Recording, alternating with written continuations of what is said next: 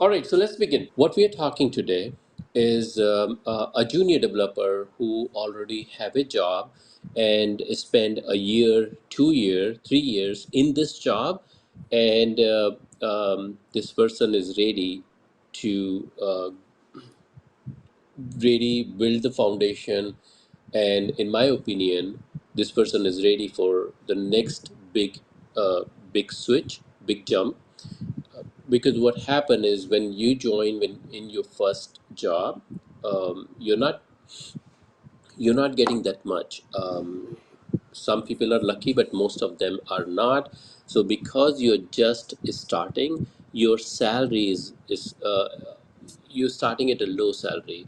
And there are two strategies at that time, two option you have at that time, is to trust the company and stay with the company for longer time, where you will get promotion and your salary will be adjusted at some point. um, it's a good strategy, it's a long-term strategy, but many time your salary and your promotion highly depends on the environment, the company's strength, and your manager.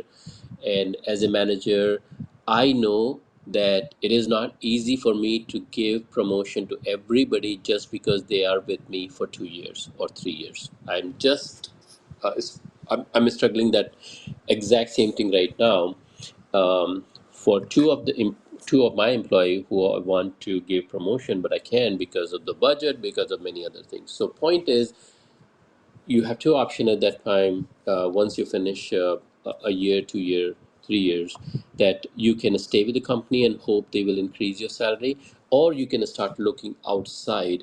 And there are higher possibility that you will gain a much better salary outside. And here is why.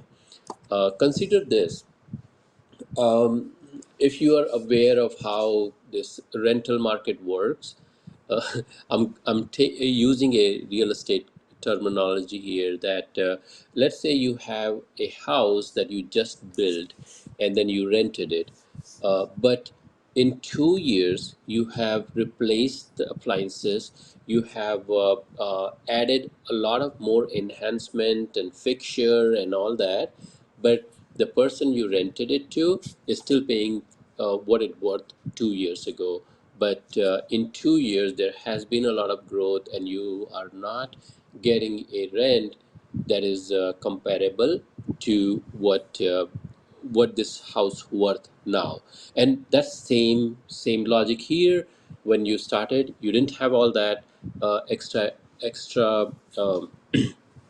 skills, experience, and problem solving situation that you have encounters, and now you do have that, and it doesn't make sense company to pay you still based on the salary that they decided 2 years ago. So that's kind of the concept. Basically, you already have the foundation how to go from here. You have done the great job, you have done the remarkable job of finding that job, first job, and then after that you have been putting all your effort in that job. So again, I know not everybody in this exact same situation right now. I know some people are still looking for their first job. This discussion is still relevant to you because you can use the same techniques to finding the first job. uh, I like to have a very focused conversation around a one topic so that we can go deeper into various examples. Also, if you're in a situation where you're still looking for a first job, this information will still be very helpful for you, because then you can set your perception that the journey begin with your first job. Journey does not end with your first job.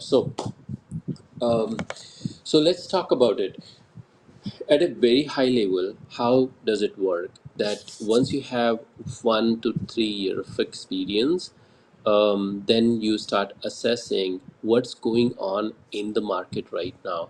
Oh, before I dive into that, I will give you my own example. So I have been in this industry for about 23 years, But my first job, or my initial experience, was not that good. I started after I completed my engineering. I could not find any job, um, and I could not find any job for almost a year. What happened is I finished my engineering in electronic and telecommunication, and then after that I was hoping that these big manufacturing companies will give me a job. They did not. They all were asking for 3 to 5 year experience, and obviously I did not have all of that. My college was not that good or prestigious for me to be able to get a internship or a junior level job. So I couldn't find anything. So I started with marketing and then find computer, and then I did all the learning and spent 6 months. Really, like last 2 months was 12 to 16 hour in that institute. But anyway, I found my first job, very low salary. If I compare it to today's world and in dollar amount, it was in India. So if I compare that in dollar amount, it was like $100 a month. Um, but that did not stop me putting more hours to this first job. And then once I finished about 12, 14 months in this job, the very first thing that I did is to prepare for interview, and I went to a big city for all the interview. Now I'm talking 20 years ago, right? So the Zoom call or virtual interview, all those was not the possibility. Consider this, that which if you are living in the US, then you flying to California or Seattle because there are so many companies there, and then you staying there for a week in hotel. I live with my friends though, and searching for a job. But within a week, I found my second job in computer, and that was double my salary. And then I stayed at that job for 2 years, and then I did exact same thing to double my salary. I had increments in this second job, but then when I switched, I got the double of the salary that I was getting.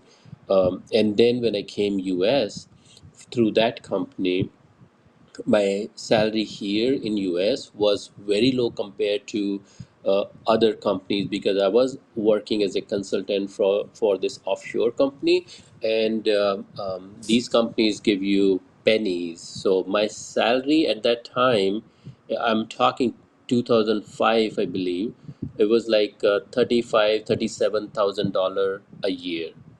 And then I switched the job to a $71,000, which is like double, right? So I have done 4 time, um, one, two, three times.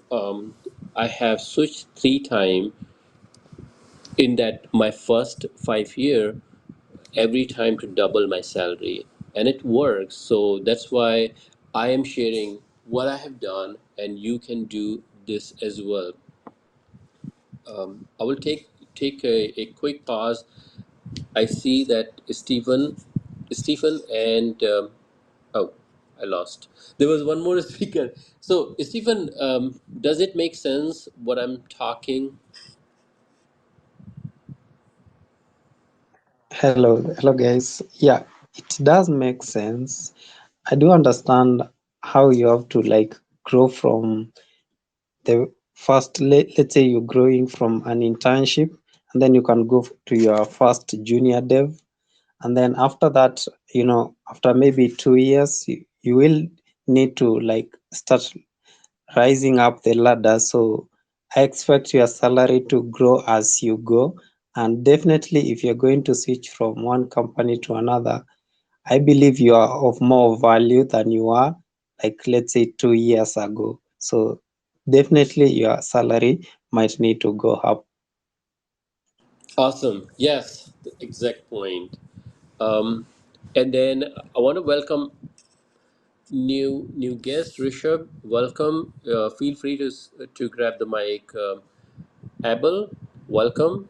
I believe we spoke just 2 days ago in Sean Space. I hope he will join. He said he will join. And Muhammad Ali. Muhammad Ali, welcome. We are talking about as a junior developer, once you have 2 years experience, what are the different strategies you can apply to double your income. I have done that 3 times. You can do it too. There are two strategies. One is through promotions, and then second is through job change. We are talking about job change today, and there are different strategies that we can use for to get the next job. So welcome, Andre, and welcome, Mausti. Um, at any point, please feel free to grab mic. I've set it in a way that it automatically approve you to speak. All right, so let's dig deeper into what are the different strategies. Once you gain the 2 year of experience, again, I'm going to use the rental house analogy. If you have seen any of the house flip serial or any of those type of episode, what they do is you have a house with the infrastructure, foundation, and everything, and they come and paint the house, then they make some repair, and then possibly make some changes in the um, appliances, maybe add one or two new furniture, new appliances, and then the house worth a lot more than it was before because of that renovation. And that's exactly what we are talking today, that in 2 year you have collected a lot of skills, you have gained a lot of experience, and then you have you have worked on many projects as well as many situations. You have solved many situations, so you have the foundation there. What we need to do in this situation is to uh, re- repackage them in a way that it makes sense to your recruiter, hiring manager, and show the value. And most of the time, when we start at this stage, we think about ourselves that these are the 10 things that I have. These are the 5 things that I want to gain, including bigger salary, bigger paycheck, including the new title or senior title, including the type of technology that I want to work on.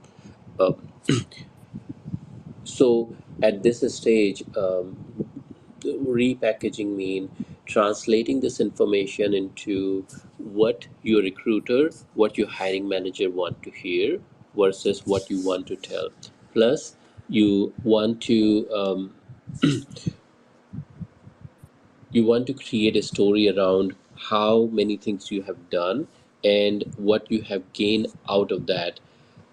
So that's what we will get deeper. I see a hand, and I want to welcome Tricia.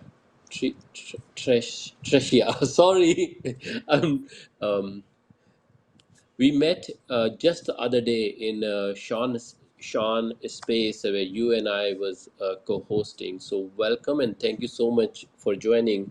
Um, Anyone, please feel free to grab the mic. I have set the settings, so anybody requests will get the mic right away. Trisha, it will be great if you come on the stage. And with that, I will go to Rishabh.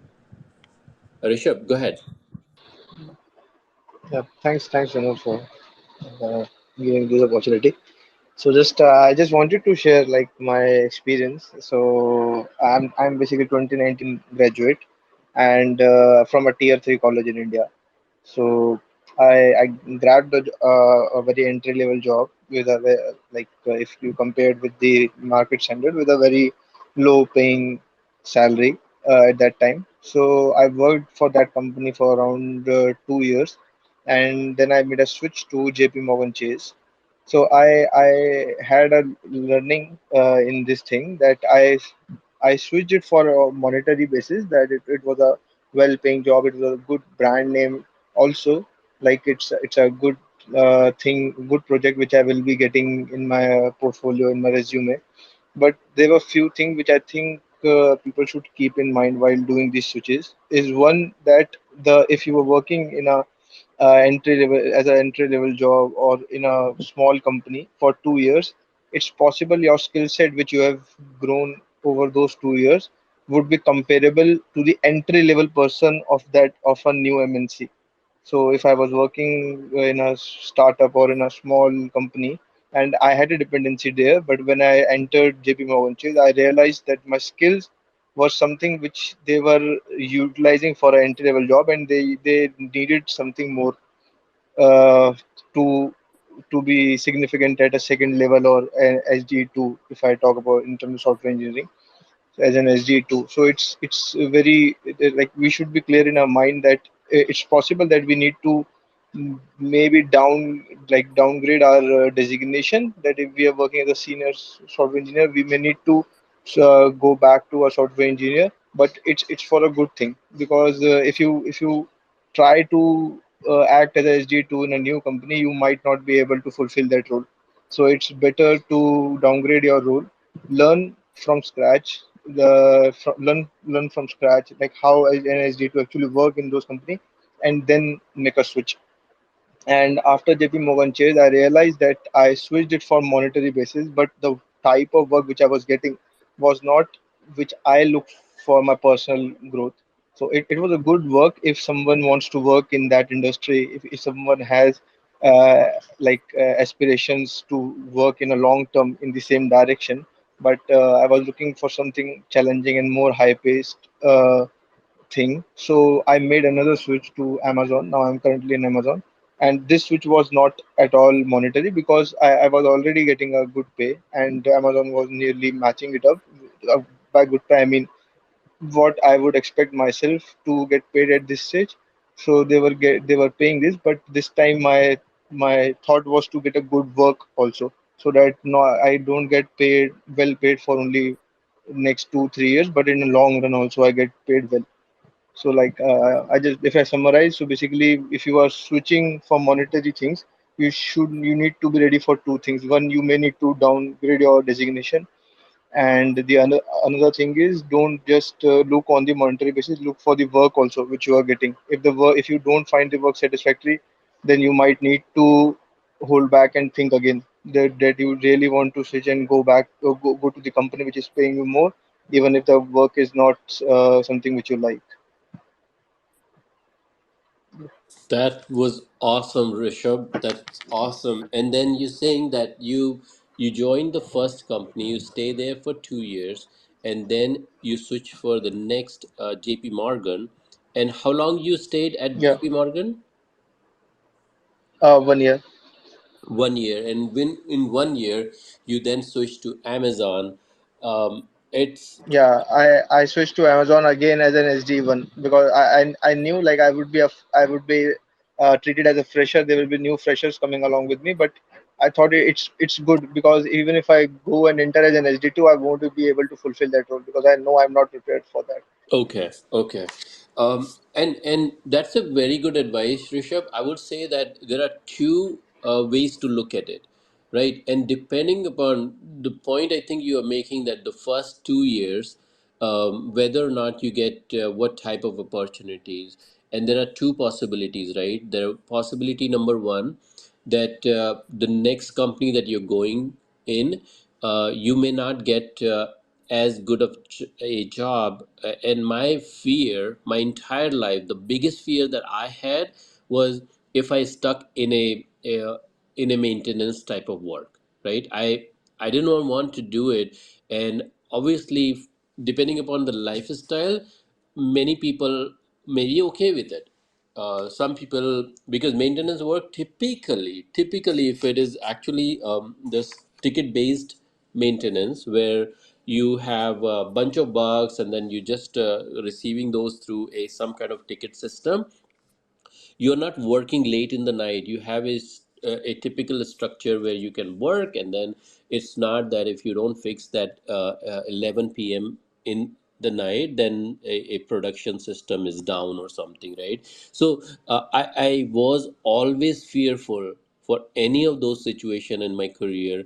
And that's probably what you're saying, Rishabh, that it is possible that the job which you get may not be a pure development or something that is more incremental to your career growth for long run, versus something that can hold you back. You get the good money, but not the good salary. So that was the one point, the one of your point, which is amazing. And then the second point, which is around big companies, there could be a big jump in the expectation, that what they expect as a intermediate developer or a senior developer, compared to what your previous company may have. And typically in a very small companies, I have seen people with CTO job title with like 5 year experience, and I said, "What the heck you're doing? What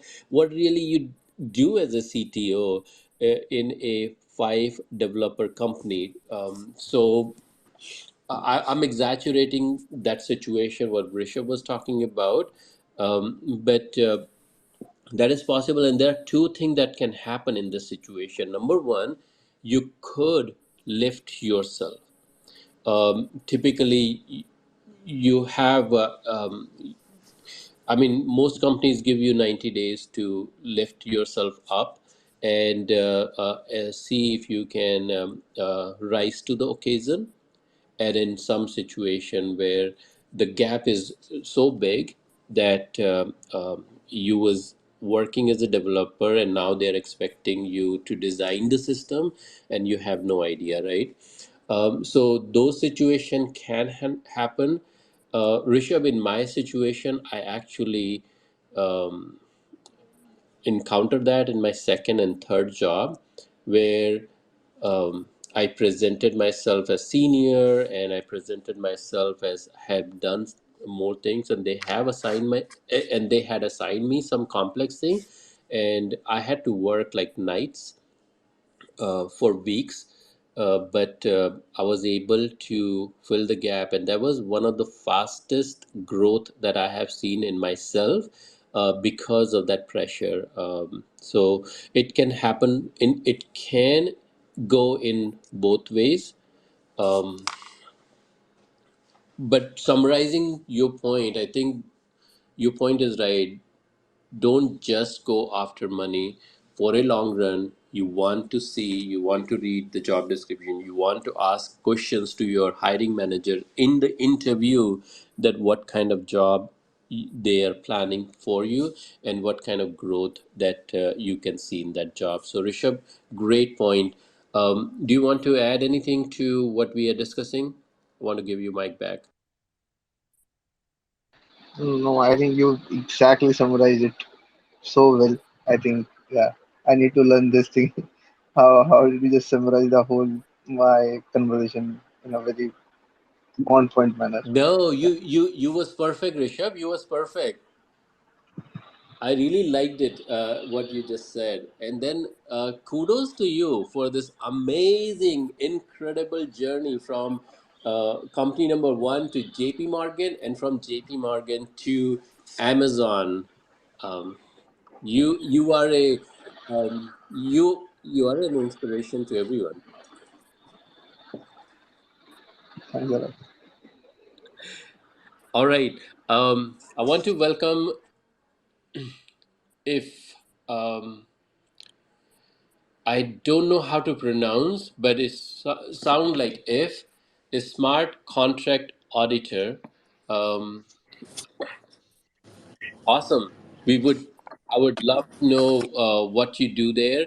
There is a in our discussion today.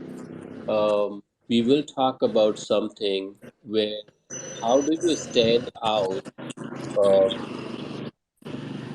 how do you stand out using some of the current trend? And if I guess you have done that, so I want to give mic to you. If first correct me for for the pronunciation, and second, I want to learn what you do. What's this smart contract? Yes, yes, yes. Vinod, how are you? I think I'm in a noisy area right now. If you can give me like 10 to 15 minutes, let Tricia speak now as I get settled. I'm just outside my apartment, so give me 10 to 15 Sure, minutes. sure, Thank you. sure, sure, sure thing, sure thing. Now I see, Trisha, I see one more person is requesting you to speak. Uh, I want to introduce Trisha. We met 2 days ago in one of the space, and I was impressed by what she has to offer. Um, Trisha, take 2 minutes, take 1 minute, 30 seconds, say something about what you do, and yeah.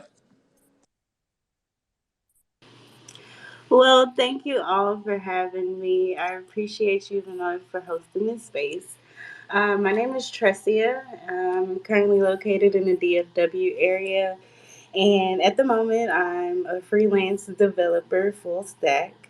Um, I started my journey with the boot camp. I really started my development journey back in the MySpace days, like a true millennial, and I was designing layouts and things of that sort, and that's how I fell in love with development. But fast forward to my boot camp, I completed that, and that's where I learned full stack development, so HTML, CSS, JavaScript, Node, MongoDB, and a bunch of other stuff. So now I did a bit of research in my market. Um, I'm realizing that a lot of employers here want Java, so now I'm on my journey to learning Java, and it's been a wild ride so far.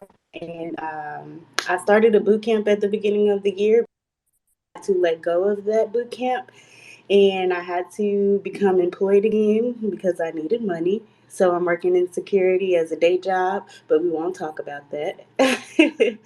And now I am enrolled in another Java boot camp currently, and I'm getting my momentum back with that. So now I'm going to be building projects with Java and, just sharpening my skills and being more marketable to the community. Thank you all for having me. Thank you for that journey. And so you said a security job. I'm assuming it just couple of months that you started working there at your 9 to 5. Yes, I haven't been there long. Okay, okay. I want to ask a follow up question. So you've done one of the boot camp, and then the second boot camp is Java, and your assessment is based on what? You said many companies are looking for Java, and I want to ask you, what was your assessment process for this? So I started looking for jobs and actually applying in network jobs 3 to 4 months ago. I lost some momentum, but hey, that happens. So basically, me just going through the job postings, I'm seeing the demand for Java developers here in the Dallas area. Um, they really want Java developers, and so like I said, I just went to job postings and kind of assessed where my skills were and seeing where I need to fill in, what they're asking for. So I just went through job postings in my area and just see what they're asking for, like I said. And that's how I came up with Java. Like, I didn't just pull it out of the air. It's like, hey, I want to learn this new language. And I want to make sure that I'm strategic with my learning versus being very sporadic. I know that when I first began learning how to develop, I was like, I saw all of these frameworks. I want to learn React. I want to learn Java. I want to learn ES6 in more depth. Like, it was so much that was being presented to me. So instead of just jumping around, like just thinking about what I wanted to learn, I wanted a more strategic approach. So I went to the job postings that were in my area and see what they demanded, and see what they were looking for. And that's how I tailored my scheduling and my studying so that, I won't be all over the place. And in 100 Devs, we talk about going deep and not wide, just to say, like, don't go and learn, a million different frameworks or a million different languages. You know, be really particular about how you're moving around and how you're picking your studies. Make sure that what you want to learn is in demand in your area if your sole purpose is to get a job or a better job. So that's how I came about, coming to learn Java. That's awesome. And what you're saying that one is being strategic, and second, you're showing an example of what that even mean, right?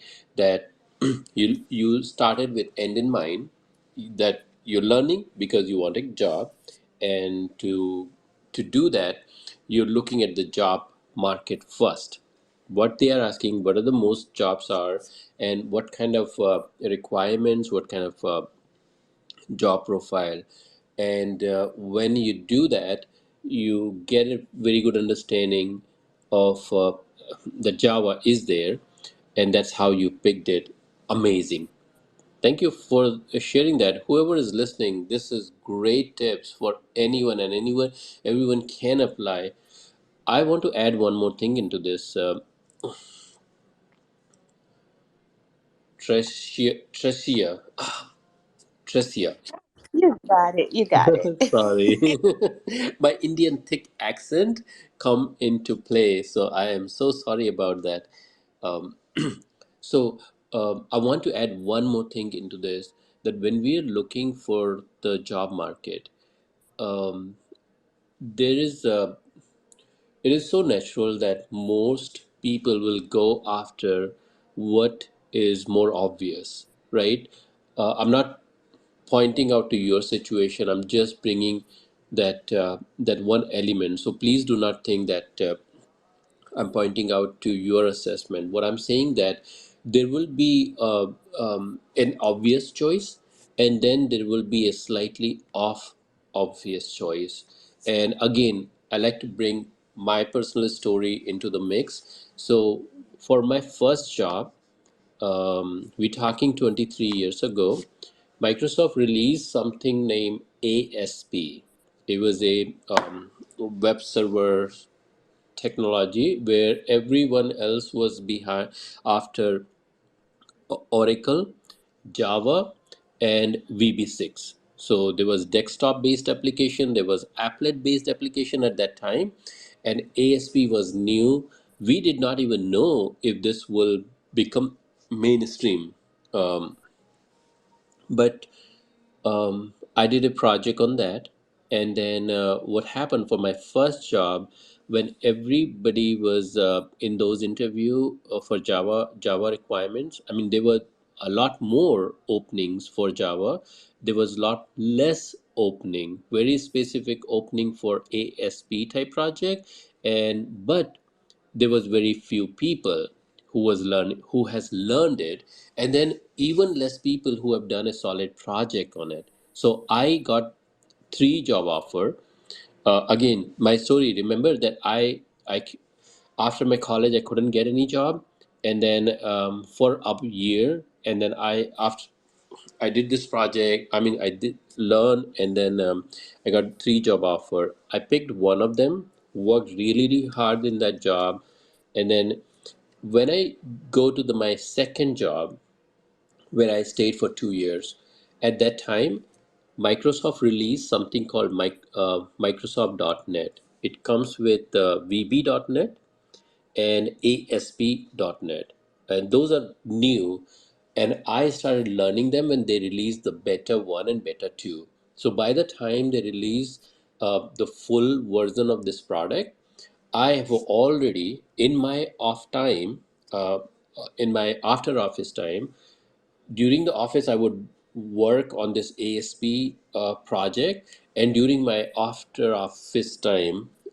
I stay longer and I would convert the same project into .NET project so that I can learn and I can actually create a story around it, that what I'm doing.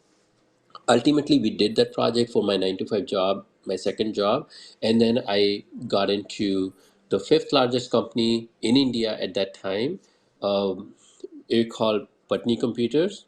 It doesn't exist anymore because it was acquired twice, but I was I was they hired me because I know this new technology, while they had so many other people available for all the trending and all the existing technology. So I was able to use it twice because of identifying what is the trending thing that can stand me out from a group of so many other developer. And I did that with Microsoft ASP and then Microsoft .NET. So why I'm bringing that story here is today there are similar type of technology that exists. I think today is the one of the one of the best time in technology, also one of the worst time. I would say that there are so many new things are coming. I see a less drastic change, as in React Native and Flutter. Those are the two things that are slowly growing, and the way they are growing, as there is a market demand for um, finding a better solution for the native application development. Today, a company have to hire a web developer, iOS developer, and Android developer. There were some options before, which companies have tried and did not work, but now React Native looks like a very solid option that many companies are adopting. And with Facebook support, people are seeing possibilities there. Similarly, Flutter is also there. Again, these technologies are new, not sure if they will sustain or not sustain, but they give a possibility where you, if somebody learned that, where everybody else is in these React, Python, Java. I mean, Java has been there since so long, but there could be a differentiator where you have everything that you already know, plus a trending thing that's coming in now. Oh, he was here, and I hope he will join again later. But what was interested in his profile, that he's working in the smart contract. What is it? So that's a whole new area that is coming. I don't even know how deep and how wide that will be, and it is already, but it's all around Web3, which is blockchain, smart contract, AI, machine learning, and bunch of things there. It has a very negative feeling because of cryptocurrency, but if you remove the cryptocurrency from that equation, there are at least three different domains where people are started utilizing them in the mainstream, which is like banking, real estate, um, and all these smart contracts are becoming a real deal now. So that's number one. Number two, around that is around the virtual reality. So there are so much happening around virtual reality and augmented realities, and with every other company coming up with their glasses, this market going to grow real big. And understand, when iOS and Android apps was released, it was a big deal, but how long these systems sustain. And I believe that realities and these glasses will not limit themselves to just gaming, but they will go beyond everything else is that is happening here and in business and mainstream business. So my point, trying to bring it all together, is when they study the market, just like how Tracia suggested. And then I want to suggest one additional step there. Try to identify what are the upcoming thing, what are the trending thing that is coming, evaluating the scope, and possibly adding one or two things from that into your portfolio and see how this goes, because that can help you stand out. And then once you are in that train, it will take you. So I will stop there. I want to welcome a couple of more people. Shubham. Hi, Shubham. We are talking about strategies to increase your income, have your jump after a 2 to 3 year of experience. Tre- Tracia, I want to give the mic back to you. Um, Great. First of all, thank you for sharing what you're doing, and sharing your thought process around picking up a technology which is like Java Bootcamp, which is what you're focusing on. And then I added this slight one advice that this is an additional step which can help you stand out. So I want to give you mic back for a few seconds.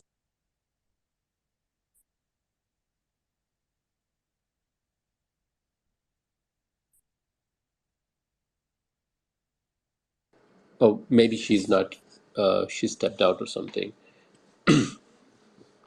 But anyway, thanks so much. All right, with that, we'll go to Stephen. Um, Go ahead.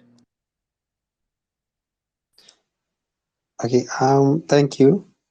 Actually, I had like a follow-up question for Tricia, but I guess she's out. I wanted to know, she talked about being in a boot camp.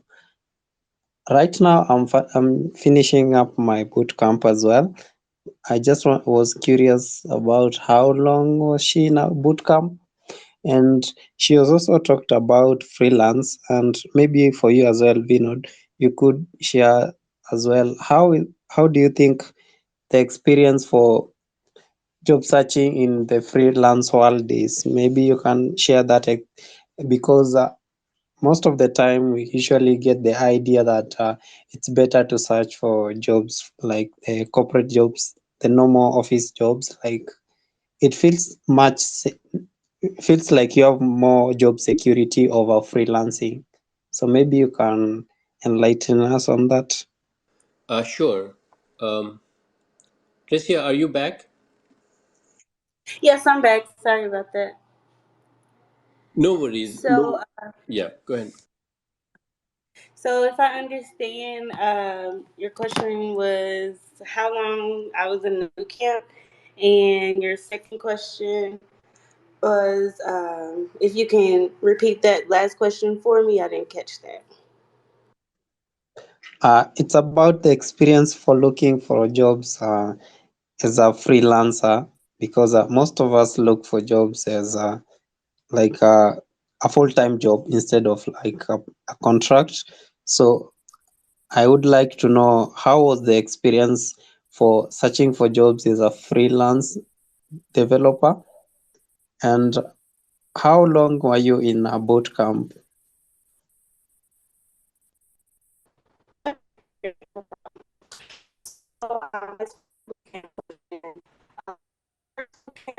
Your voice is breaking.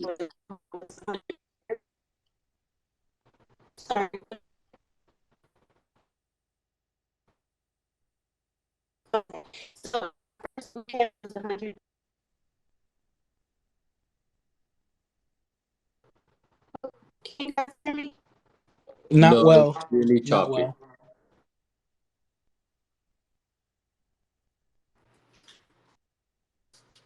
How about now? Oh, awesome. Perfect. Perfect. Okay, great. Sorry about that. So, like I said, my first boot camp was 100 days, and it lasted about. It was a 30-week boot camp. So it started in January and ended like the end of November. So it lasted for quite some time. But it was well worth it because we learned a lot. Not only did we learn dev skills, we also learned skills about freelancing, and we also learned about how to get a job. And I know that a lot of boot camps fall short in that portion because they teach you all the skills that you need to know, but they just throw you out to the wolves and not really teach you, the things that you need to do when finding a job. But as far as like finding, I'm not sure if you mean like finding clients as a freelancer or you mean finding a job as a freelancer. As far as the clients go, you want to start with your, immediate network. So start with your family, start mentioning here and there. Like me, so much because that's the path that I'm pursuing.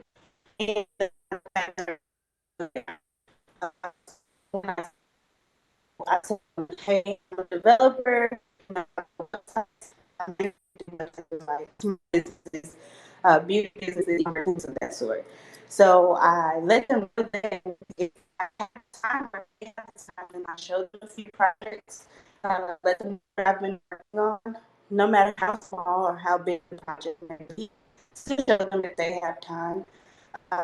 And let people know what you're working on. Let people know the types of things that you're learning. So become more comfortable speaking about your journey, especially when it comes to friends and family. I know it's a lot easier to talk about that versus when you're speaking with strangers.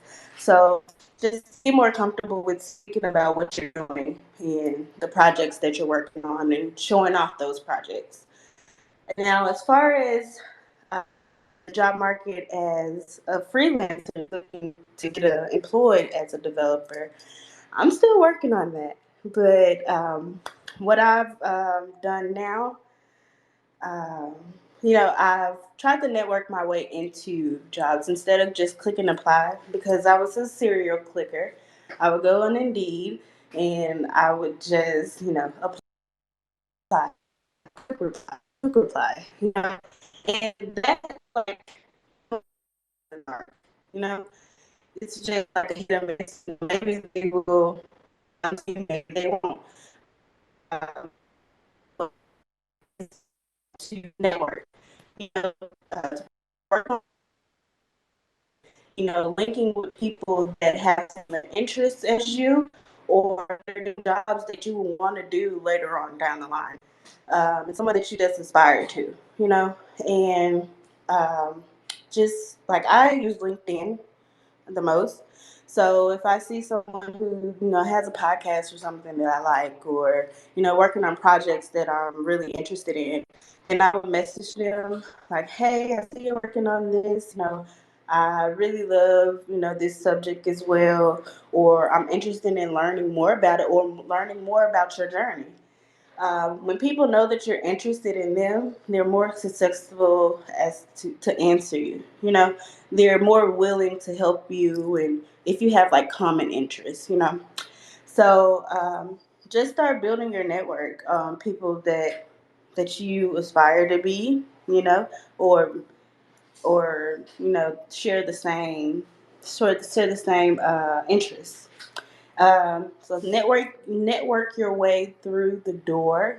I would say, whether it's hiring managers, whether it's software developers in the company, anybody that's on the tech side that you can get.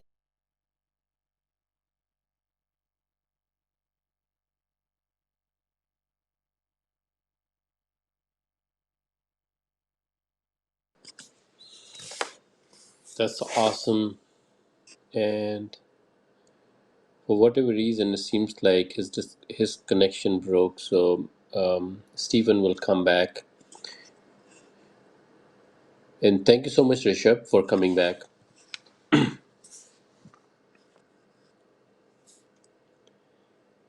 Hey, Ak Akpodia. Oh, I am really bad with the pronunciation here. Ak Akpoka. Welcome. Thank you so much for coming. This is an open space. Feel free to grab the mic.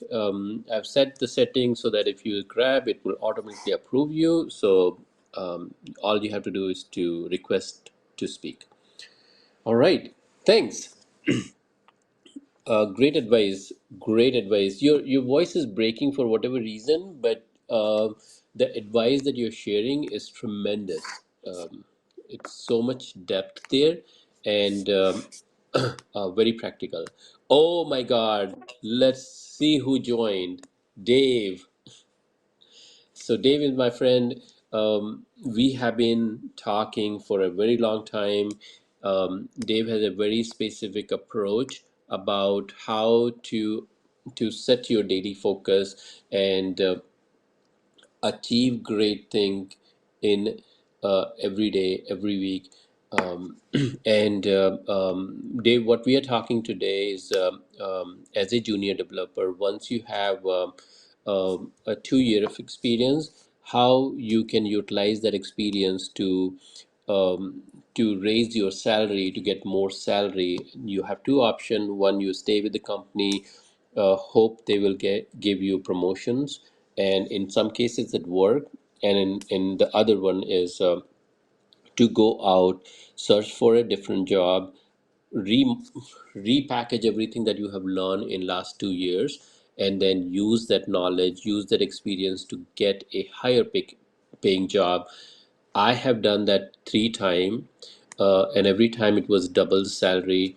Someone here named Rishabh has also done it, and he has some great advice around when you do that. Some of the thing to remember. But the thing is, where Dave and his advice can come into the picture, that what we have spoken so far is that when you have that much experience, then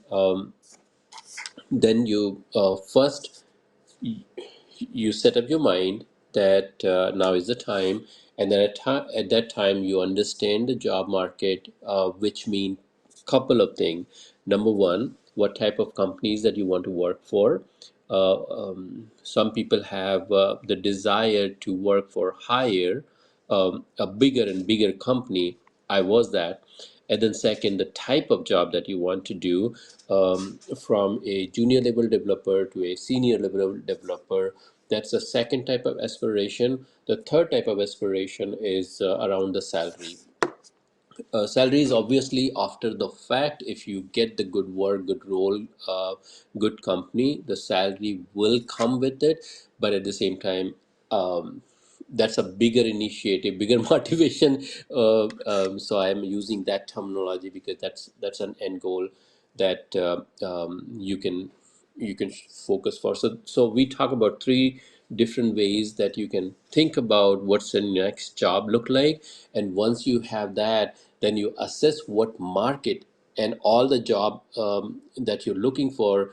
Tracia just share a very thorough action step-by-step approach that she has taken to come to the conclusion, and then she's taking steps to learn and fill the gap.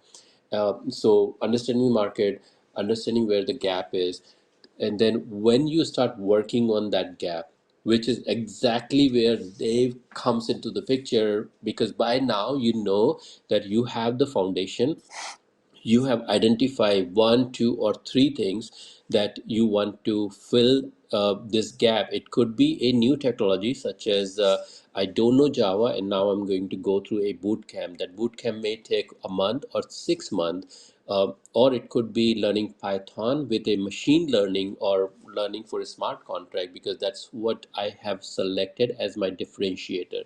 Once you select that, how to go from the point you decided to do that to the point where you have completed it. That's where I want to invite Dave to speak and share how. First, Dave, tells about yourself, and then your system, and then how that system can apply to the situation where a junior developer, 2 year experience, want to change job. He identify or she has identified two things that they want to do within next 6 months, which include a project that they will be building to implement whatever they're learning, and then ready for the job market. So with that, over to you, Dave. Thanks, Vinod. Really interesting subject. A little bit about me, which kind of crosses on two areas of what you're speaking about. So, I run a web design and development agency for 14 years. So I've had employees and kind of that situation you're talking about where they come in and they're junior and they start to upskill, and then they've got raises from me and started to earn more, and then they've moved to other companies where they've earned more again. So I can definitely see the benefits of that. And then on the other side of stuff, from my point of view, I've built a framework for focus, which I've used for maybe 4 years and probably shared with the world for the last 6 months. And the idea is planning out your tasks by the mental energy and the focus levels that you require for it. So where it kind of fits in with what you were talking about, where you have somebody looking to upskill and have a project, there's two areas of focus that really are really important here. And one is what I would call off-road mode, which is gaining new knowledge. That's experimenting, that's figuring stuff out, finding new paths, and learning those new skills. And then the second part I call sports mode, which is using the existing knowledge. So it's really important that you have that balance, that you don't end up overspending time or learning stuff for your job that you don't need for the next 2 years. You don't want to learn step 20 when you only need to learn the next 5 steps. So basically by categorizing my tasks into mental modes or focus drivers that I call them, it allows me to time track and see how much time I'm spending learning a new subject for a project and how much time I'm actually spending using the knowledge that I have for a project. So it reduces the procrastination, it reduces getting too lost in the learning loop, but it also reduces the intimidation that everybody has. When you learn something new, the problem is you don't know anything about the subject, or you know a small bit. And the more you learn, the more intimidating it can be. So the idea is to balance this, that each week you might spend, 3-4 hours learning, but you also might spend 2 or 3 hours actually actioning that, using what you've learned this week. And over time, as you get to the end of a project and you've started to master those skills, well, then you're reducing the amount of time that you spend actually in the learning mode, and you're increasing the amount of time that you spend in the actual doing, the taking action mode as well. So I could not recommend for people enough, when you're learning a new skill, not to just delve in with learn, and also not to jump in with learn something and then try to do it straight away. When you're learning any new information, it's in your short-term memory, and there's a need for neuroplasticity to take the information from your short-term memory and add it into your long-term memory. For that to actually activate and happen, you need deep rest. The best deep rest is obviously sleep. So what I would say to people is, if you're learning a new skill, a new coding language, it's leave 24 hours before you start taking action on what you've learned. Plan out, maybe today I'm going to learn for 2 or 3 hours. If it's really intense information that you have to figure out, well, then go away. I mean, I code as well for a living, so I know that sometimes when you're learning, it's only basic stuff. It's like, okay, give me the new line of JavaScript I need. But if you're learning a new language, there's gonna be a lot of theory, there's gonna be a lot of conventions and approaches. That's where you need that deep learning, and you need to not be stressed about taking action straight away. But it's really important that as you learn, to actually put that into action 24 hours later, starts to actually lock that in. The more practice you have with the information you've learned, the more it's going to be locked in. And by the end of the project, you should have something actionable. But I just want to share a really brief story with you. So I had somebody that came to me for a job in my web design company. They just finished 4 years in college on web design and development. And I can tell you that the majority of colleges are not in sync with what is actually happening in the world. You could see it with coding, with AI. Technology advances so fast. So when this guy came to me, I had a look at his skills. I had a look at what he'd done, and I told him, like, you're at least a year behind where I need you to be. And I gave him some advice, and I said, I had a look at some projects done. Need to pick some hobby projects. Go and find a charity or a local club in your area and build something for those people that they don't have money, but you can give them something while you learn those skills. And I'd said that to many people that came for job interviews for me. And this was the first guy that actually took that advice, and he started and he built for the local sports club, which was a kind of free community sports club. And he built them a website. And it wasn't the best website in the world. But the fact that he took my advice on board and the fact that he spent some weeks improving his knowledge showed me a desire to learn. A lot of employers are not just looking for people to have all of the skills because we're in this constant evolution of learning. We're looking at people that can learn, that are willing to learn, that have that hunger and appetite. I gave that guy a job 3 weeks later. He worked for me for many years. I spent the first 3 months of his time with me upskilling him to the level that he needed to be at. And also, what I found really interesting about where he saw the difference in college versus work, he said to me, I thought it was all about design and pixels and coding, and it's all about sales. And he had to pitch all of his projects to me. And over time, he learned to pitch projects to clients. And it wasn't how good his coding was or how good his design was. It was how convincing you can be, how you can let them know you've taken their words and their vision. And it's the same way if you're working for a boss. A boss will say, I want to do A, B, and C. He doesn't care if it takes you 1 hour, it takes you 60 hours. It's like, did you take what he said? And can you give that back to him? You're selling to your boss with every project you do, with every new skill that you update as well. So I think the willingness to learn rather than the perfection of some language or some skill is really, really important as well. Employers want somebody that's hungry and that is keen.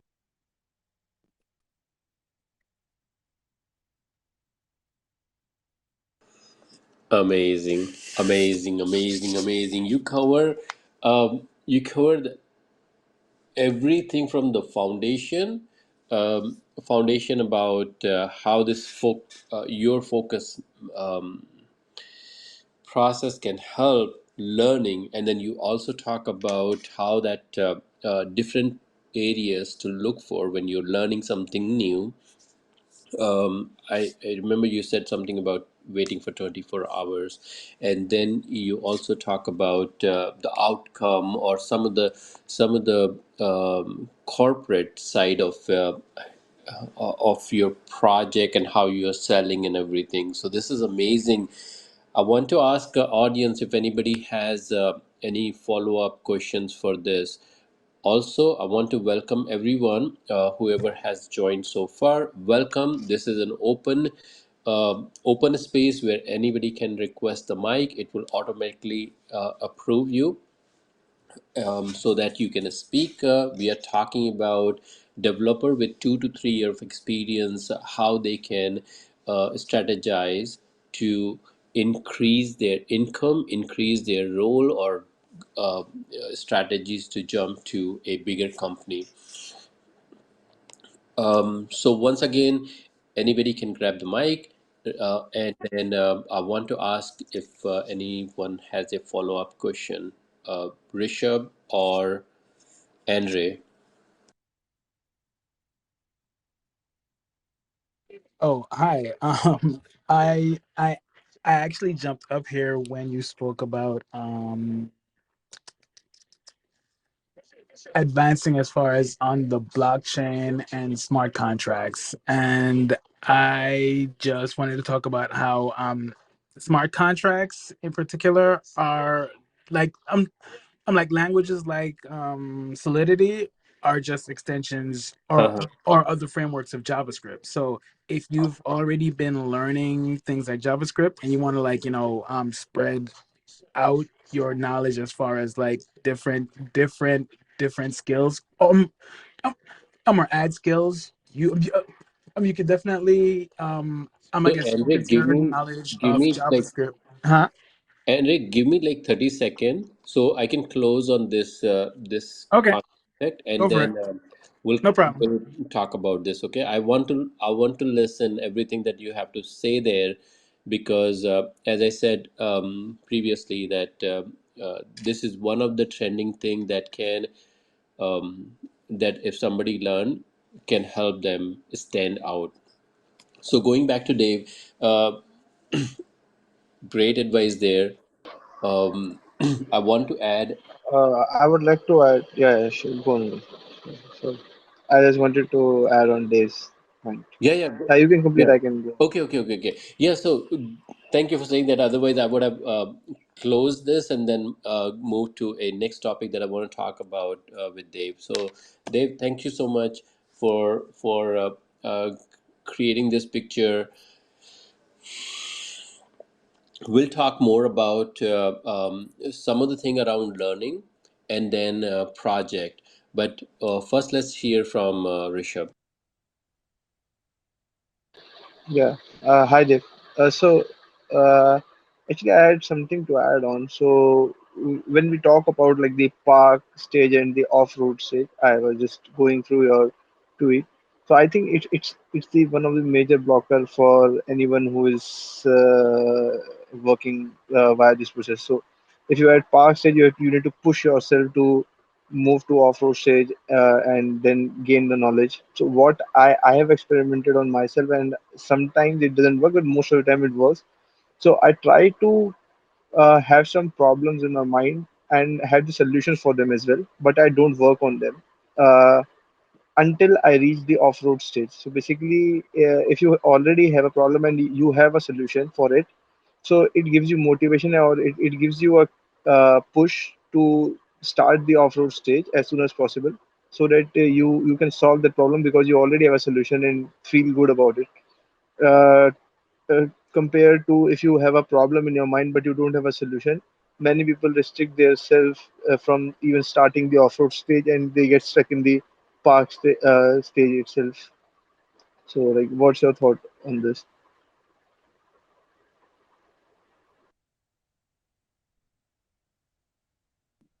Yeah, that's really relevant, and I think it's a good approach. Um, where how I use off-road mode is to gain new knowledge. So where I would see off-road is I would have a problem, but I don't know the exact solution. I may know what I want. I might know the result, but I don't know how to get there yet. So off-road means there's many paths to get to where you want to get. So it gives you some freedom to experiment, to try different paths, to maybe figure out, do I want to learn Java? Do I want to learn, Swift or something else? And where I see the difference is with sports mode. Sports mode is about using the knowledge you have. So if I have a problem, I have a solution and I know there's a direct path to that solution.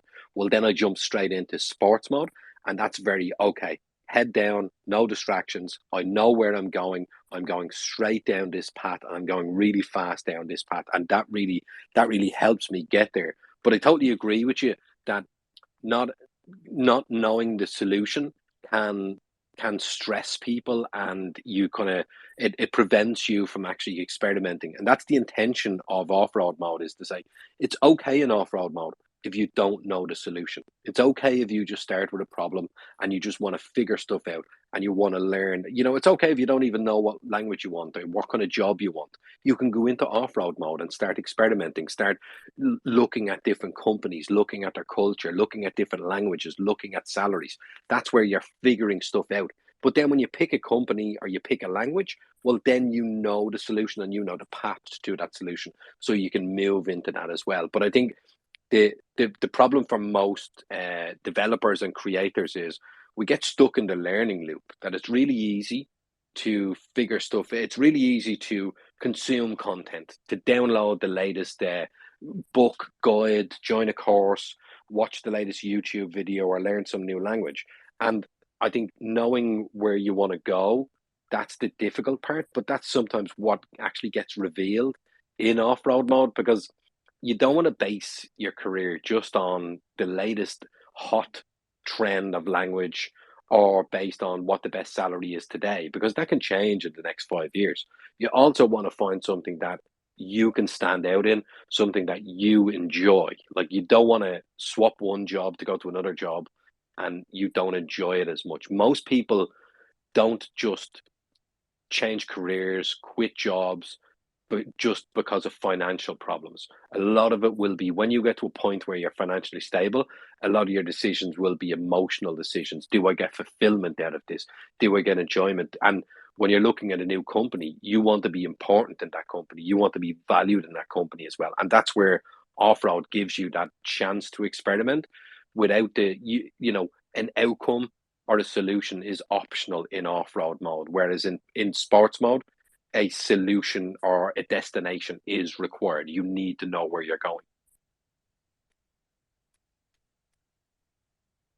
Does that help? Yeah, agreed. I completely agree with you. So also the point which you mentioned, I think it's 100% accurate points that that we most of us get stuck in the learning loop itself because it's very easy to consume the content and don't not acting upon it, just lying on our couch and just getting the information in the hope that we will apply it someday. Yeah, Yeah, look, it's I'll share the thread in the nest on learning versus doing as well. And I think the like one of the problems with consuming other people's content is it's it's easy to consume other people's content and other people's opinions and approaches and frameworks and systems. And it's very difficult to look internally at what we want as an individual, what makes us happy, what makes us work the best. Like you only have to look at Twitter. It's full of advice on how to be more productive, get more, results out of the time that you spend. But I can tell you, nobody is 100% productive. Nobody is what most people say on Twitter is the best side of stuff, not the true side, not the bad parts, not when they're tired or they're not motivated as well. And that's the part that can be really difficult is finding what actually fulfills you and makes you happy. That just because somebody else wants a 100K salary does not mean a 100K salary is going to make you fulfilled. You have to figure out, well, is the company culture important to me? Is being valued in there important to me? And just on the options for people to increase their salary as well, not everybody is going to follow the culture of start as a junior, move up to a senior, and then move on to management and move up those layers. Not everybody wants to eventually become a manager, and there's nothing in the world nowadays that says you have to follow that path. So there's always opportunities for, especially for developers, like when you're building skills that you can build new apps and websites and systems, you're also learning those skills for yourself. You can build them for yourself and other people as well as an employer. So you can also consider side hustles and you can consider, building your own systems and apps and services as well. That I see like really it's about leverage. That's what climbing the ladder of employment is about. Whether you're working for somebody else or you're working for yourself, what leverage do you have? Do you have a skill that nobody else has? Are you easier to work with than other people are? Or do you have a bigger audience that listens to you compared to other people?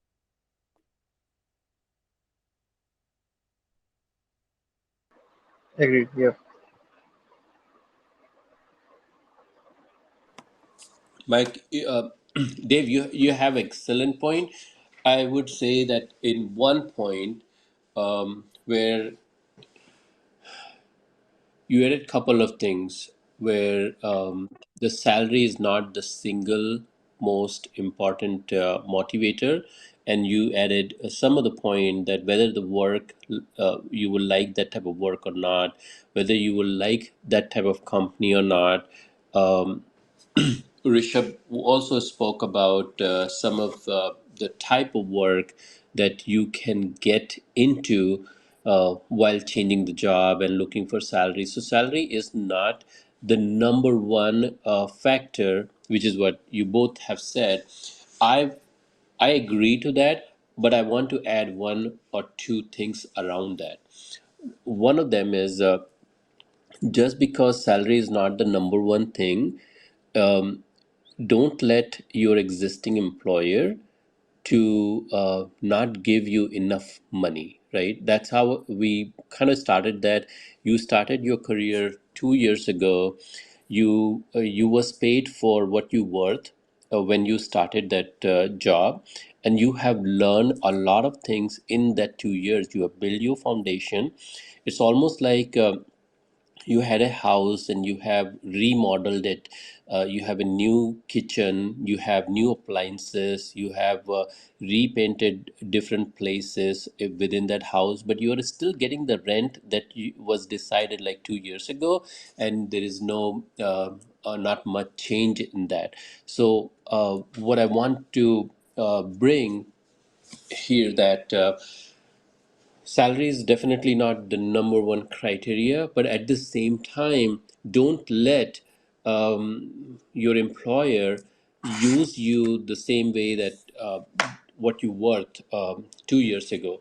Another thing is when you there are financial, as a junior developer, as a, your first job, maybe second job, you are you're loving the what you're doing, right? You have grown, you're working, but you have a family, and they need your financial support as well. You definitely want to earn enough that allow you to remove all those financial burden and be able to focus on your work. And I would say, if my wife was one of the inspiration for which I changed my job, because there was in my first few job I was not earning enough, and because of that we didn't have enough money by the time the month end, right? I was supporting my family, and then my immediate family and all that. So while I was excited to spend more hours at work, at the same time, my wife was an inspiration where she was saying, I need to change job because the increment is not enough, or whatever other factors are going on. So my point is, by changing the job, whether it is for financial reason or whether it is for the higher company, as we was talking initially, that there could be multiple type of motivation. One is the bigger company, second is the bigger role, third is money. There could be more alignment with the company vision and mission, multiple factors. But what happens that when you go for those, you get the financial safety, and that help not only you but your family as well. So what I want to bring here is, i want to I want to give ourselves permission that thinking about money or expecting more money from our employer or client is not bad, right? Um, there, I was feeling bad. I was feeling guilty originally, that why there are a lot of emotions there. But at the same time, I agree to what you and Rishabh said, but I wanted to bring that element here. Whew.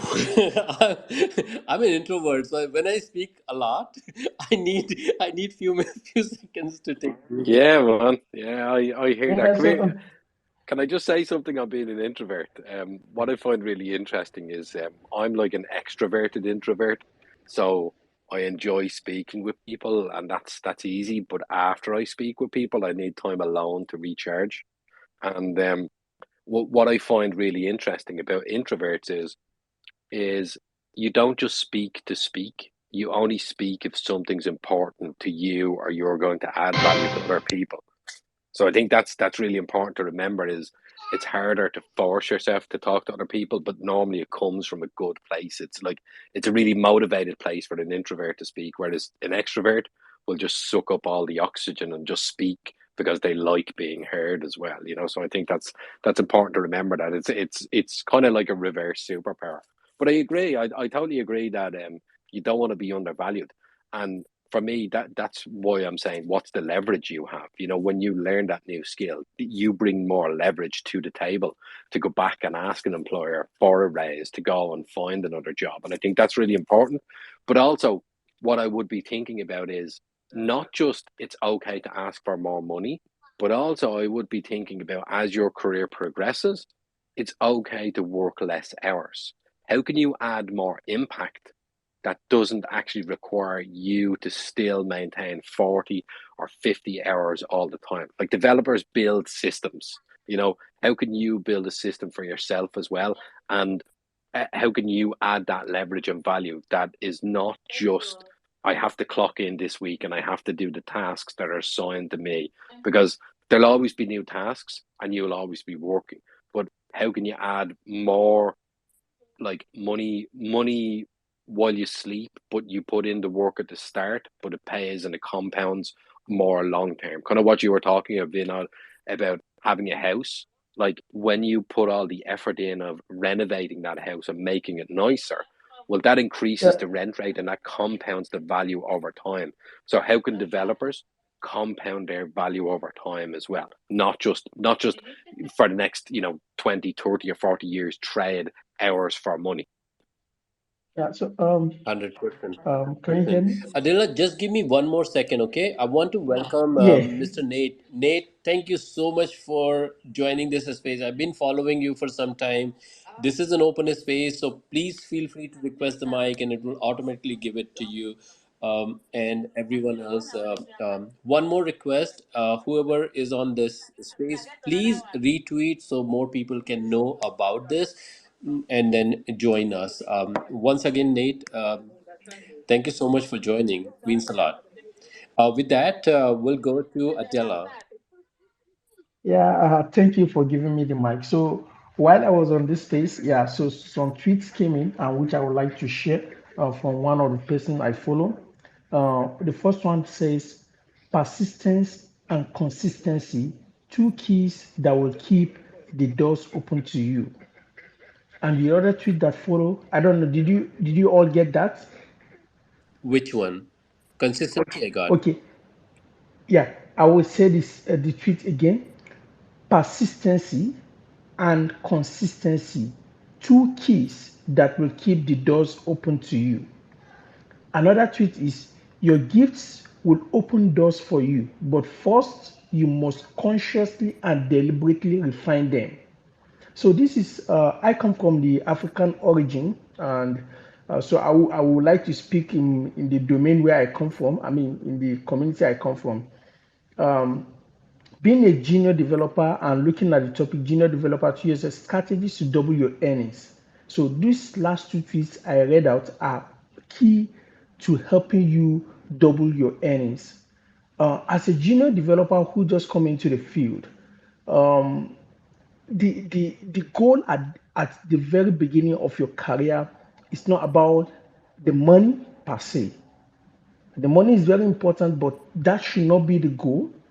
I'll look at the level of level of people coming into tech in Nigeria now.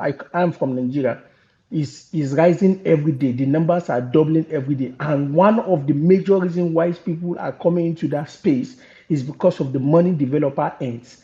And the money developer earns, they are not even looking at the money earned local. They are looking at developers who are earning remotely from US or from Europe. So this actually entices them, and they are missing the key important thing of this career, which is building up solid skills.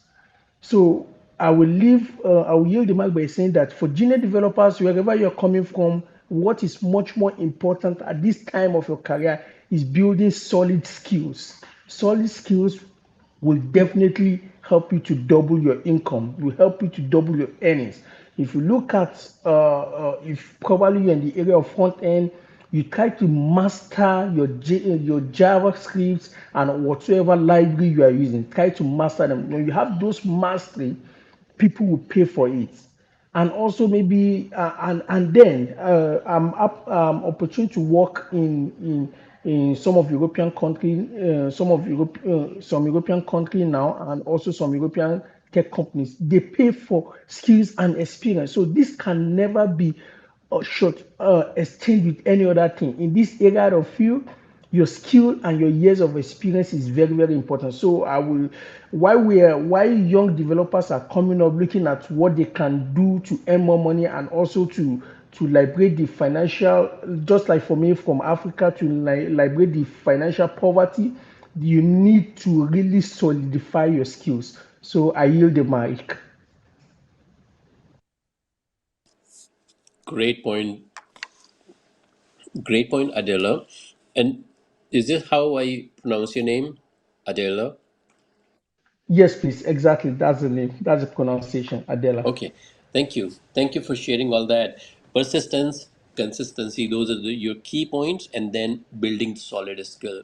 I will add when we're talking about the solid skill, there are technical skills and then there are soft skill. I'm assuming you said both of them, Of right? course, I agree. Don't get. Yeah.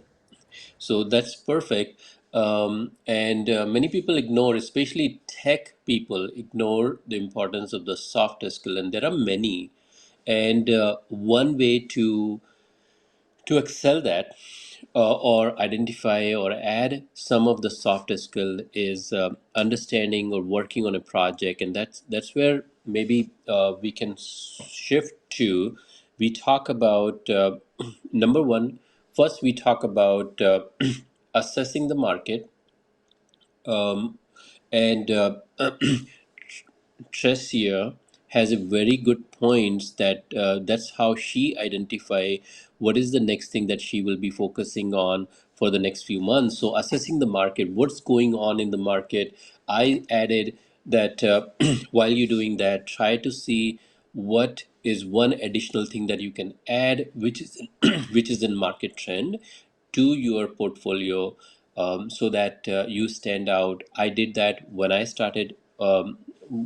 At that time Microsoft just released ASP, and I hop on that train. And then again 2 years later, when they were releasing Microsoft .NET, ASP.NET and VB.NET, I hop on that train again from beta 1, beta 2, and by the time they released the full version, I already had um, the understanding and the foundation. So I was able to use that. Dave mentioned that don't switch around from technology to technology, so keep that also in mind. I guess in my situation it worked because I was iterating to the same line with their iteration and their second and third new trend that Microsoft was releasing. Right now, you have some of them, just to give you an idea, but there are maybe a lot around React Native, Flutter, Web 3.0, smart contract, what a timing, and smart contract, virtual reality. There are a lot of new things that are coming. We don't know which one will stay longer, but along with everything that you have, if you can add one or two things that can help you stand out, and obviously again want to mention want to make sure I align with what Dave was saying, because that was a very good point. You shouldn't be jumping into many technology, but going deeper, not wider. So that we talk about that, then we picking something. Now we have a idea what we will be working on, what you will be working on, and then it might take a month to 6 months to add that into the portfolio, your skill set, your tool set. And that at that time we also talk about Dave focus driver, which can help you implement this, achieve uh, um, learning and working on every day. Rishabh asked added one question which is very crucial, that many times you have the desire, you have the need, but you still cannot work or do something. And then Dave answered that. Moving from this point, I want to take us to project, and that will cover one of the things that Abdallah said about building solid skill. And it will also cover what we just covered about identifying something and building, learning that. So, project is one of the things that I truly believe is a game changer. It allows you to implement all different thing that you have learned into this one or more project. The way I have done project and the way I suggest the project is you build a small project and then you keep adding more and more to it. We'll talk more about this. I have attached a video that I recorded a few weeks ago where I have taken a deep dive. It also have a Google deck attached to the description, which talk about how you can select a project idea and how you can implement a big project or a sizable project in next 6 weeks or something like that. I help Dallas Software Group, and where I'm helping my team, with exact same thing. It's a free service to that group with Danny. So anyway, that's where I want to go deeper. I will take a quick pause. If anyone has any point to anything that we have spoken so far, and I also want to welcome Phantom. Thank you so much for joining. We spoke. Oh, what a timing! Dave, are you going? Are you leaving, Dave? Oh no, he's back. He's back.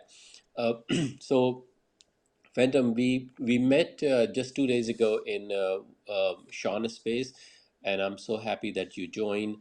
Um, we're talking about a junior developer with 2 to 3 experience strategy to double your earning. Double your earning. We had some conversation here, so is still the topic, but be cautious around. It's not the primary driver. All right. With that, I want to take a quick 30-second pause. If anybody has anything um, to say about everything that we have discussed so far before we jump into project discussion.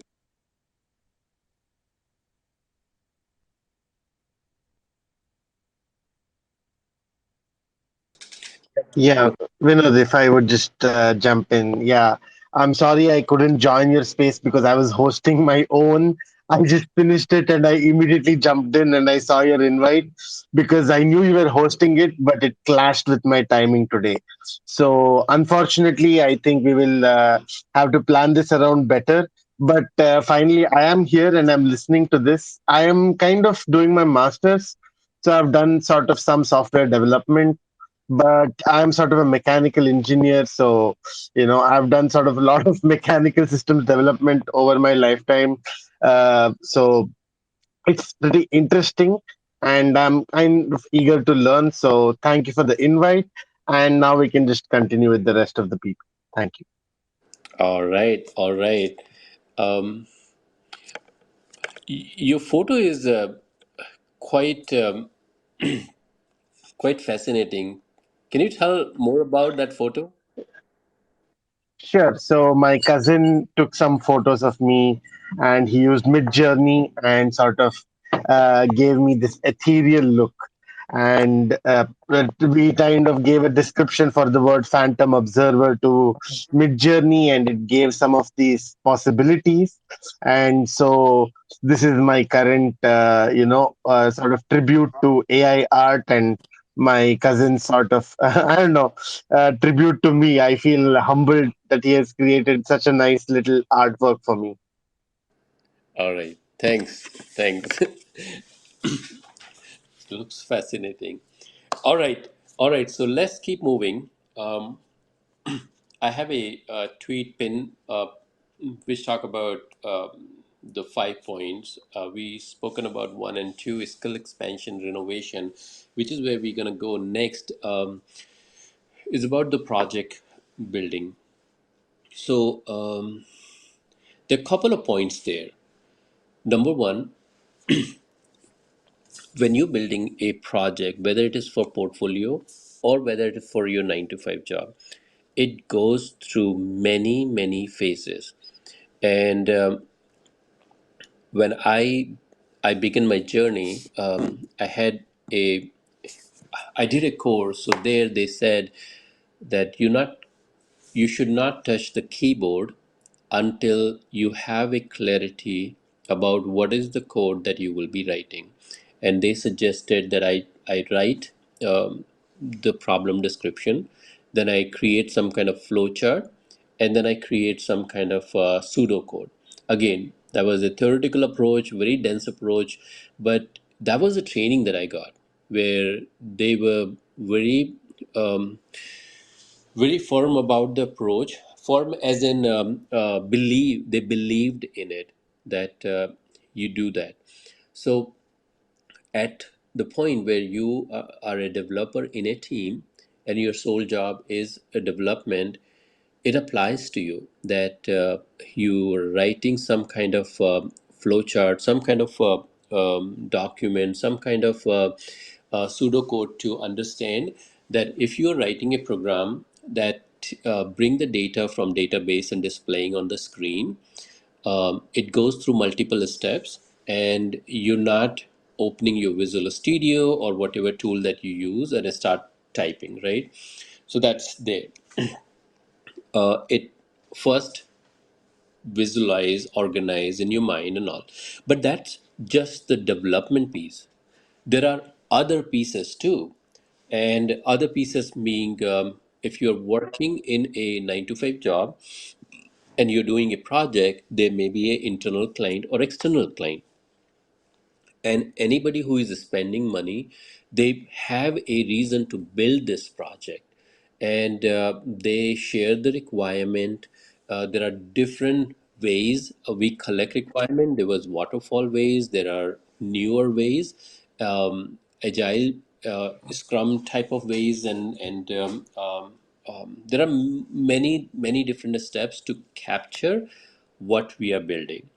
And so you have different activities around that. In a smaller company, you get to do end to end, and I was lucky enough to work as a business analyst as well in my initial job, so I was able to understand all that process. There are things that a customer is asking, and then there are things that are called implicit requirement, where customer is not asking but they assume you will do, such as tab order. That when you use the tab, it has to go through different boxes in sequence. Just giving an example, right? So there are mentality, there are logics, there are steps to capture that requirement. Once you have that requirement, then the next step is to break that requirement into some fashion that you can translate into your software. That process, um, I call that as a work breakdown structure. Sorry, somebody pressed something, so that distracted me. Um, all right, so I call that work breakdown structure, in which, again, there are waterfall way of work breakdown structure, and then there are agile way of work breakdown structure. But what you're doing is you're breaking this entire project requirement into a fashion that either group into different type of activity based on the project phase or based on the feature, uh, um, and then you grouping them, and then once you're done with that, you're designing some kind of flow from login page to home page to whatever different screens that come.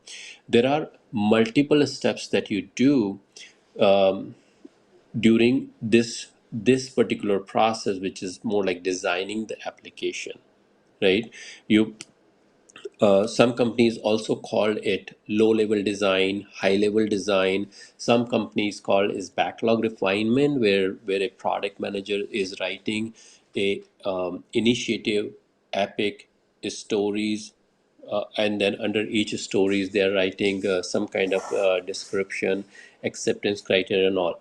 Regardless of what approach we are taking, there is a design steps there, and then come to your technical architectural steps, where you're identifying now what are the different classes you will be creating, what are the different tables that you will be creating. And if it is portfolio project, you have the luxury of deciding what technology you will be using And once you're done with that, then there is a coding phase, where you're doing the actual coding. In this coding phase, you will encounter a lot of technical challenge, and I say that each of those challenge will teach you more than one thing. You're not going not only solve the challenge that you're facing, but you also learn five other things while trying to solve that challenge. And that's a key thing, that those type of challenges, those type of debugging, those type of um, a situation where you have corrected the code line by line and it's still not working, that's the best time where you learn even more. So anyway, you go through that coding phase, then you have some kind of testing, and then you deploying. Because it's your own project, you're also taking care of the deployment, and then you're taking care of whatever issues that you face afterward. The point is, a project development, all if you count for all different activities, you will realize that coding is only 30% of this entire project, even for your portfolio project. So why I'm saying all this, when you go for interview and when you talk about this project, this portfolio project, don't limit yourself for just the coding piece. Think about and spend time on all different activities, so that when you are in this interview, you're bragging about all the fancy code that you have written. Also, they would be expecting that what you have answers to why you selected that technology, why you selected React over Java or Python, or whatever the technology that you have used. Even for the React, I understand there are Nest and Next. I think Next that you could have used, or Flutter, or name it, right? Why you selected a particular technology, you have to have a thought process around it when you're talking in the interview. And then why you selected this project, how this project helped whatever audience, why they build it, why you build it. And there are a lot of things that you will be able to speak about this project, if you focus on all other activities and not just coding. Coding is just 30% of and 70% is all other activities. Now, depending upon what whether you're doing this project for your 9 to 5 job, or whether you're doing it for your freelancing work, or whether you're doing it for just the portfolio project, if you focus on all these activities, your skills, soft skill especially, will naturally grow, because you will be able to apply them. Going back to what Adela said, build solid skill, build solid technical as well as soft skill, and a project will allow you to do that, especially if you're working with two other people for this portfolio project or for your 9 to 5 job. So I will take a quick break, uh, pause here. We talk about this entire project, a project that you can that you can take in your job interview, and that can make a big difference how this job interview will go. Because if the interviewer, whether it is recruiter or hiring manager, if you can create enough interest in their mind for this project, and if this project is related to what they are doing, then your interview will be based on this. And then they will be talking about all different steps, more than technology, and that could be a game changer for you. My initial interview, as I was saying, again, going back, my first job was purely based on the project, a portfolio project that I have done, what I did at that point in my institute. And my third job was purely based on a .NET project that I have done in my previous job, which gave me entry to this next job. So with that, I will take a quick pause, and I will open the floor for anybody who want to contribute, add to this. Yeah, Vinod, thank you for that breakdown. And I'm coming from the aerospace engineering side, so I work with systems engineering. So I think you were speaking about the principles quite well and explaining that. And I do believe that, sometimes we are so focused on solving the problem at hand that we may not realize what implications it might have for the system at large. And when I spoke to certain developers, it was that clear separation of the project manager's role versus the developer's role. And, nowadays, when you make us like we take on all of the roles and we are managing our own projects, I feel like we really understand the difficulties of defining some of the KPIs, some of the user requirements, So I would like to ask, how do I make better requirements? Sure. I can, yeah, let's jump into that. And then we'll ask Dave for his his views and his points. Okay, so how do I make better requirement? And you're talking about better requirement for a portfolio project or a 9 to 5 project?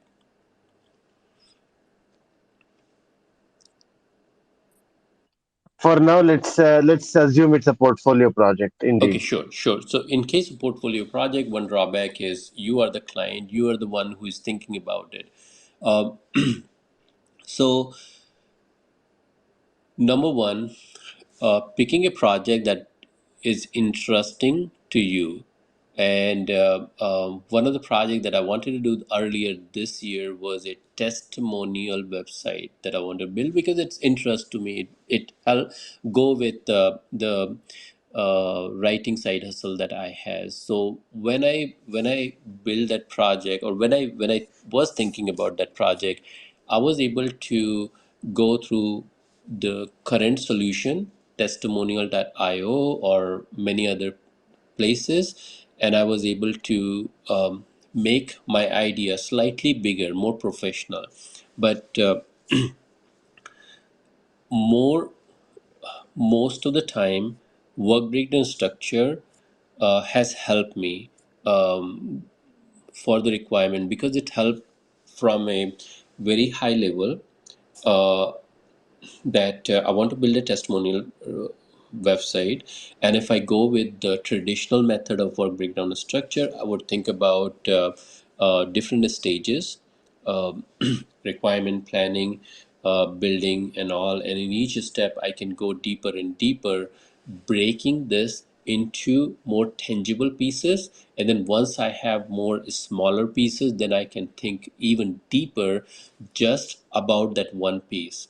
If I'm talking about agile method of requirement gathering, then in that case, I can start with again a breakdown of different things, such as login and authentication is one of the epic. Then um, customers, or customer, product, and testimonial, collecting the testimonial, or managing the testimonial being the other side, and then other pieces. And for each and every piece, I can go deeper around. If I'm talking about a testimonial, collecting a testimonial, then I can just focus on, as a user, what are my steps, what are my Oh, Phantom, you have something to say. I guess I'm not in line with what you was asking, so please go ahead. No, no, no. So I just wanted to specify more and basically say, how can we sort, like, I am just thinking this means it's more of a CRM role, like it's just managing more for the customers. So, like, right now for my portfolio, let's say I want to connect people and have that sort of database of people connecting with me, right? So what do I categorize people on when I will ultimately do the CRM? That is what I have the question, right? Because some people are more potential for collaboration, for working with and sharing work packages. Some people are more like profound and deep thought. Like Dave is just very inspirational and motivational, and I use his focus drivers for just, I've been learning about that and using that, and so I feel like, there is that separation there, as you say, between the tangible pieces and the intangible. And sometimes I find that a little bit hard. Maybe that was what I was asking in the requirements. But yeah, I guess at the end of the day, it is about making the requirements and the CRM sort of integrated well enough, if that's what I understand.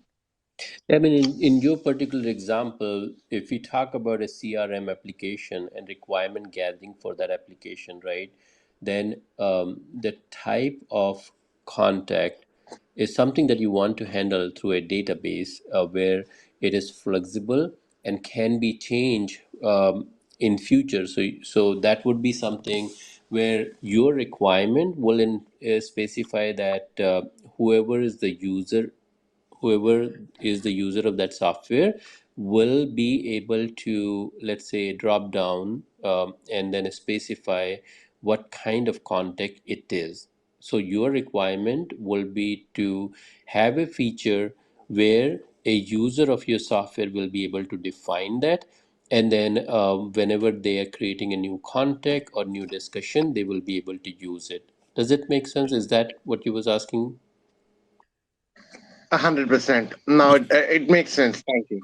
Okay, okay. So yeah, so in this case, what we said that you're not building the software based on a particular contact, but you're basically adding the feature in your software to allow them. Now, once you have this identification that that you will have some kind of drop down, some kind of um, identification for each customer that you will be adding to your database.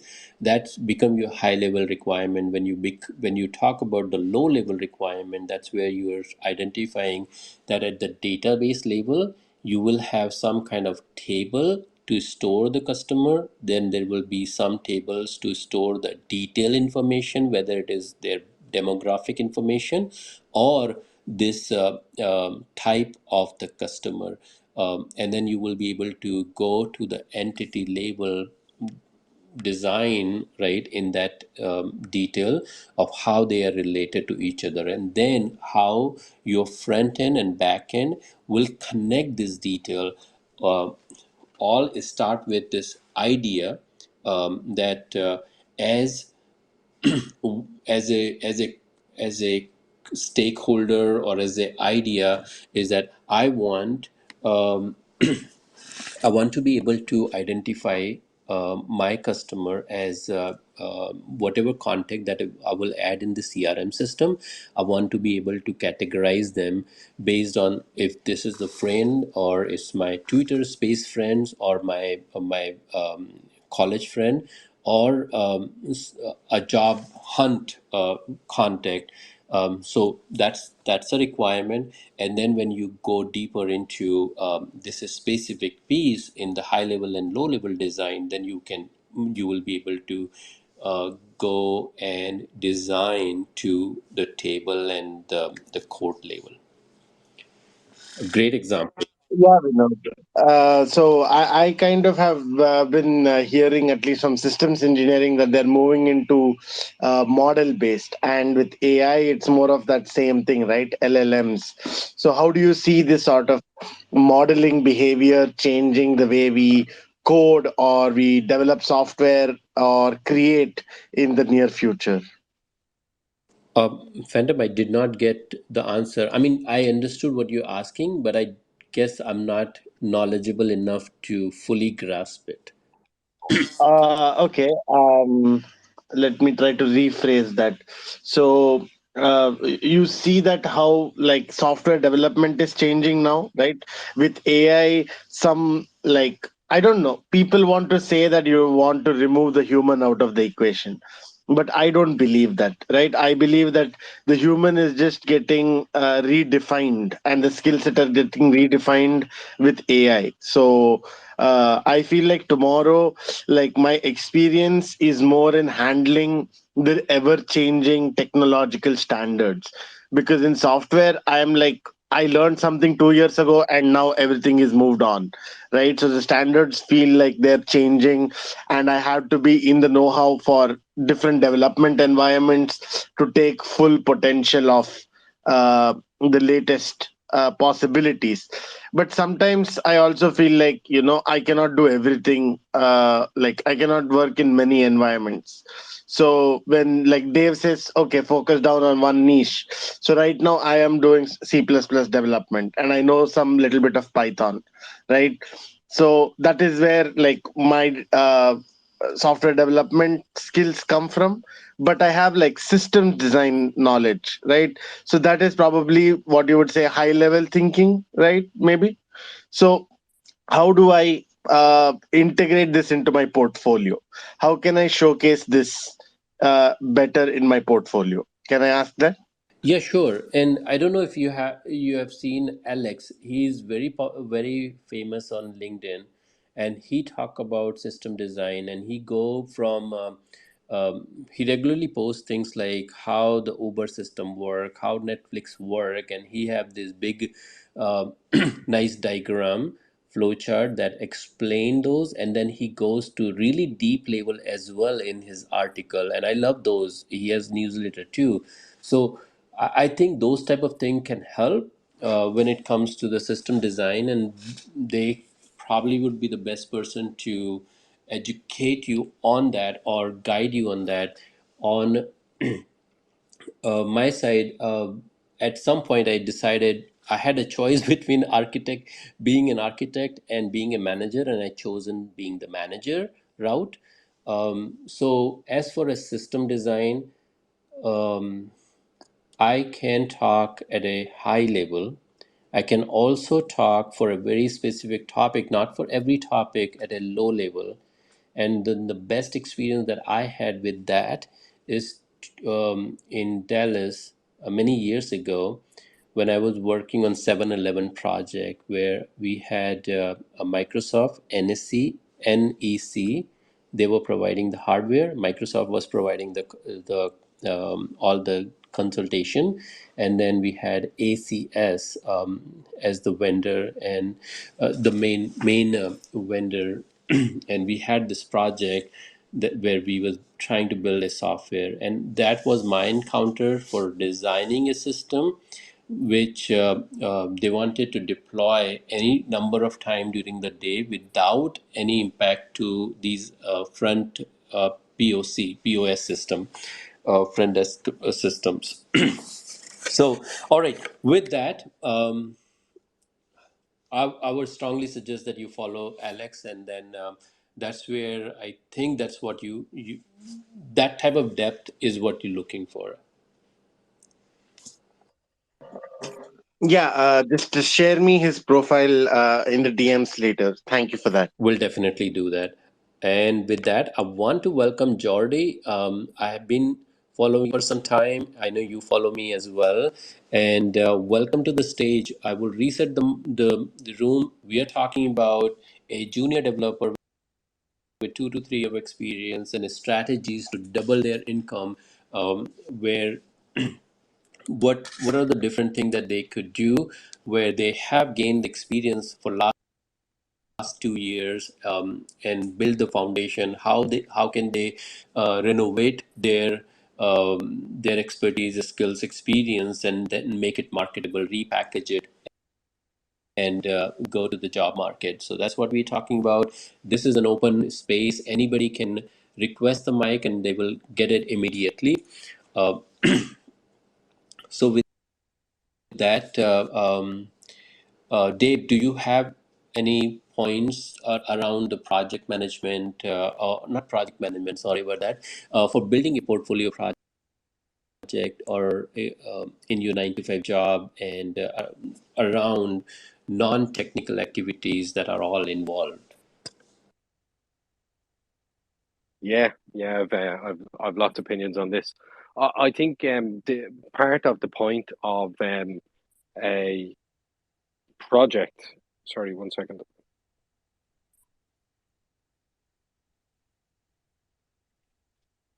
Yeah, can you still hear me? Okay. Yep. Yeah. So I think Can part you of the hear? point of the project is, yeah, like what a project shows people is a lot of the why and the how rather than just what. So for developers, the what can be this specific language or this specific project or the use case. But what's really good about packaging that into a project is it shows why you chose that specific language. It shows why you chose to do coding in a specific way. It shows a bit more of how you approach problem solving as well, because we all know with coding, there's like 100 different ways to solve the same problem with coding. So it's like you can see a bit more of someone's approach to something by actually knowing what they were trying to do and what the end result or the desired outcome was as well. I think that's what's really important. But also, like this kind of touches on both projects and what Phantom was talking about with CRMs and software and the evolution of AI as well. Is we have this point where we're coming to where there's a lot of tasks that are going to be outsourced to AI. It kind of the same as we no longer need to use paintbrushes or chisels. We outsource this stuff to Photoshop or Midjourney and stuff like that. But where I see the really important parts are the fundamental foundational blocks. And what I mean by that is, I mean, there's going to be more of a need for people to assimilate information and learn new skills on a more frequent basis. So if people can learn how to be more effective learners, how to document and how to express their own ideas, because you're going to be taking tons of courses. AI is going to be explaining some new process to you as well, and you're going to have to figure that out. But actually having some basis on this is how I approach learning, because we're all going to be lifelong learners, and having that process of this is how I learn and this is how I put this into action, I think is really important. And I also think the other foundational blocks of emotional intelligence, empathy, sales, marketing. And I don't mean sales and marketing as in how to write content. What I mean is what I said at the start, where you're constantly selling yourself. If you're now a developer and somebody else has the exact same skills and credentials as you, what's going to differentiate you? Probably if the guy hiring likes you, if you have a good personality, if you have a good rapport. That comes with emotional intelligence. That comes from psychology and behavioral insights. And I don't mean analyzing people, but I mean understanding people and understanding how we're made up. At the end of the day, you're still communicating to an individual human who is not just hurting you on the best skills. They're hurting you also so they look good and they don't want to look bad as well. And I know that from my job as running a web design agency, one of the things I'm constantly saying to clients is, tell me what you need so you can look good. I don't care if I send them a detailed report and they stick their name on it. They'll continue to hire me for the next project and the next project. I'm here to reduce uncertainty and doubt and effort and mental strain. I'm also here to make sure that they don't end up with egg on their face as well. So it's really important to remember when you're going into this process to find another job, the, the nuances that are involved, that could be the difference between you getting the job and not, may not just be the certifications or the proficiency in code. It could be, do I get a good feeling from this person? Do I have resonance with this person? So the more you can communicate with people, the more you can build those skills, the more you can communicate and sell your own ideas, your own visions. It's so important that when you have a project, you're going to be asked simple questions like, why did you write this specific section? Why did you write it like this? It's not about the technical part. It's about your insights. It's about your mental approach. And your mental approach could be sound, but if you can't explain that in a succinct way, you're not going to get the job. Your mental approach could be just okay, could be what they're expecting. But if you can explain that well and proficiently, you may get the job. So I think communication skills and that kind of one-to-one relationship, I really do think with the evolution of software and AI, that's what actually becomes more important. And even when Phantom was talking about CRM systems. Like I always, I've designed CRM systems and built them with developers. And one of my biggest problems with CRM systems are they stand for customer relationship. They don't do that. They're normally just databases of attributes against something, rather than how do I encourage a relationship with somebody? How do I manage a relationship? That's where I see AI is going to take care of a lot of the technical aspects, and we're going to actually go back to thinking about what the software serves the purpose for, rather than the skills to build the software. So I think that's really important as well, to think about, well, what's out there today may not be what's out there tomorrow or within a year's time. I envisage, CRMs will be, well, make sure you remind me of my, top 10 highest value customers. Make sure you remind me to connect with them. Make sure you remind me when it's, not just their birthday. Make sure you remind me when they post something that's of interest to me on Twitter, that I can actually connect to them as well. So I think software is going to empower all that sort of stuff as well. But people skills, that's what I mean. Software is going to empower thinking about software in a different way. AI is going to change that, but you need to also think about your job and how you approach stuff with people and the project. The whole point of the project is to get under your skin, to get into your mind, to figure out why you done this. And you need to be not just able to show a project, you need to be able to explain why you done that and justify the decisions you made.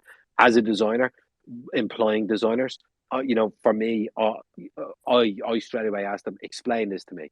I don't want to know you put a red box in because red is cool. I want to know the justification behind putting a red box in. I don't care if it's red, pink, green, but I want to know the reasoning behind it. That's really important.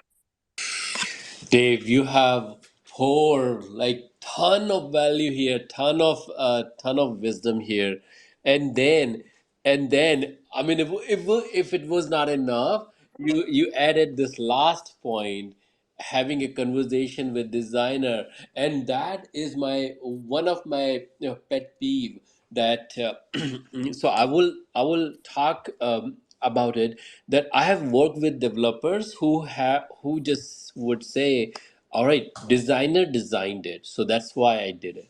Or whether or not I can technically make it happen, that's where the focus is. Very few would go to a designer or a product manager and have a conversation that what you're thinking is maybe right on your end, but actually this is how I think a customer would think, and this is not right. And then having a conversation. I do have a couple of people in my team who actually think that way, and I often see a conversation or these UX designer as well as the product manager reaching out to them more often to get advice, like product advice from them, because they have seen the value, they've seen how they are thinking.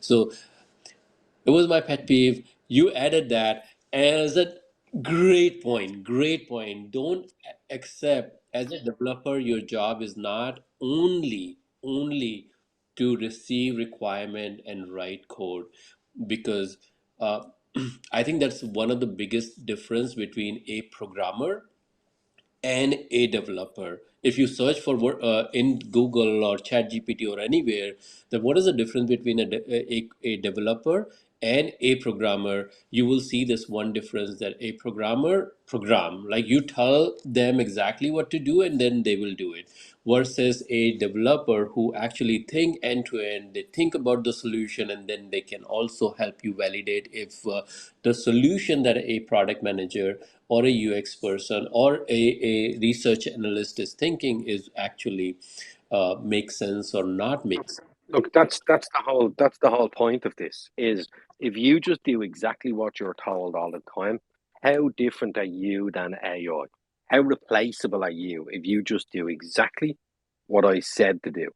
Because I'm also a human, I also make mistakes, and I think that's really important. Is it's creative thinking, critical thinking, and problem solving are going to be the stuff that define us and set us apart in the future.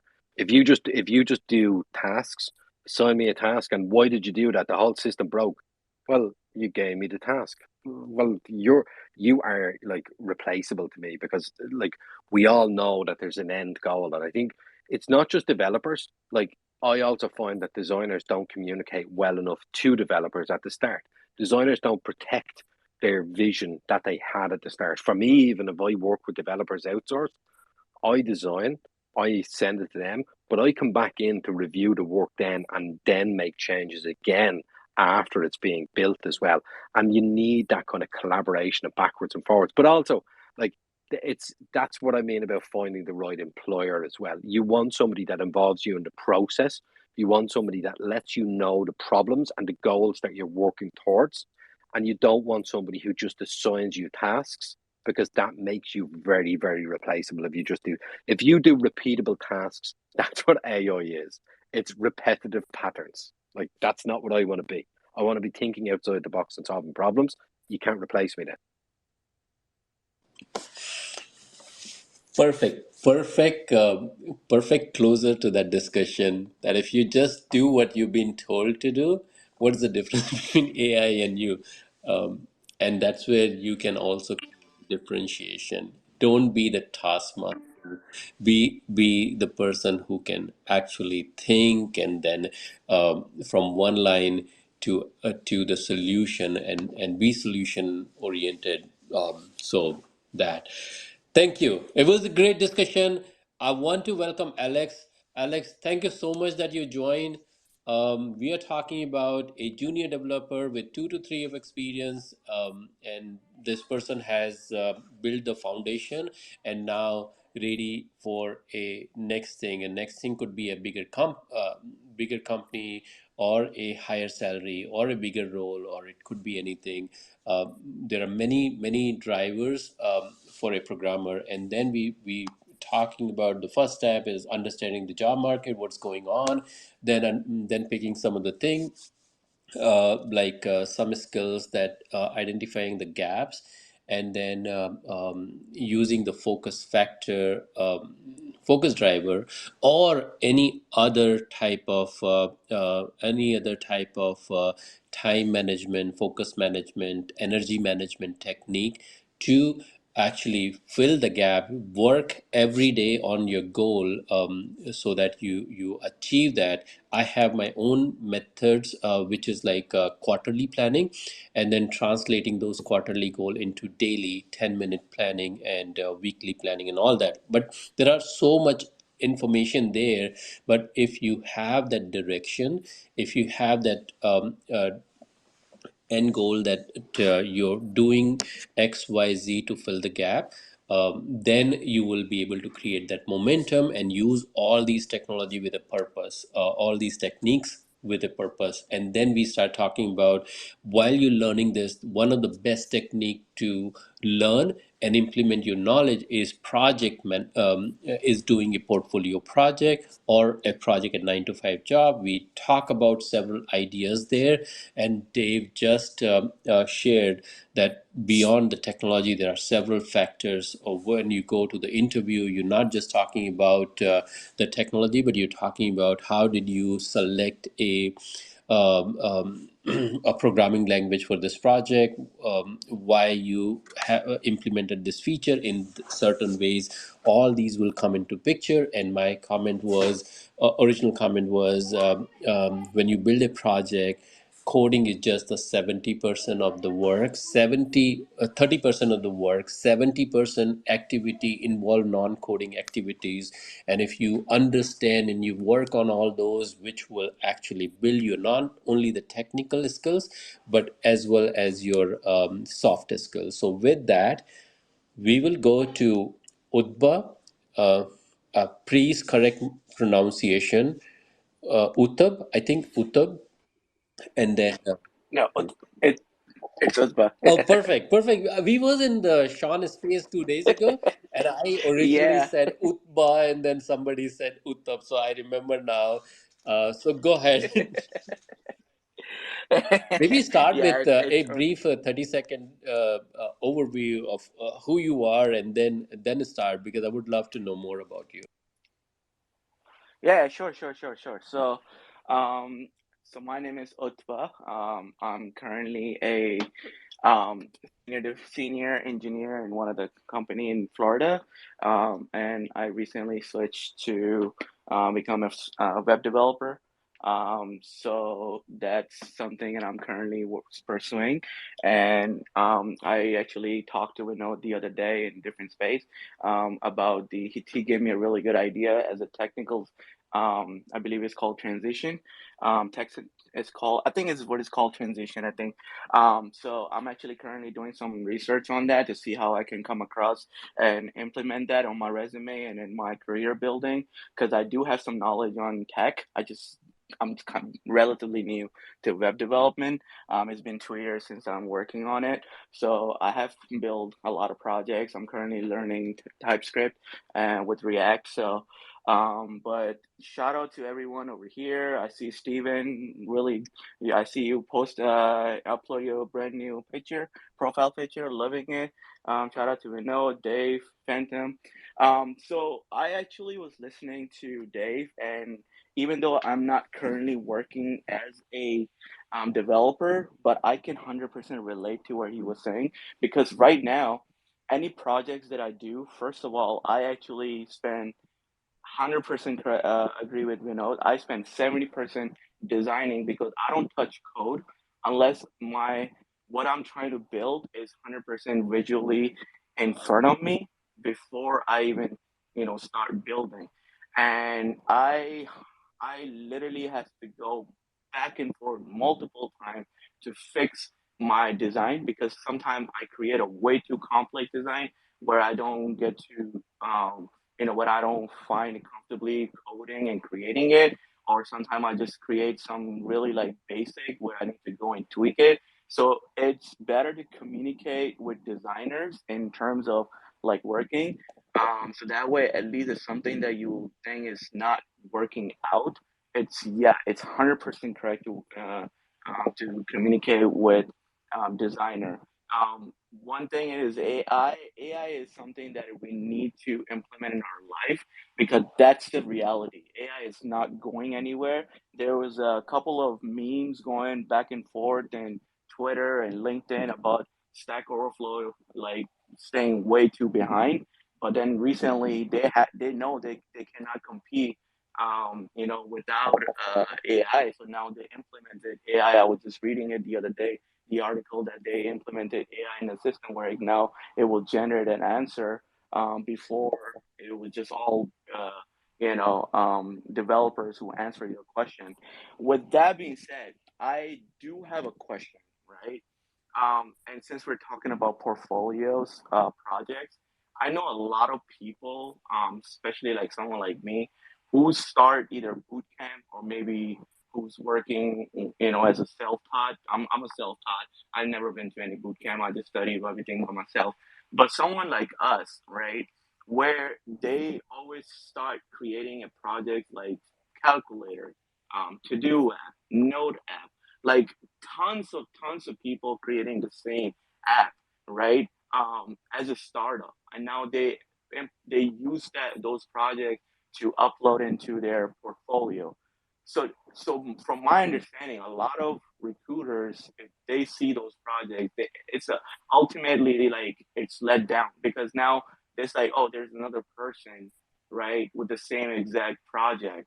There's like tons of other projects people creating. So my thing, the question I'm trying to ask is, what if we take all those projects and combine it into a one full application where you can just click a button and render it to go to the either JavaScript calculator, or maybe you can just go to do app, just to build all those apps into one single, like when you start learning React, you can just implement those into a single page application, and that way then you will have just one project that's rendering multiple projects, and then you can start building something that you actually want to build. What if we do that? Do you think is there potential changes can be made in our like a career as applying first time to the companies? Go ahead, Dave. Yeah.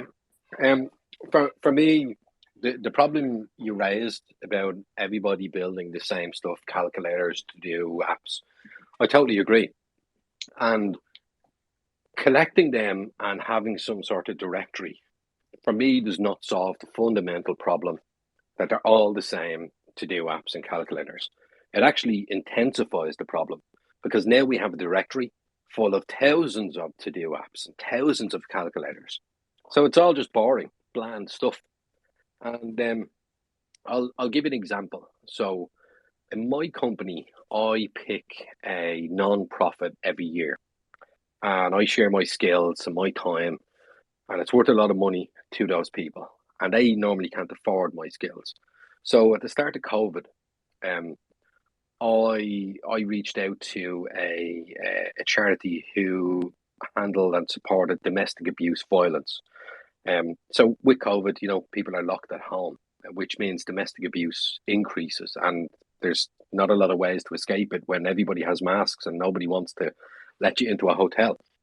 So I used my skills, but also for me, I was learning more skills about online safety. I was learning more skills about how web browsers track you and how to prevent that.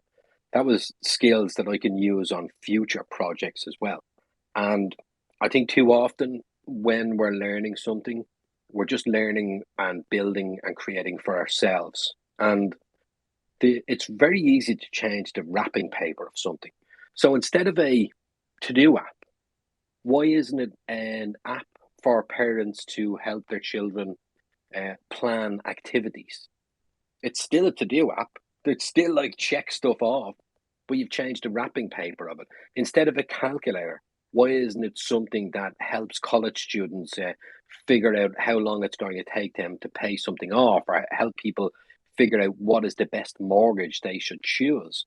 Like, again, it's just data inside an app. It's straightforward and simple. But the problem sometimes, and where you have some of a friction with, say, designers and developers sometimes is, like we were saying earlier, when you have a developer that just does tasks, if you're just learning to learn the language, you're not thinking about the impact that this is going to have. And I feel like, as somebody who would hire people, and if somebody came along to me and said, I built this app because there was a problem in my community or there's a problem in the world, and I packaged it in this way, like, it's still a to-do app. Yeah, fine. But like we said earlier about having a project, the why you done this is really important.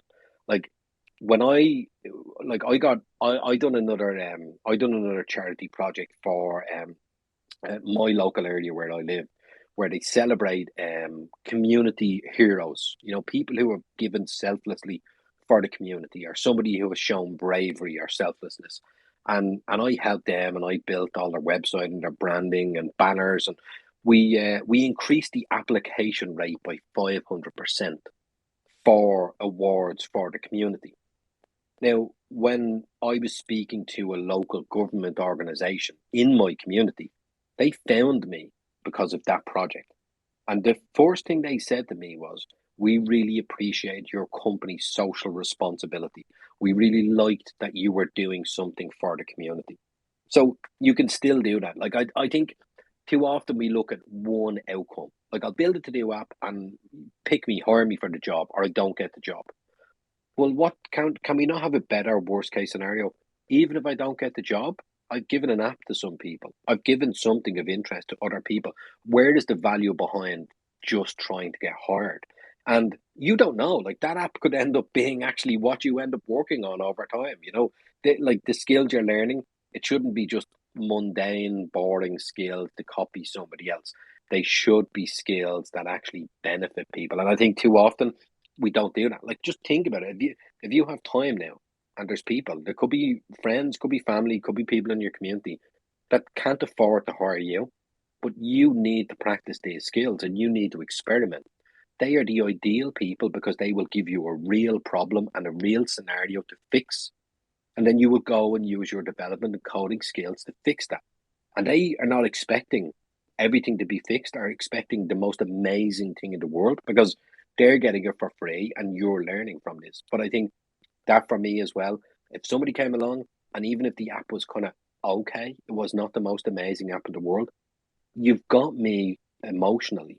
Like, people buy through emotions and they justify with logic. You would leave a lasting impression with a potential employer or a recruiter to say he's actually using his skills to do something worthwhile. You look at every to-do app out there; they're all the same. You tick a box and you check it. Why is one app more successful than another? Look at every email platform. Look at the explosion of all of the AI. The ones that are going to be successful are addressing specific pain points for a specific niche or community. So you can do the exact same thing. And I think it's not good to just start and say, I'm just going to build a new app for some guy that I've never met. Like build a real website or build a real app or build something for somebody that you can give them. I think that you will be more proud of it. You'll put more time and effort into it. And that emotional attachment works two ways. When you're emotionally invested in something, you work harder, longer, and it's easier for you to do it. You'll be more proud of it, and the outcome of it will be much more beneficial as well. That for me, I'll give you one last example. COVID hit, the world closed down. I had clients ringing me saying, "How do we put an announcement on our website? How do we tell everybody that our office is closed so nobody comes into the building?" I had lots of clients asking that. So I went and I developed WordPress websites. So I never built a WordPress plugin before. But at the start of COVID, I figured out how to build a WordPress plugin. I built a plugin called Sticky Banner. I released it on the WordPress repository for free and gave it to all of my clients, but also everybody in the world, and said, here is something for a bit of help. Here's a banner. Add it to your website, top or bottom of your website. Now I still have clients like years later who are saying, how do we add a banner to our website? Easy. Use my sticky banner that I've already created to save me time and effort as well. And likewise, now I've developed a WordPress plugin. My credibility and expertise has increased on that as well. So has my social responsibility and giving back increased.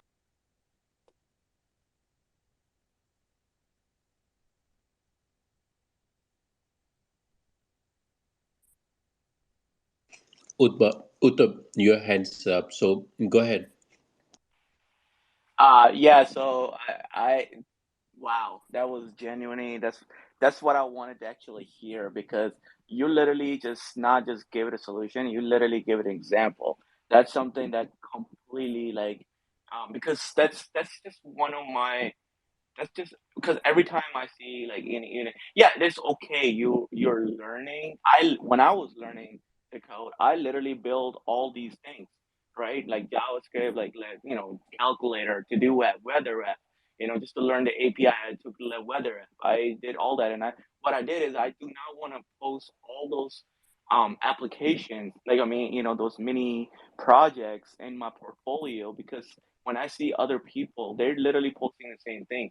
So what I did is instead of like putting those into my portfolio, I just posted that on CodePen and then just start link that into my portfolio. In case if someone want to see extra work that I did, they can just easily go to my portfolio, Yeah. to And my CodePen. Yeah, but go ahead. can I just say the problem with that is there's no story for anybody to get invested in.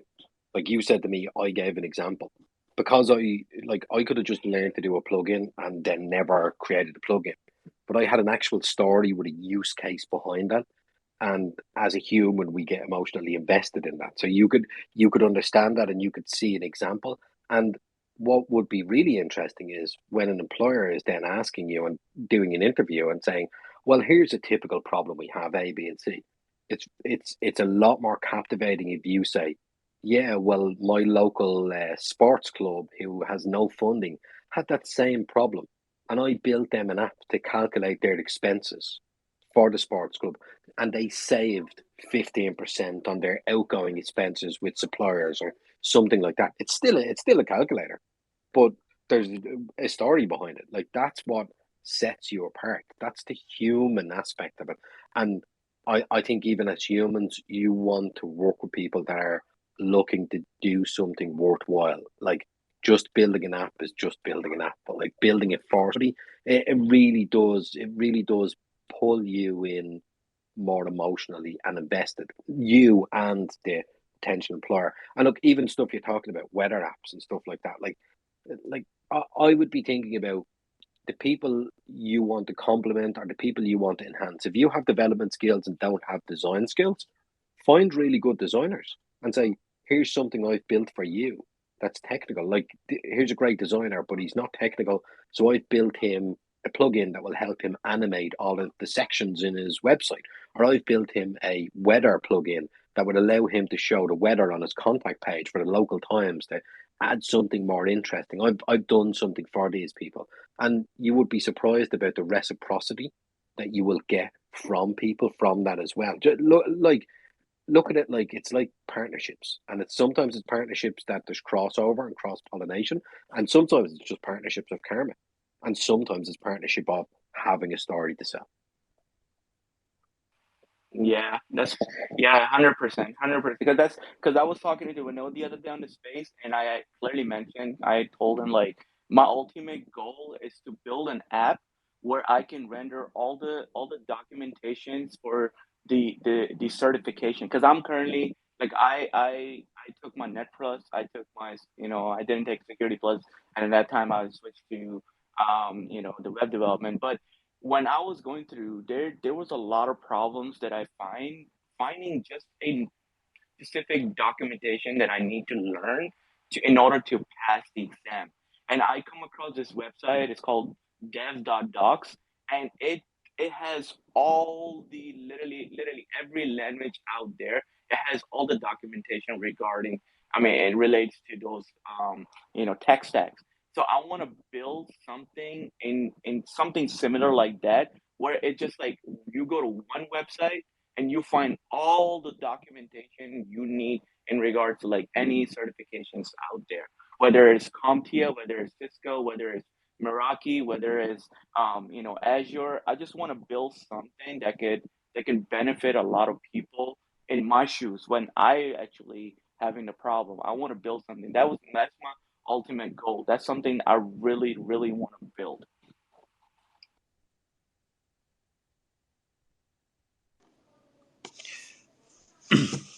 Great discussion. Great discussion. And yeah, we spoke about that.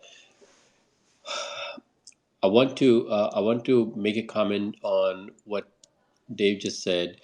Uh, Everybody here, when Dave said about the WordPress plugin, um, based on what Dave has said, it doesn't seem like a very complicated plugin, right?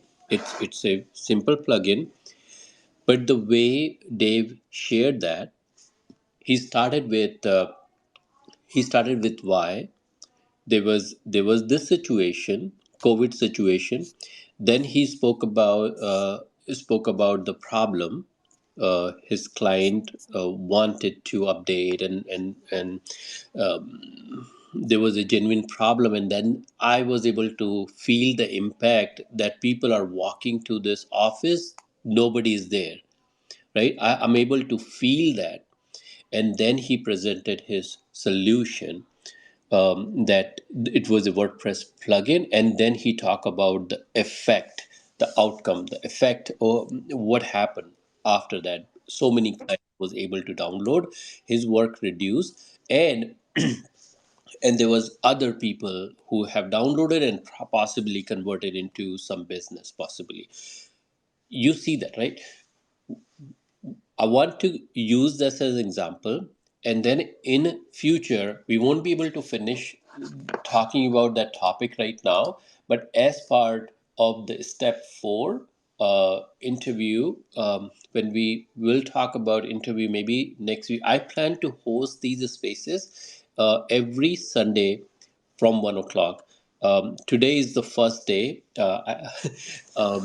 but I plan to host these every Sunday, and we will talk about one or more of these topics. So, when we will talk about interviews, we will talk about how to repackage everything that you have already done into something that makes sense, that has a story behind it, that in a way that it makes sense for the hiring manager. So this is a perfect, I mean, it's a perfect example of how you project, how you translate, how you tell your story around different things that you have done in last 2 years to bringing it all together for this context. So, any other point related to the topic we are talking about, and if there is anything related to what we discussed in last 10 minutes, if not, then we will go to Phantom, and then we will go to Jordi. So I will take 30 second. All right, Yeah, go. I have something to add for this. So, I have been wanting to share my experience because something what Dave said, stuck with me. And the fact that, we have the same word, project and project, right? I feel like the project is where the creators or the designers can project their values onto reality, right? And I feel like they sort of create this model of reality, and they give the constraints. So there is the platform designer, and then like the developers are more like the users or the builders, right? So they are taking this resource and sort of building on top of that. So I do believe that uh, human role is more like system integration everywhere. It's just like you have to integrate the like problem, the solution, and the problem. And I think, yeah, we have to map those very well. And on another space, I heard this interesting idea where they were like, we need to understand the Maslow's hierarchy of needs or whatever, and sort of rediscuss what kind of products are truly necessary for humanity to move forward and things like that. And what Dave said sort of stuck with me. It's just like, if you can truly understand humanity and truly tackle the necessities, right, people will come back. That social impact will come back because people are like, hey, you helped me solve a problem, and I'm eternally thankful, right? That gratitude just comes, and now they see you automatically as a thought leader, right? So I definitely feel like people who are doing content creation want to create that influence, but they want to hack at it. They just want to show sometimes superficial ways, which I don't think is like effective enough until you build something that actually has social impact, right? So I think if you have social impact, you'll automatically have that social presence because people will vouch for you, right? Ultimately people will come and say, this helped me. Because like the project that I am working on has been the most complex thing to define the objective for me. Because I chose, okay, I'll like give a little bit of brief, but it's cost optimization for a small satellite launch vehicle. So that is my thesis, and it's taken me about like 2 years to kind of figure out what exactly that means for the world, and what does it mean that I'm actually solving this problem by just modeling. And in the end I realized that, I'm just using a random bunch of data as the cost trend and the mass trend and the modeling, and it's just about figuring out what it actually means, what the relation exists, right? The disciplinary relations. That is what I am understanding. And from my systems perspective, I feel that is what people have to learn more, how they can connect different disciplines, and their knowledge can be applied, and their same experience can be applied in different parts of technology moving forward. So AI will help. That is what I feel. And it's definitely about focusing, right? Like we need that objective function definition, and that is like, we all have like multiple objectives. So it's about focusing more on time and effort on certain objectives, and they will precipitate solutions. We can optimize them with like expertise and collaboration. And effectively that systems thing is like, where I come in. But I want to know how I can reach out to developers, right? So that's where I am still like here on Twitter. I'm trying to say, okay, systems thinking is a great way to realize this. But I'm still, growing that awareness with people and trying to offer them this perspective. Go ahead, Dave. Thanks, Rob.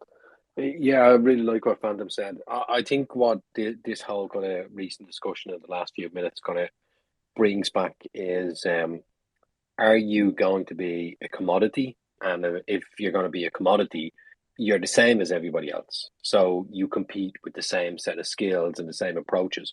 And that's where you have to be really careful is if you produce a project and it's exactly the same as somebody else, well, what's the deciding factor? If you made one more mistake or one less mistake in your code than somebody else, that's a really, really difficult place to be in. And that's what you're going to be judged on.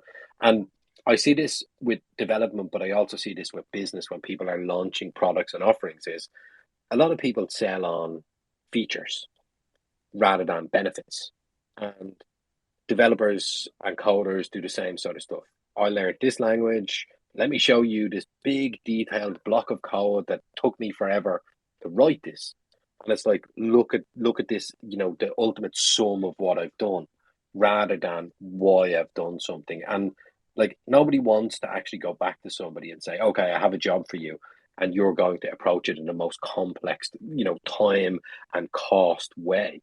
I had a client come to me before. They said we need a website. We have a budget of 10K, and we're going to send out.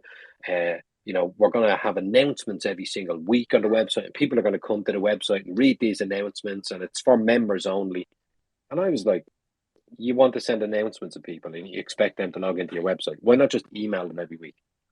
Oh yeah, but how would we do that? And I was like, I'll set up an email template, and you'll fill it in every week, and you'll proactively send the information to people rather than them have to go to your website. And their website, they needed a really, really small, simple, efficient website, and they had a free MailChimp account and sent something out.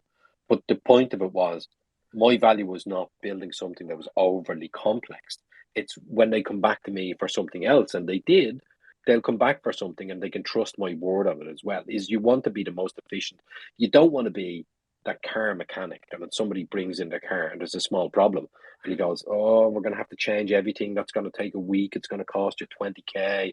You want to be like, okay, I'm going to solve it in the most efficient way possible. So to solve something in the most efficient way, you have to have that desired outcome in mind and get that route that's quickest as well. I think that's really, really important. It's just having that understanding of why. And as you're learning, that's where finding those people that you can collaborate with or those people that you can help right now for free, that adds some of that why and adds that real kind of use case scenario. Because I can tell you now from people working for me, what you learn coding wise, like Vinod said, is 30% of what you do. It's I don't really care about the code. I cared about, did that code solve the problem we had? Or should we change that code? Will something else solve the problem in a faster or more efficient way as well? And I think that's really, really important to remember. It's not about your credentials. It's not about your features. It's about what they mean to somebody else. It's about the benefits rather than the features.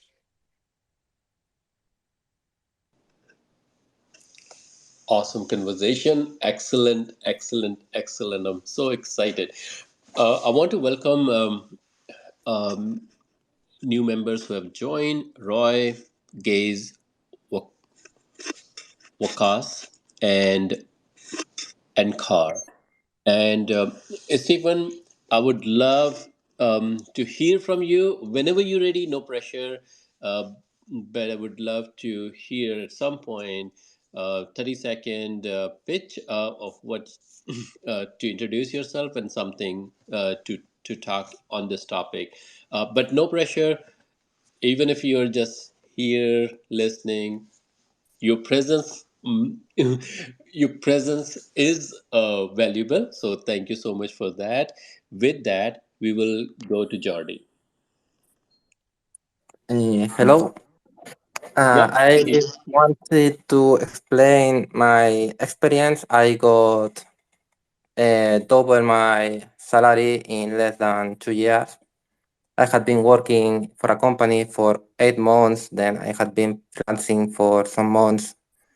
Then after I get some offers and I just went to live in Japan. So I was studying in Japan for 6 months and I was finding for jobs. And what I just did was I had a recruiter which helped me to put a good curriculum and how to do a good interview. So we practice it a lot. And when I had gone to the interview, I did only 2 interviews for two different jobs. And in one, I didn't ask for double salary. I asked for less, and I didn't get the job. But in the second one, I uh, I asked for double my salary because um, I liked the flow, how the conversation was going, and he was interested in myself. So I want to put the salary I was looking for. And in the start, when I started on that job, I didn't start with double my salary. I started with a bit less. But since I asked for this, that they know I want it. So I worked very hard, and in less than half a year, they increased my salary to get double of the salary I was getting before. And I had, when I gone to this interview, an application I created for myself for study Japanese, a real application, not a clone like everyone is doing. And of course, I shared this application. It was with React and backend with GraphQL. And I think having a side project like this to show in interviews, it shows you really know to programming. You are not just a junior with 1 year of experience. You really have something to share and to show you really have knowledge of what you are doing. So that was what I wanted to share. Thank you.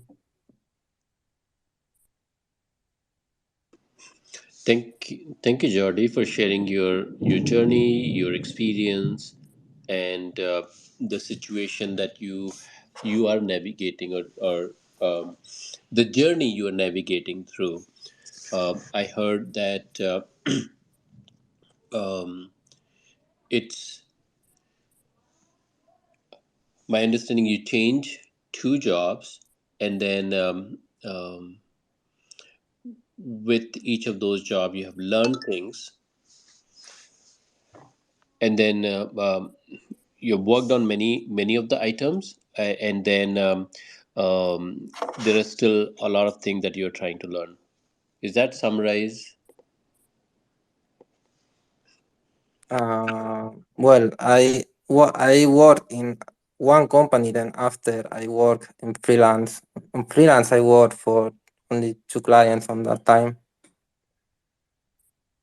Oh, okay, okay, okay. And this was also a challenge because my Japanese wasn't that good. So, and I only had this 6 months, so I really worked very hard in improve. I can talk Japanese, and still without a good Japanese, I got the job.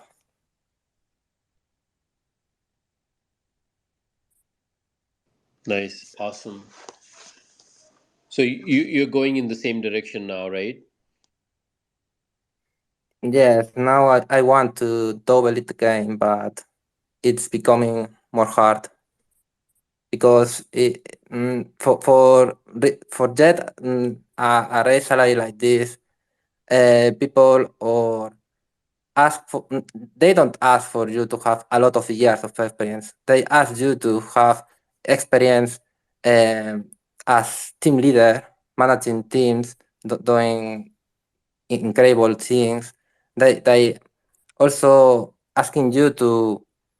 Normally, companies don't want to raise you double of salary, so it's better to just move to another company, get a bit increase of salary, then move again.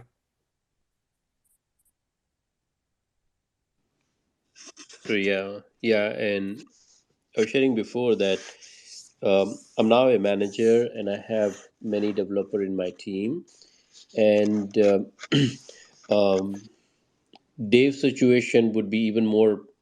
He will be able to share more, but in my case, the money is not coming directly from my pocket, but it's still my budget. but even to raise salary of my team member is not that straightforward. I have if I have like 10 developer, I cannot raise the salary of all 10 developer. Maybe I can use the curve to justify one or two developer, but even then it goes through multiple layers, at least in my company. And on top of that, there is a ceiling of 5% or something, right? Depending upon different situation. So even if you have a very good manager who is with who is trying best to support you, there is limited thing that he could do or she could do. And then there are all different other factors that comes into the picture, right? Whether the next position is available or not. So within the company it's really hard. um, you can get the better experience, better project, better visibility within the company, but at the same time you could capitalize it at some point. So that's very good point. And when it comes and that leave some of the good developer option to change the job and then move. Yeah, Dave, go ahead. Yeah, I suppose running my own business, it is a little bit different, and I can kind of speak from that kind of direct experience of you know, hiring people and salaries and giving raises and that sort of stuff. And interestingly, I had a discussion like that a few years ago with an employee who was doing exactly what you're talking about, looking to double their salary. And they they'd went off, they'd learned lots of new coding languages and stuff like that. Hadn't got certified or anything like that in it. But the problem was they were focusing on their skills. So now I have all of these excellent PHP skills and excellent SQL skills and all these other stuff. And what they didn't realize was that there was a slowdown in their work because they were putting all of these skills into practice. They were over engineering their work. So I sat this person down and explained to them, this is how much an average project is worth in our business. This is what your salary is. And the company has to pay bills, taxes, lights, etc. So for a simple analogy, you could just say, company gets, let's say, $1 million in. You take 30% of that for salaries, you take 30% of that for company bills and costs and stuff like that as well. And basically, if a project is equal to X, well then the employee had to do that project quick enough that it was 30% of X. And that's the part that that person didn't realize was, well, now I have more skills, I want more money.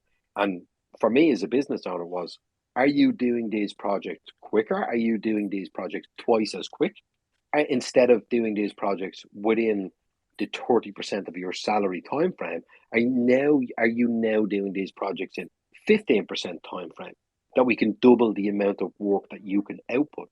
What are you actually bringing to the business? And that's where sometimes it's easier to move companies, because the company doesn't know your past experience, history, etc., and you're going in at that kind of level. But you have to think about what the value is that you bring.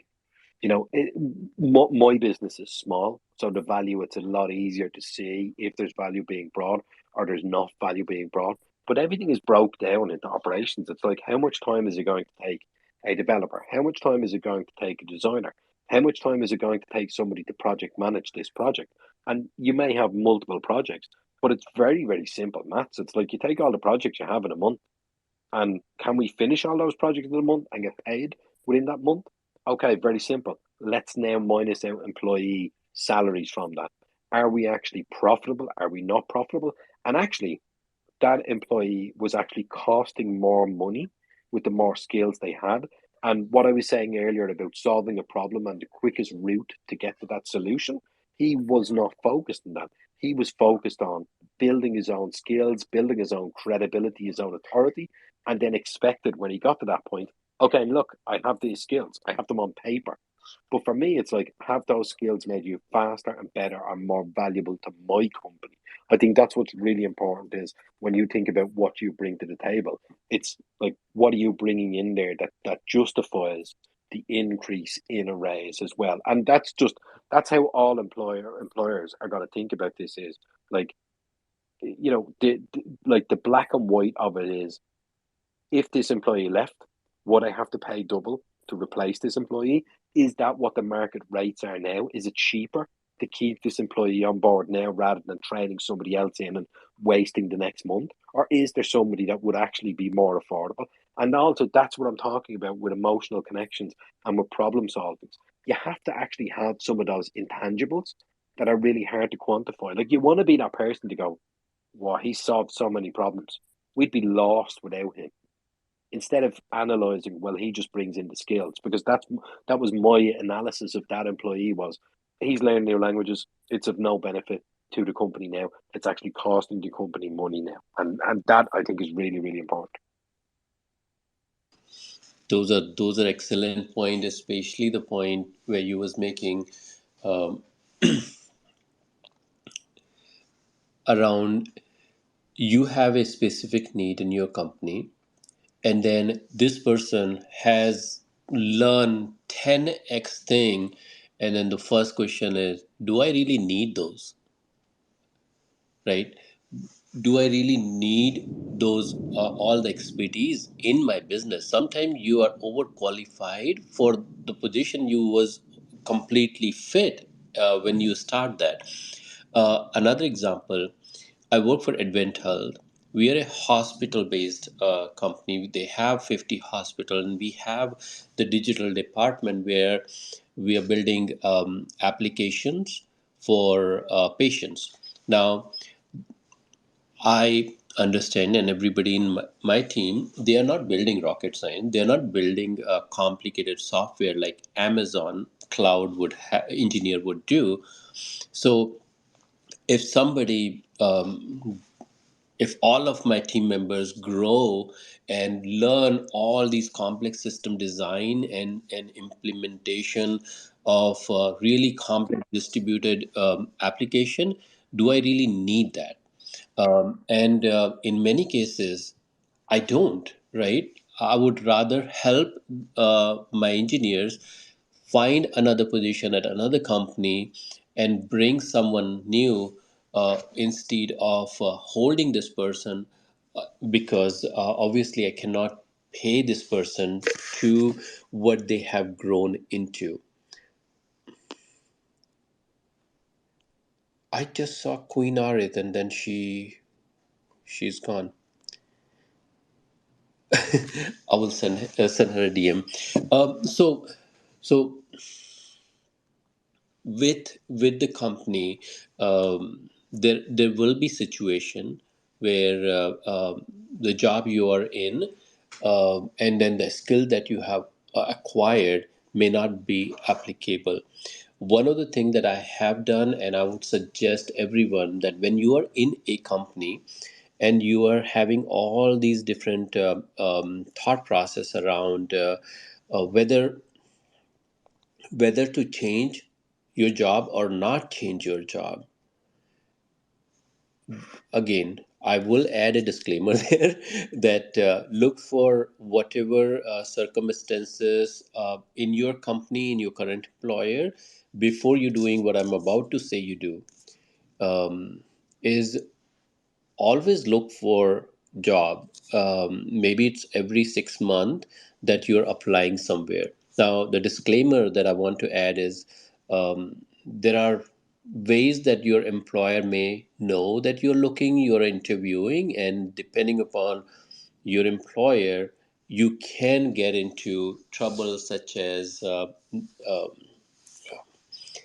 layoff, or I don't know what. But I wanted to add that disclaimer. I don't know if the situation goes this drastic or not, but in my early career, I was applying every 6 months just to see where I stand. That forced myself as well to see what's going on in the market.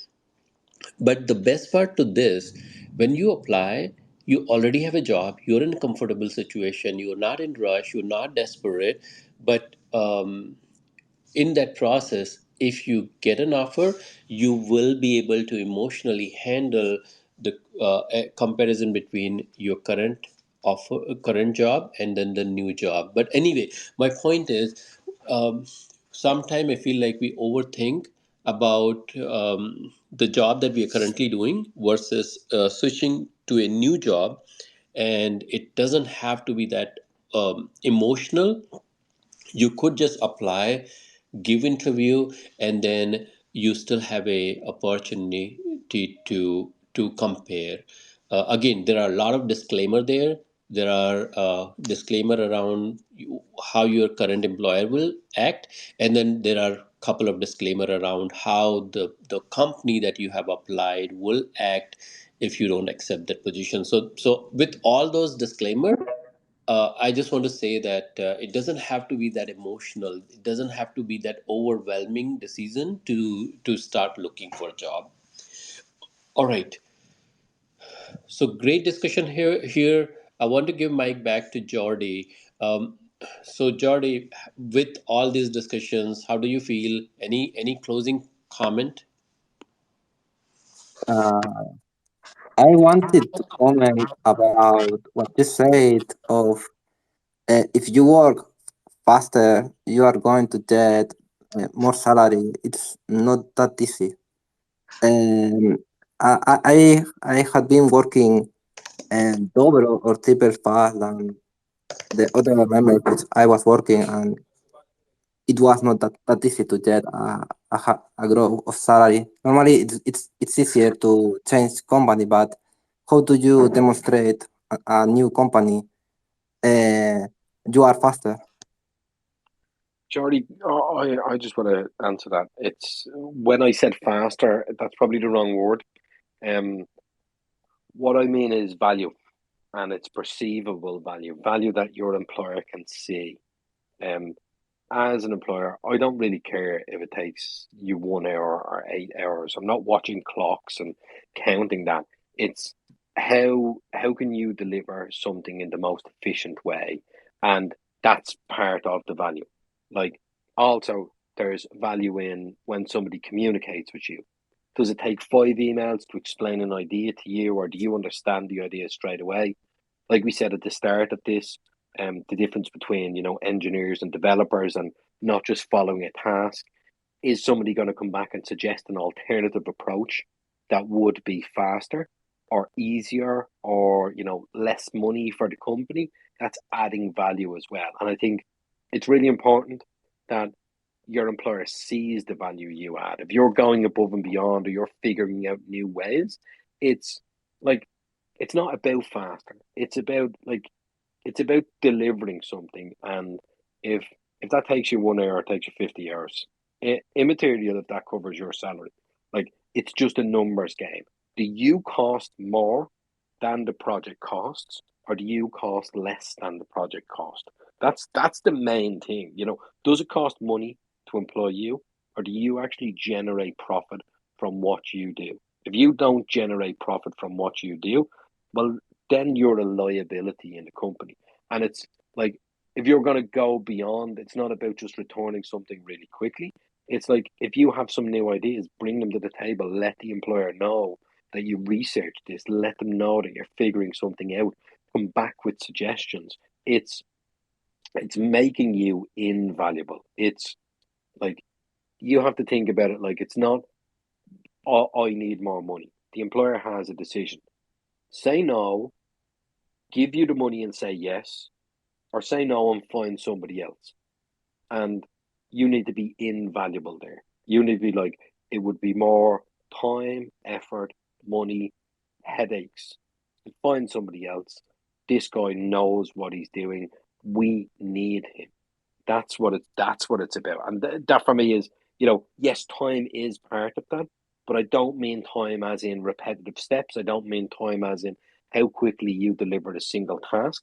I mean, over the phase of projects and implementations, think about where you can add more value, how you can save the company time, how you can save the company money. by thinking about the approaches that you actually do for this as well.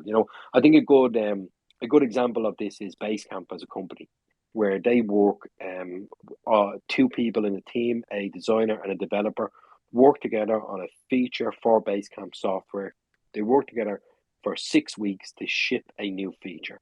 That includes designing, discussing, planning, figuring it out, developing it, and implementing that feature. But that's really easy for Basecamp to see if there's value or not in value. Can you deliver that within the 6 weeks?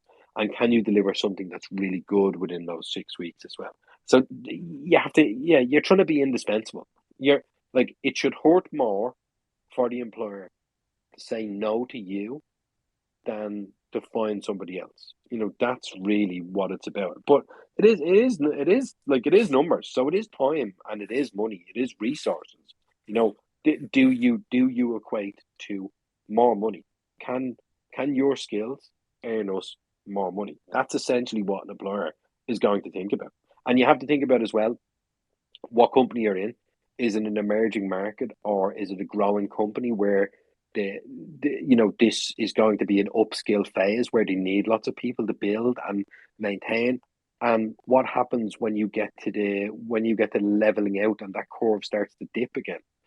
If you're finding the industry, don't forget that they may need you for a certain time and may no longer need you. So you may be more valuable at the start of an emerging industry or emerging technology, when you are more the expert than the employer, but over time you become less valuable for that as well. So how do you set yourself apart? And I think as well, look, emotions and connections with people is really, people should be excited and have a smile on their face when they work with you.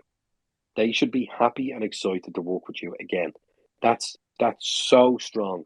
If they don't like you, if they don't get on with you, if everything is difficult with you, they're going to find reasons. You're going to be the first person out the door if you're difficult to work with, even if you're really efficient, even if you make lots of money. Like, think about, the bigger the company, the less responsibility for the money. Vinod said that he would be in charge of teams, but not specifically in charge of all of the hiring and firing and the budgets and stuff like that. So you have to remember that if you're in a bigger company, it's not their money. So they could hire somebody for double your money just because they didn't like you and because they liked somebody else as well. So that is really, really important as well.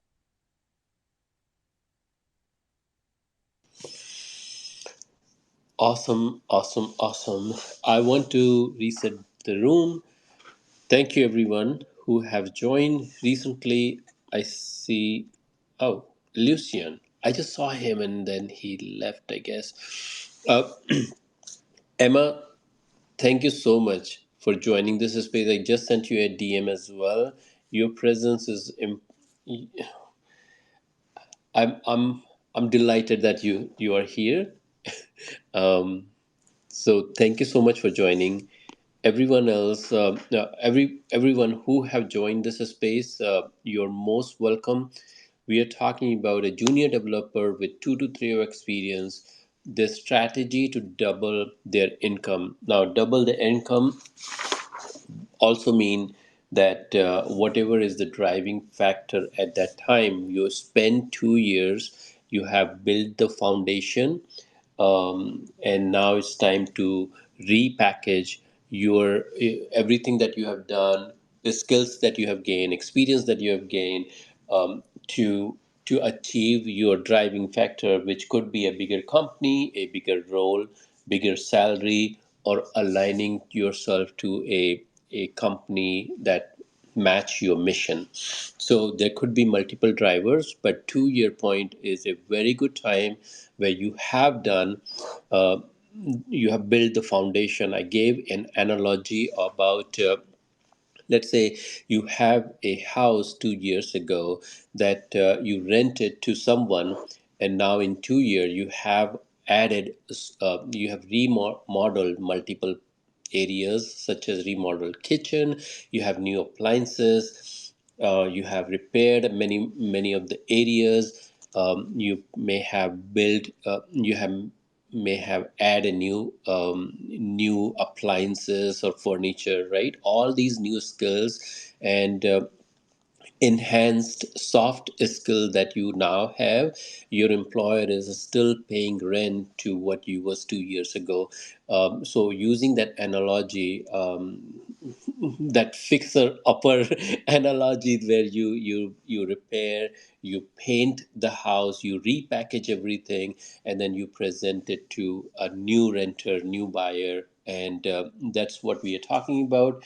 We started with the first step at this point to understand what the job market is, what's going on in the job market, what's the current trend, identifying the skills that you have and then the gap you have. And under that gap, once you identify the gap, then you're working in those gap for a month or 3 month or 6 month to learn a new skills. It could be a framework, it could be the soft skill that you're crucially missing and want to get that before you start applying for new positions.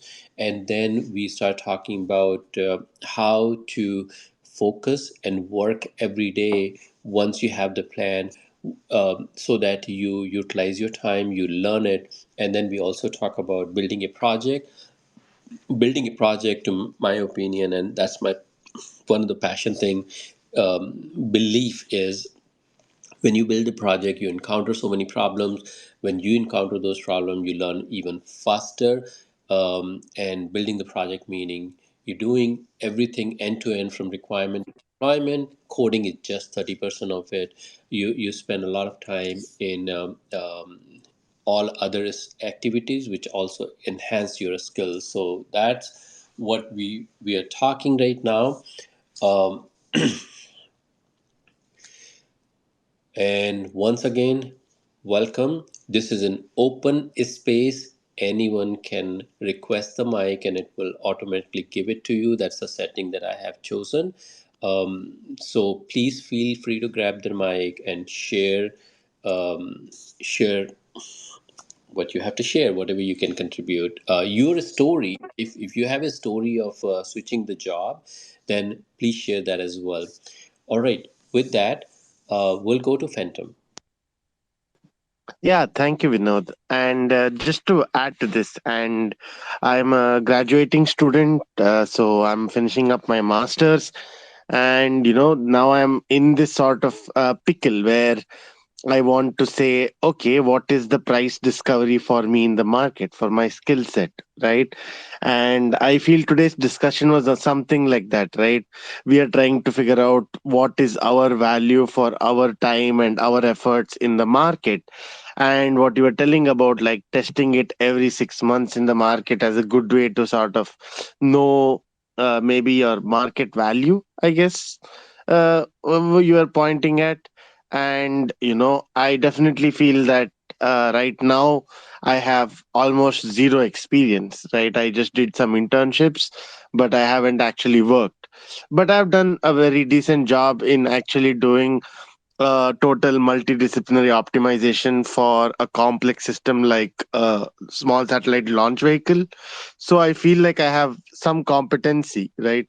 So I definitely feel that I have tried to figure out how can I share this experience and what can I actually get out of this.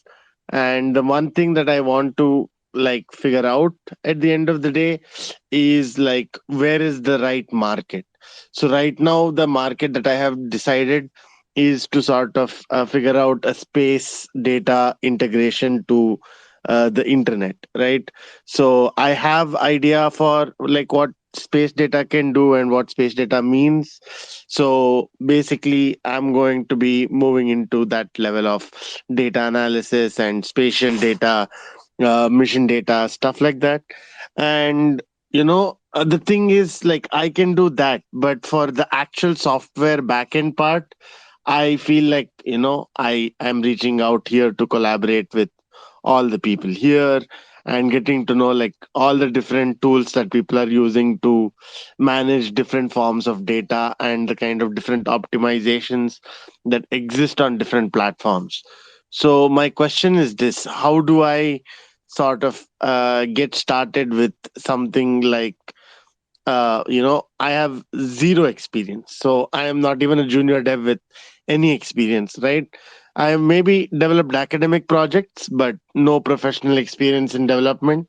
So how do I get started? If you can give me some tips here, that would be great. Thank you. I will start, and then if anybody else want to share their point of view. In your case, Phantom, I see that your skill set and then the work you're doing is incredible, but it's slightly different than what's marketable. What I have heard from you that you have done XYZ, and it sounds so impressive, right? Optimizing uh, the launch. I can't even Small satellite repeat it. launch vehicle. No, no, it's Right, okay. It's right. just a rocket, right? I'm actually doing rocket science, but I want to make it feel accessible to people. You feel impressed, that's great, but I genuinely just want to convey the value of my skill set, right? Right, right. But where I'm going with this is number one is where is this applicable? Now, I know it is has a zero use in advent health, right? They might say the exact same thing that in his company he may not be able to use this. But my point is, the first one is identifying where this type of skills are useful as is, right? As is the how you have developed it.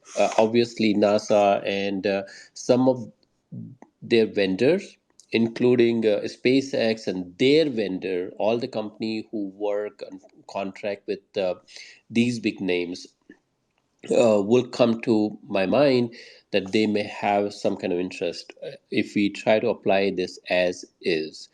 And then the second part of it is this can be applied to a completely different way. I see the data science, which is more generic term, but it applicable at many, many places. So you have a lot of transferable skills and knowledge and experience that you can apply to any data warehouse or data science team. Now, Advent Health has a big data science team, almost 70 people, just the develop technical side, and then another 70 on the analytical side. But anyway, point is um, those are the two primarily thing, which is you are trying to identify where the market is, and then the next thing would be the third point. So once you identify what are the different direct implementation or direct use of this work that you have done, and then indirect use of this work that you have done, and then translating that to a story that makes sense for hiring manager. Meaning, when you are talking about you have done this excellent thing, my mind would immediately go, oh, so this is something that applicable to NASA. So I am almost like, okay, fine, I will look for the next person.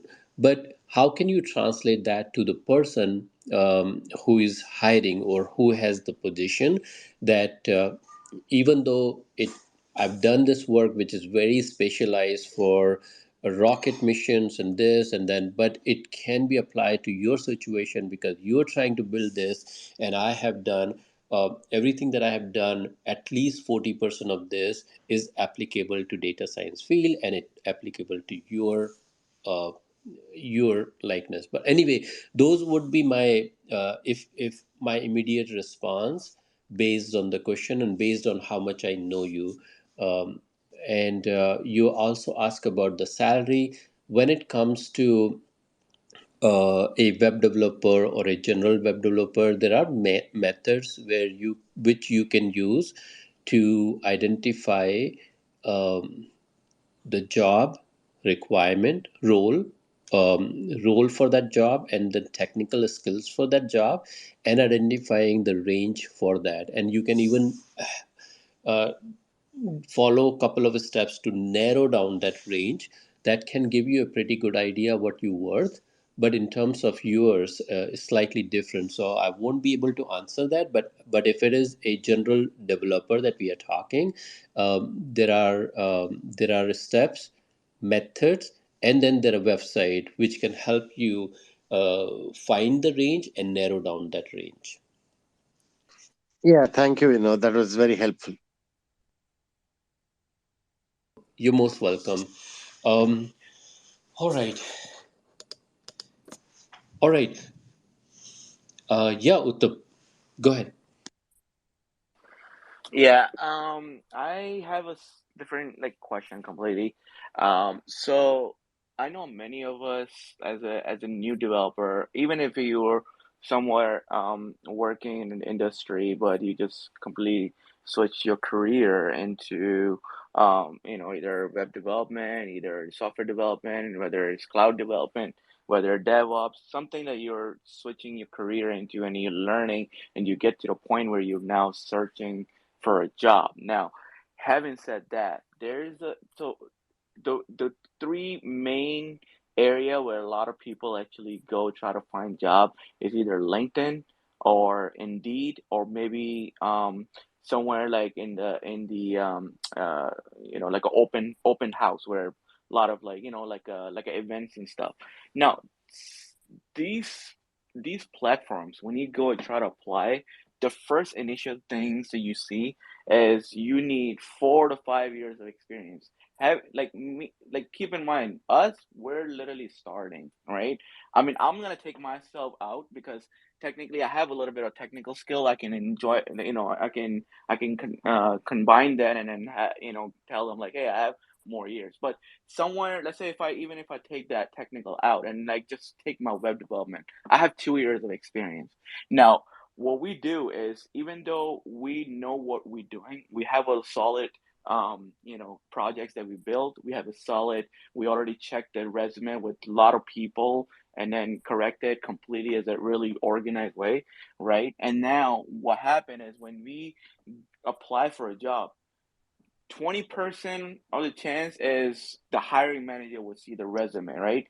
80% it will go to the ATS system, right? And then the ATS system will completely like, filter out all those like, oh, you don't have 5 years, boom, you're out. Oh, you don't have this tech stack, you're out. You don't have this, you're out. So, you know, even before getting to the hiring manager or the recruiter or whoever the HR manager is, even before reaching that, it will be filtered out by the ATS system, right?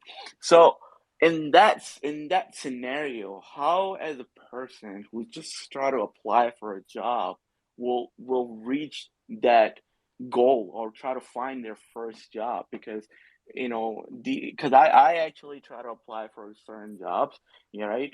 And they were like, oh, you need four to like, even though it says like entry level, but then they're always like 3 to 5 years. Now even though it could be a error from the system that they're using, but then that ATS system will be built on top of that will filter it out completely. So how can we approach in that scenario? That's a great question. I will I will answer in couple of methods, and I see that Dave has his hands up as well. So let me quickly wrap up my answer. Three things that I will add. Um, Number one is more applications, right? The only thing that is in your control is to apply more. If you apply 10 every day and so on, right? So more you apply, more chances you will get interview, more interview you will get, meaning more chances you will get a job. So simple funnel type answers. The second one is trying to trick this ATS with adding more to your resume, probably not a good idea because in the interview they will catch it, they will talk about it. And Mike has there's somebody named Mike, he has recently posted something which resonated with me, that if you put something in your resume, did you not think that I will ask about it? So that's a second thing. Don't try to trick that.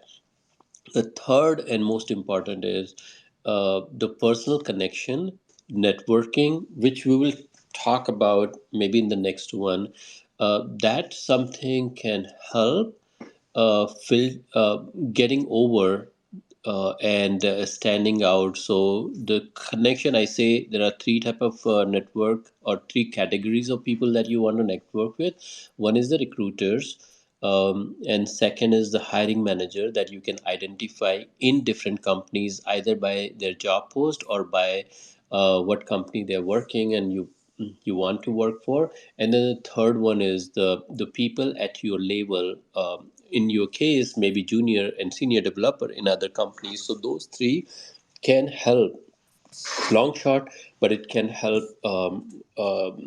helping you getting the job interview. So those are the three responses that I will say. Funnel type approach, more applications. Second is not to trick ATS by adding more because that can get into trouble. And third one is building the connection. With that, I will hand over to Dave. So I just want to know who asked that question. Sorry, I wasn't looking at the It was space me. screen. It was me. What, but Yes. okay. Um, yeah, like earlier on, we were speaking about actually having projects that had real value for real people. I think that's one of the parts to stand out. But I think like the system is the system and the game is the game. And, if there's a normal linear approach to applying for a job, well, you can't really game that system. You're going to be punished for that. But I think too often people look at it like that's the only route. They look at it like there's two options. One is apply to an application that's public or spam people with an email that says, "Hello, I'm a developer, please pick me." And I don't feel like that's the only way is to do it. It's like if there's companies that you really want to work with, get to know those people, have conversations with those people, message those people, share content that's relevant to them. If like Twitter is amazing for search, and somebody described Twitter recently as it's LinkedIn's living room. The people that are on here are still the same people that are on LinkedIn, but they're on LinkedIn and they're very professional. And I won't run a company worth hundreds of millions of dollars, and they're just on Twitter shooting the shit and they don't have that many followers. And I'd be looking at those people that are on LinkedIn, running those companies, and searching for them on Twitter and going through their timeline and seeing what their opinions are on stuff, seeing what they talk about, what they're interested in. Because again, they're humans. How can we get on their radar? And it's really interesting. Like if you can get on somebody's radar for something, and I don't mean disingenuously, I mean actually finding common points of connection. Like it's kind of like dating in a sense. You get the more interactions you build up, the more rapport you build up as well. So I'd be thinking outside the box, still do the normal application process, but like you said, the 3 years or 5 years experience, ignore that. That's like just what everybody puts on forms. They just have a template, they just drop it in.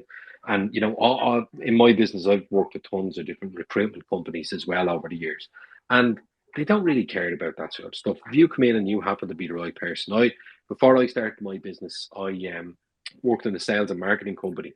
I had no sales and marketing experience whatsoever. I put that on my CV to be very clear about it. I sat down with the owners of the company and I explained what I'd done before that. I explained what I'd done in my spare time.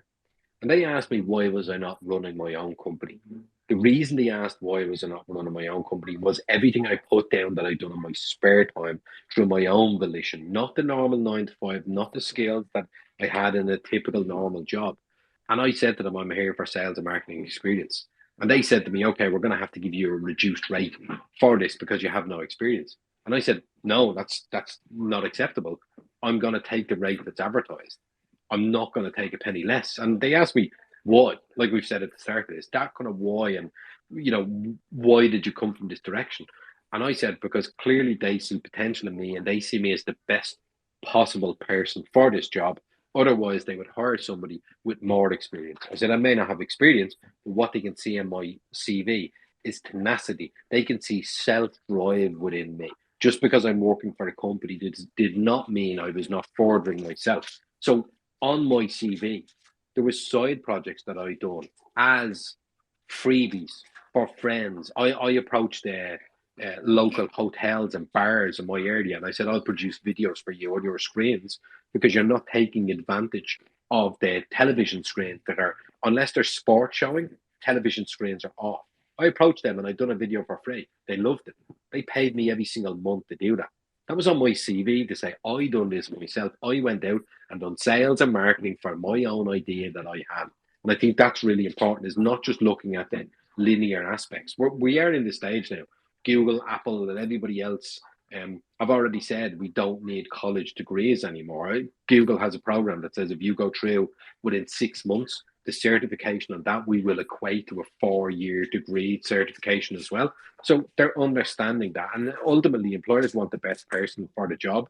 Unfortunately, it's difficult if you have 1,000 applicants, you need some filtering mechanism. So whilst you may be the best, it's an easy filter to say, only show me people with 5 years experience. But still apply for it, because the people with 5 years experience, there may not be that many, or they may be terrible applicants. It's not the only part. It's sometimes just put up there, but I would still apply for those. But I would be thinking outside the box. How can you connect to those people? One of the best things that I think everybody should be doing more of is they should be creating their own content.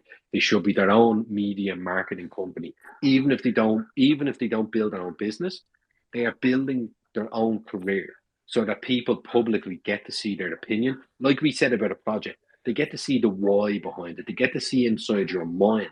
And that for me is really important. As an employer, if you said, here's my skills, and I went, great, and somebody else came along and said, I have the same skills as this guy. I have a blog here that I've been writing for the last 5 years about my journey to get to this point right now. And it's all about development and all about coding. And it shares all of these passion projects that I've done for non-profits and charities and local sports clubs and stuff like that. And while I was learning, I was trying to put my skills to use to help. Okay, you have got my attention. What was that other guy? You don't even remember that other guy.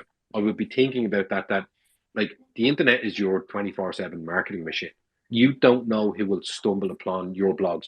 I've a blog on Medium, I think maybe 6-7 years. I think it's called something like Atomic Naming Conventions for Coding Sanity, right? Really, really random name about how I built my own atomic framework, and spoke to Brad Frost, who coined the term of atomic coding. And he is a book, and he's done a lot of consultation with big companies. I just reached out to him and sent him a few emails and said, "Can I pick your brain on this?" And I have a quote in there from that. But that blog has got noticed tons of times. I've got messages from people. I'm not looking for a job, but I've got messages from people saying, "I really like that approach. Can you tell me more about this?" Now multiply that by like 50 over the next year of you adding stuff in and adding stuff in. I think that's really important. You'll also get, like, you may find somebody today who follows you, who likes what you wrote. That person might be in a position of power tomorrow. Somebody could be your fan today. Like, I have a friend, we started business at the same time. His business unfortunately shut down, but he became a director of another company. He called me up. He said, "We need you to build a website." I said, "Great. What's the plan? What's the budget?" He said, "You name the budget." And I said, "What do you mean?" He said, "You supported me in my business, and I'll never forget that. Come in, do the project. I know you're going to do the best project possible. I know you're not going to charge crazy money, but I want you." And he actually said to me, "I want you to put an extra 15K on the top of whatever you come up with for this project as a thank you for what you've done for me in the past."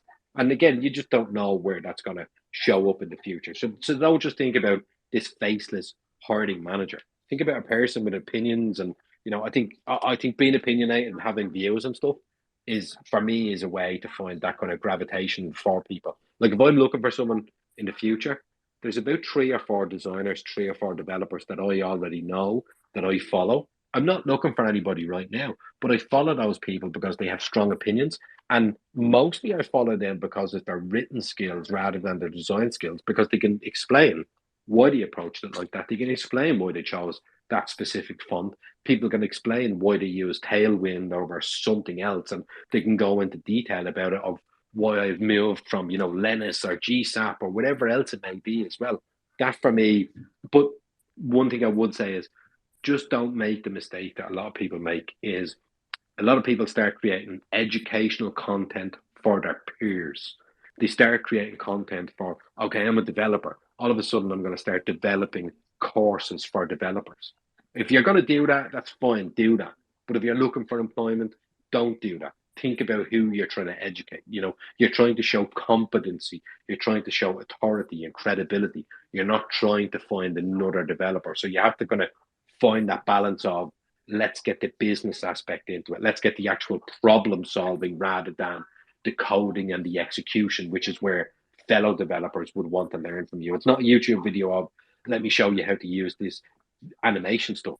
It's a YouTube video of let me explain how animations have been beneficial to this client to improve their conversion or something like that. Does that make sense? 100%. Oh my God. You literally speak what I'm currently doing, majority. I mean, I actually, Beautiful.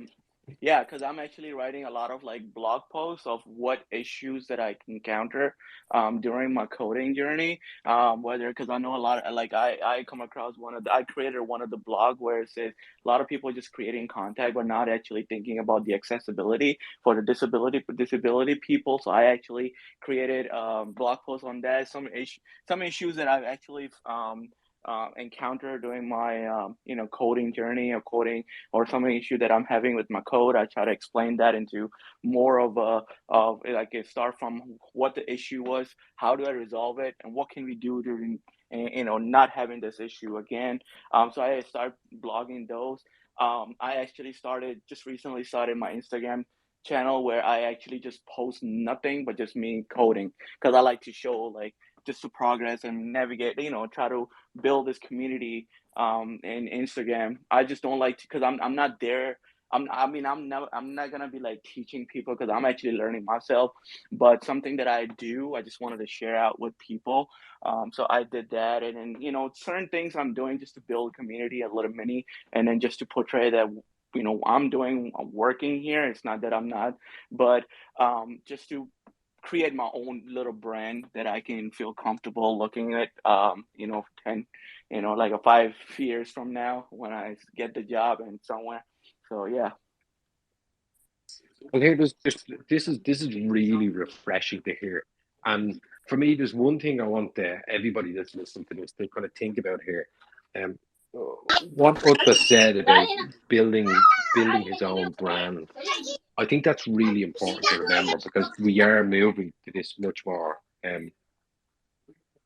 we're moving to this much more individualistic, expressive phase of the world and employment as well. And if you're producing content in public, that's what you want to do. You don't want to just have all your skills that are only shown for each job interview and only shown for any, internal company work. If you can show your competency and you can show your journey, you're also going to get other people who become fans, followers, audience.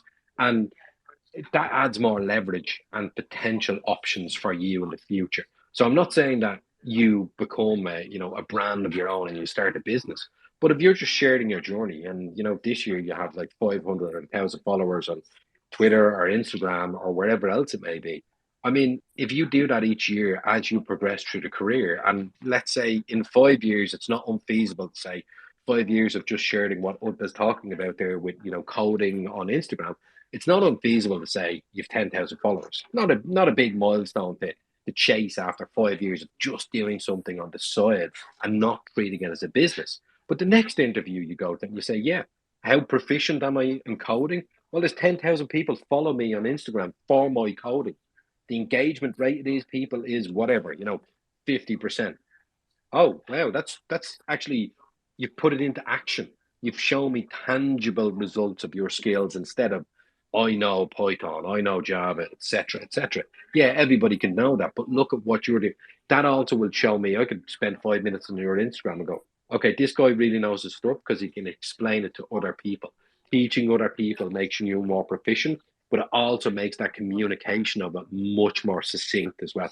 I could not recommend enough that people think about the the repurposing of what we do and proving our value in a more public forum than just thinking about anything behind closed doors. You're getting double benefit. You have something public, whether it be a blog, Instagram, Twitter, that you can show to an employer, but also you're building connections with like-minded individuals, possible future employers as well. And that for me is like you're doing, you're doing two jobs with one effort behind that. Could not recommend that approach enough.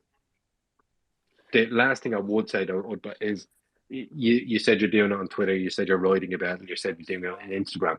The only thing I've seen with a lot of people is the potential to dilute your focus or to potentially burn out from creating too much and chasing. And what sometimes can happen is then when we don't have that time, we could just repurpose the same content for all of the same networks and just kind of drop it out and have the same. There's no kind of incentive. Why would I follow you on Instagram rather than following you on Twitter? Do you care enough about each individual audience? So if anyone's starting on it, I would definitely recommend to master one medium to start with, because you can make all the mistakes and figure that out, and you could then transfer some of that audience, but mostly you can transfer those skills over to make it much quicker.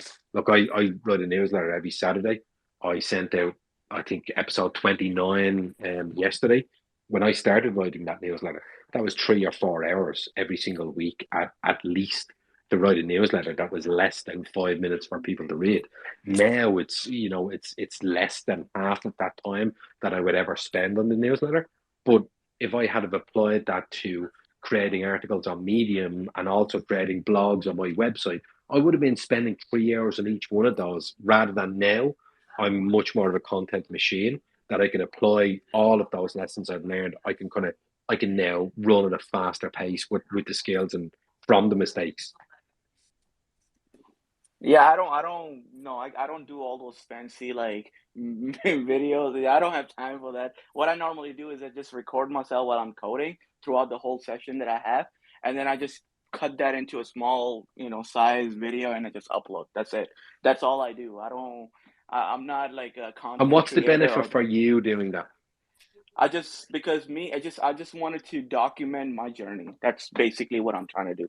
Just document my journey. I really don't care about followers, following. If someone want to follow, that's fine. It's just I wanted to show, just to appreciate myself. Like, hey, I'm coding. I'm reaching somewhere.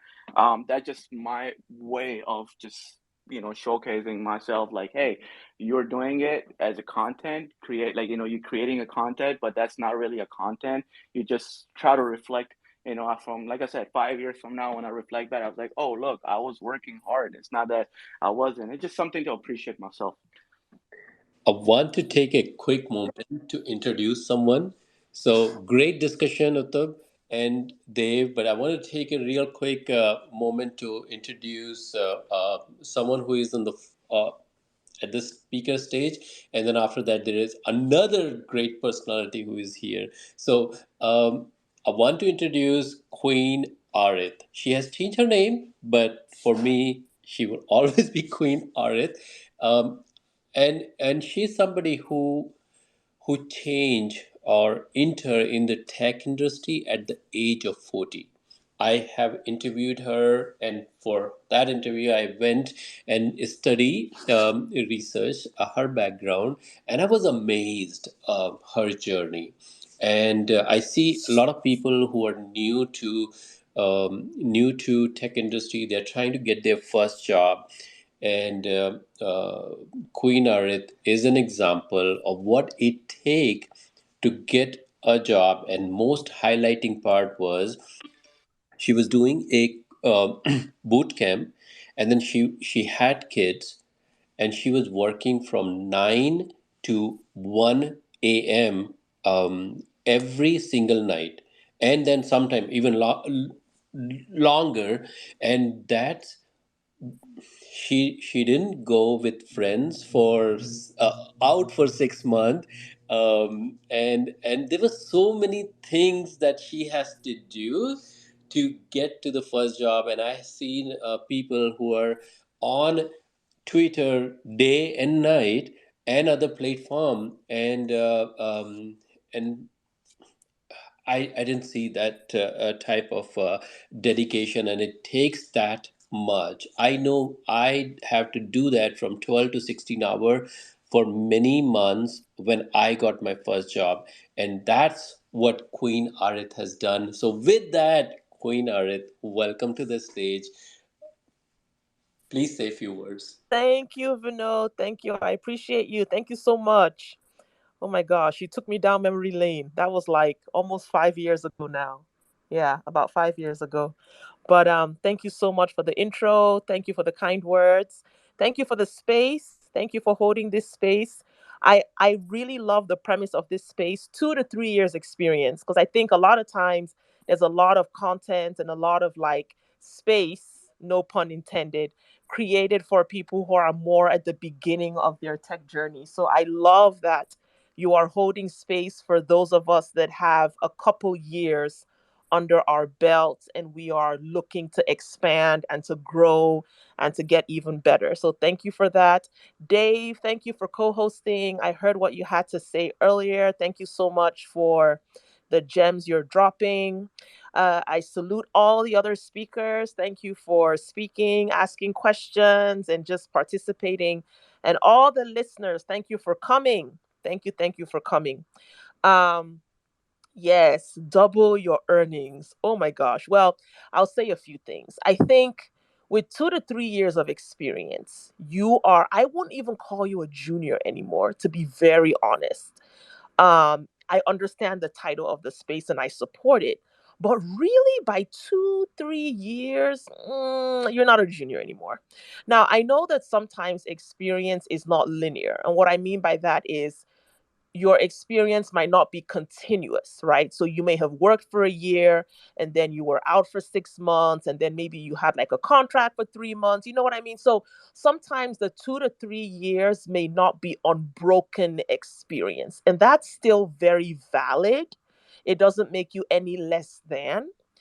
I think with 2 to 3 years experience, you are at a point where you can be trusted with a lot more than when you first started. Typically, when you're first starting your career, you need a lot of guidance, you need a lot of guardrails.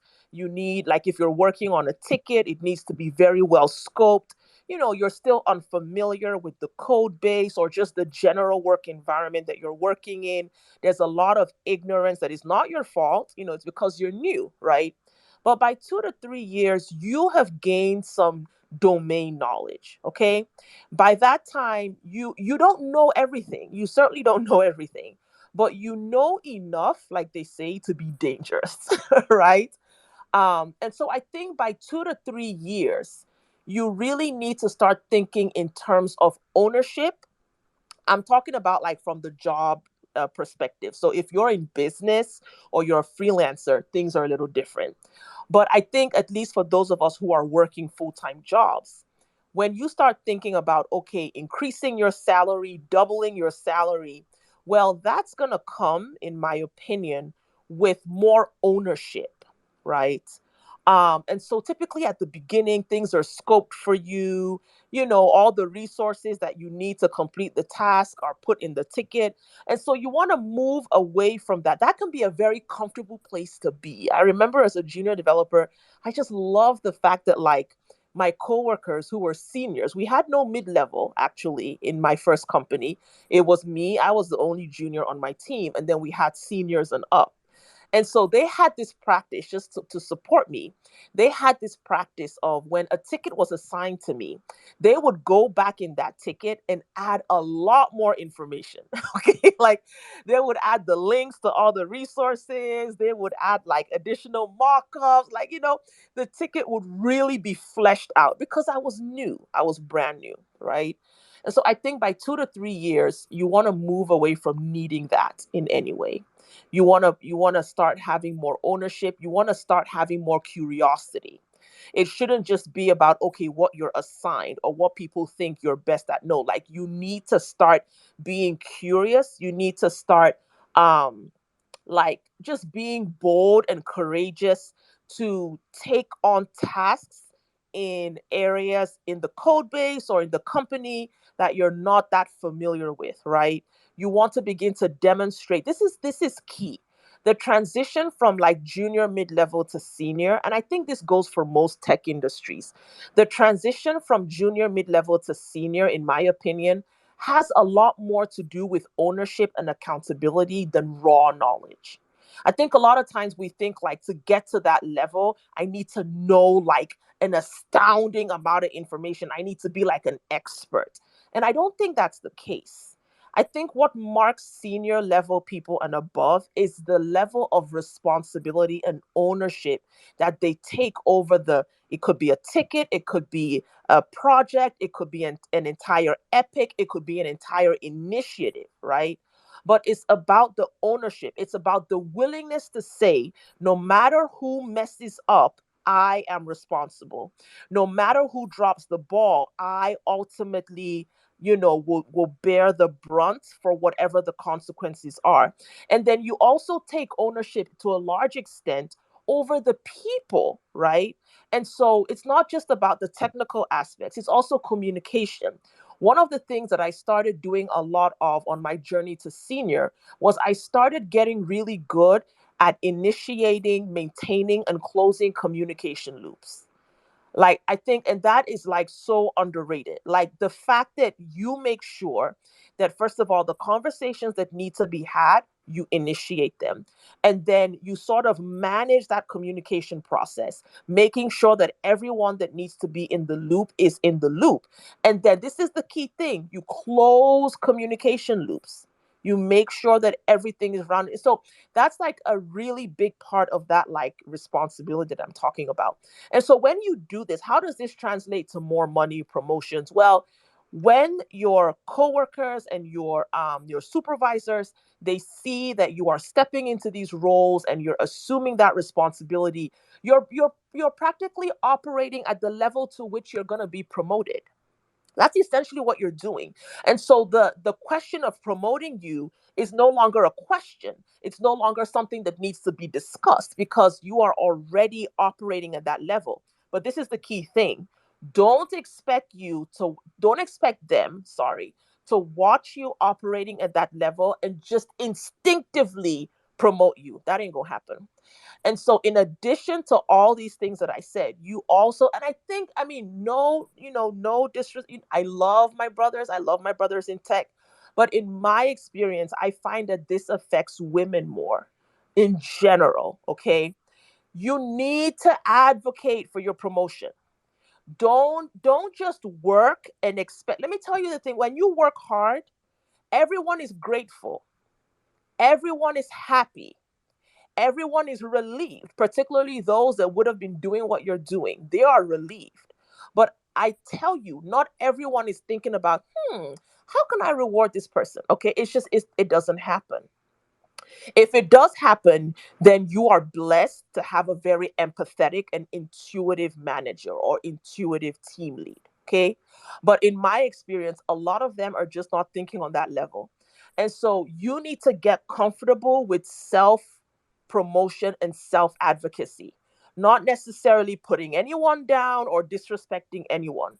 But you have to get comfortable with making the fact of what you're accomplishing known in the company. You need to, whenever you have your one-on-ones with your manager, or whenever you have your skip levels with your manager's manager, you need to get comfortable talking about your ambitions and your goals and the concrete things that you're doing to get there. Not necessarily every meeting, but I would say every third meeting. Okay. Because you want the fact of your ambitions to be front and center in their minds. That's what I had to do to get to senior engineer, which I am now about 4 years in, right? That's what I had to do. I couldn't just sit back and expect that, oh, they would recognize all my hard work and they would reward me. No, no. And I've seen a lot of people like who deserve these promotions and deserve these positions not get them because somehow they believed they would just be noticed, right? So that's something I tell everyone who cares to listen. Don't Self promotion and self advocacy is not pride. Okay. I think pride is when you knock people down or put people down in order to get ahead. That right. But just purely just the way you're, like you're supportive of people, you also need to be supportive of yourself.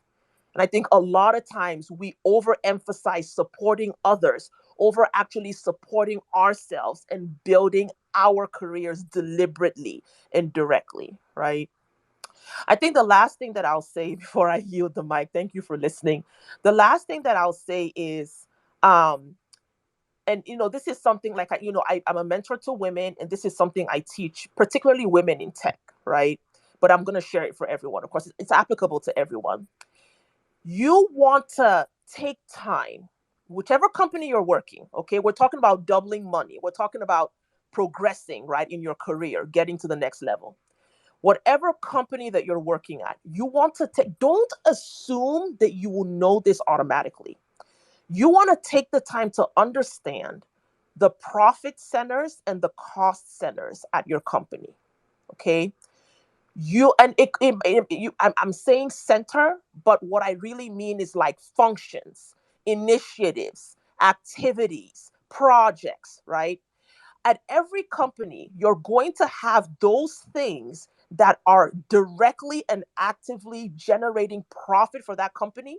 And you're going to have those activities and those priorities that are more of cost centers that sink the company's money, not make the company money. Okay.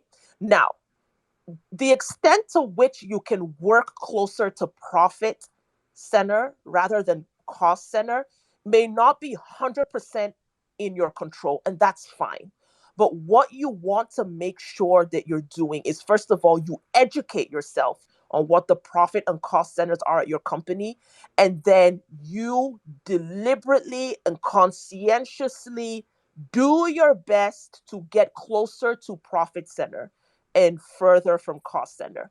Most of us will be working on a mix, okay? Most of us, right? It's very rare that like you're purely cost center, profit center focused, right? It's actually much easier to be cost center focused purely than profit center. I think that's the trajectory that doesn't have as much resistance, right? The reason why this is important is because when tough times hit, the people who are contributing to profit center are always more valuable than those who are cost center. And that's just the truth. Okay. And even not just even in tough times, even when it comes to like deciding who gets promoted by how much, who gets the raise and how much. Okay. Like all those things matter. And in addition to just money, when you have a track record of augmenting the profit center of a company, that's a really good track record. That's something you can turn to gold when you head for your next position. I think it's common knowledge that it's easier to switch. If you want a big jump in salary, it's easier to switch companies, switch positions than to look for a raise. Typically, your raise is going to be 3,000, maybe 4,000. By switching roles, you could go up as much as 30. Okay. And so, in my opinion, I think when it comes to money, I don't think it makes much sense to try to get that money at your current role. I'm not saying don't go for your raises, but I think it makes more sense in your current role to focus on competence, focus on expertise, focus on domain knowledge, focus on becoming expert in some defined areas, focus on becoming a subject matter expert, and then you use that to get your next big role with your next big pay bump. That's kind of how I think about it, right? Because there's a limit to which they're gonna like bump your salary at the same company, in my opinion. Yeah. So the profit center and the cost center thing, I think a lot of people just assume that they know. Please don't assume that you know. Ask your manager questions, ask your coworkers, ask your supervisors. If you can even get into the room with some VPs, like ask questions and really get like an accurate lay of the land when it comes to what generates profit at your company, and then just make your way as close as you can to those activities and those priorities, right? Because you end up building a really strong track record that you can use to negotiate your next big payday with your next company, and all of that. Yeah, okay. I'm going to shut up now. Vinod, thank you so much for having me. Thank you, everyone, for listening. I yield the mic. Thank you. Oh my God. So much value. See, this is why Queen Arith is queen. This is why. Um, I want to add couple of more things. When I said 40 years, it's actually 38 years when she entered into tech industries. I want to add couple of things. If you don't follow her, please do so. She has one-on-one coaching.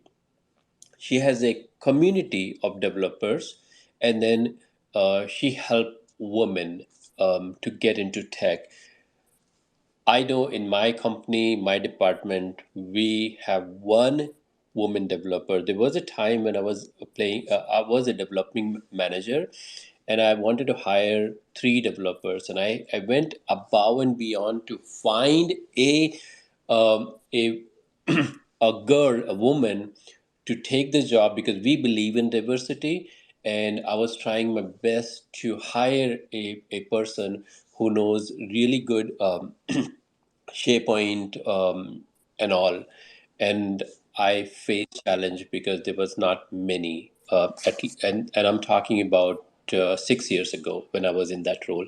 So Queen Arith help women get the job. I mean, mentor them and then help them get into tech. And not only that, once you are in tech, she has the ongoing mentorship, just like how she was talking about how to create visibility within your department.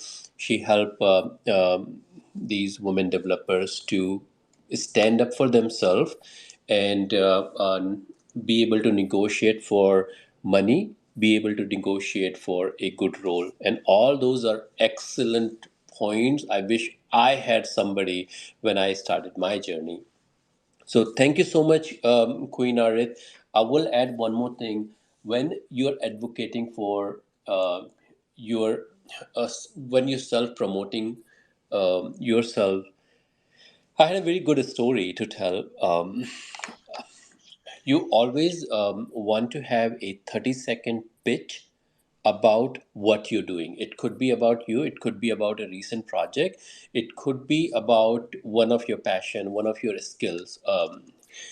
That relevant to your company or whoever you are talking, especially in hallway conversation. I know many people are working remote right now, but when you're in office, there are a lot of opportunities for these hallway conversation where your escape level, as Queen Arith mentioned that, and also people from another team who will interact with you, manager, director, VPs, anybody. And then if you have that 30-second pitch about you or your work, that will be very handy, because more often than not you will see them, you will say hi and they will say hi, what's going on, what you're working on. That will be your opportunity to speak that 30-second. If you grab their attention, you get another 3 minutes, because they will say, tell me more, and that's your opportunity to tell the entire story. And that's where I will tell one of the story that I have. This was my second job, software job. I was walking the hallway, and one of the director just randomly asked me, "Are you new?" I didn't say yes. I only was there for 2 months. And then he asked me, "What's going on? What's you working on?" And I said, "I'm writing this VB program or something." I think it was VB program, VB6 program, that open Excel, take the data from a SQL server and this Excel file, and it populated to create a report. And let me mute. Oh, I don't have an option. Okay, Tom muted. So I shared that less than 30 seconds. He said, "Tell me more," and I told more, and he wanted to see an example, running example. So we went to my desk and I opened it, and it was fancy. It opened an Excel, and it entered the data in cells, my program, and then it color coded.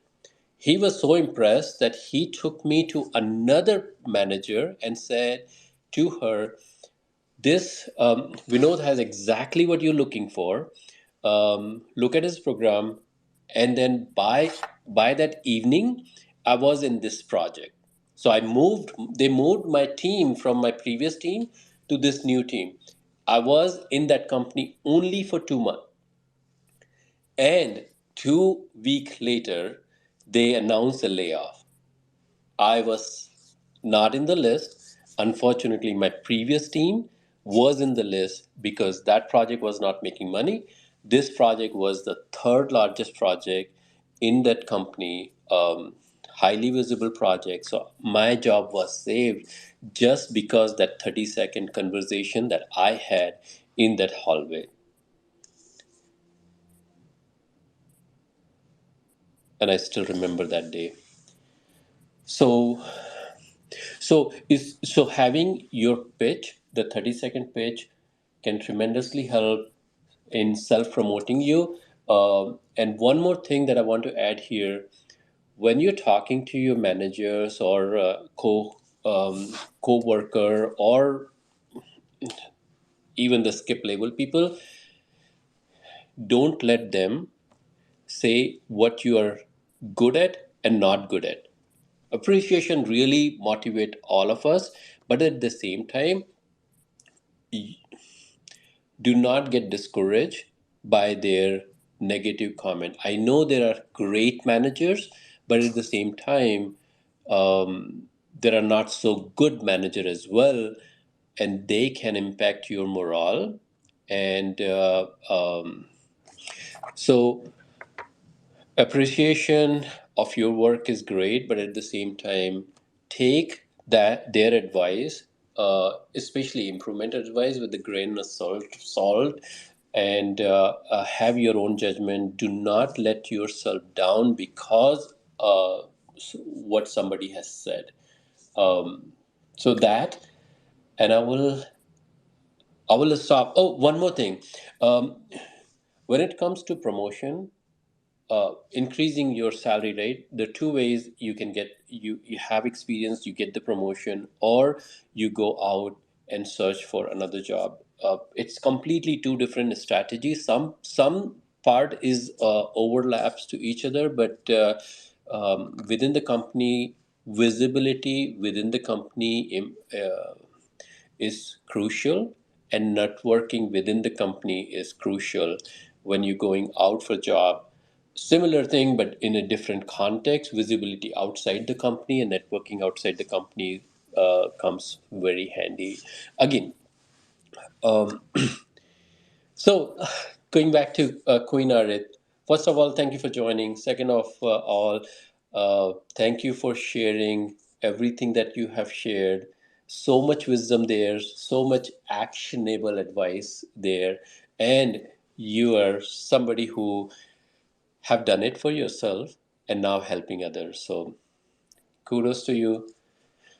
I was telling that I'm an introvert, so when I speak a lot, then I need 30 seconds to re-energize myself.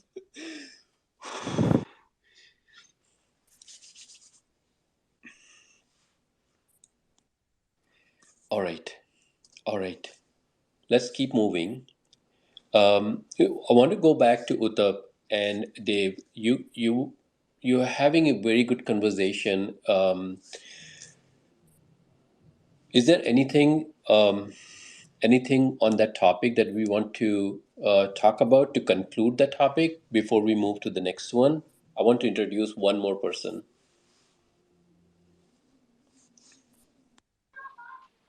No, everything was said clearly, and then I got all the answers from Dave, you, and especially Miss. All right, I follow her. I remember joining the first space, and she was there, and man, oh man, she can drop. Like literally, she can drop a mics, a bunch of mics, like at once. She is amazing. Y'all should follow her. I actually follow her. I actually get a lot of advice from her, and she's amazing. Second thing is, yeah, Dave and Vinod, thank you for hosting this space. Y'all always, I mean, that's the first time I spoke to Dave, but Vinod, thank you so much. Dave, you are amazing. Whatever advices with scenarios and example that you gave, I'll definitely gonna follow that for sure. And I'll do some research on it and then, get to where I'm supposed to be. Appreciate you guys.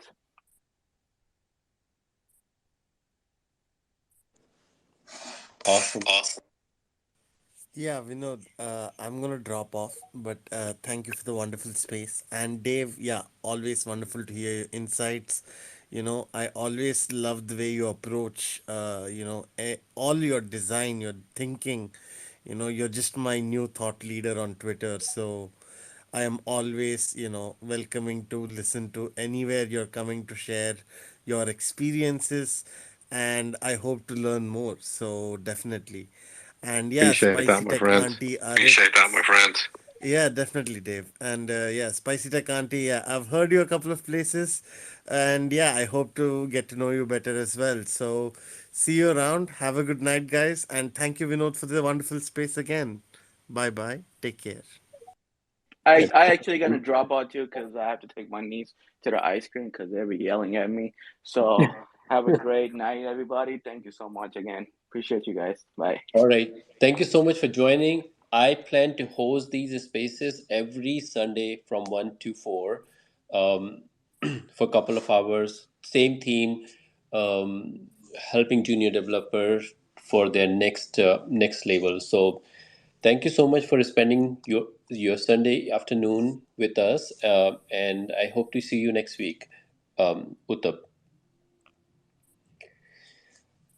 All right, all right. So I want to introduce somebody. Everything metaverse. So I I started first space. Well, she's not a speaker, so I would just say the thing. So okay, all right. Before I do that, real quick. We're talking about a junior developer who has 2 to 3 year experience, a strategy to double their income, as in there are multiple drivers at this point. You have built the foundation, and then the driver could be a bigger company, a bigger role. It could be a bigger salary, and it could be the mission, or aligning yourself to a company that align to your mission and vision and all. So there are multiple factors that can play, uh, but most importantly, by 2 years you have the foundation and you're now ready to go to this next level. This is what we are talking about. We have covered couple of areas, understanding the market and the skill set and project, and I think we keep it to that for today. um, and then we will start wrapping up. I have somebody on the stage. Everything metaverse. Please feel free to grab mic. I wanted to give you a few minutes to talk about everything that you do, and anyone else who want to grab the mic. It's an open mic, open a space. You request and you will get it.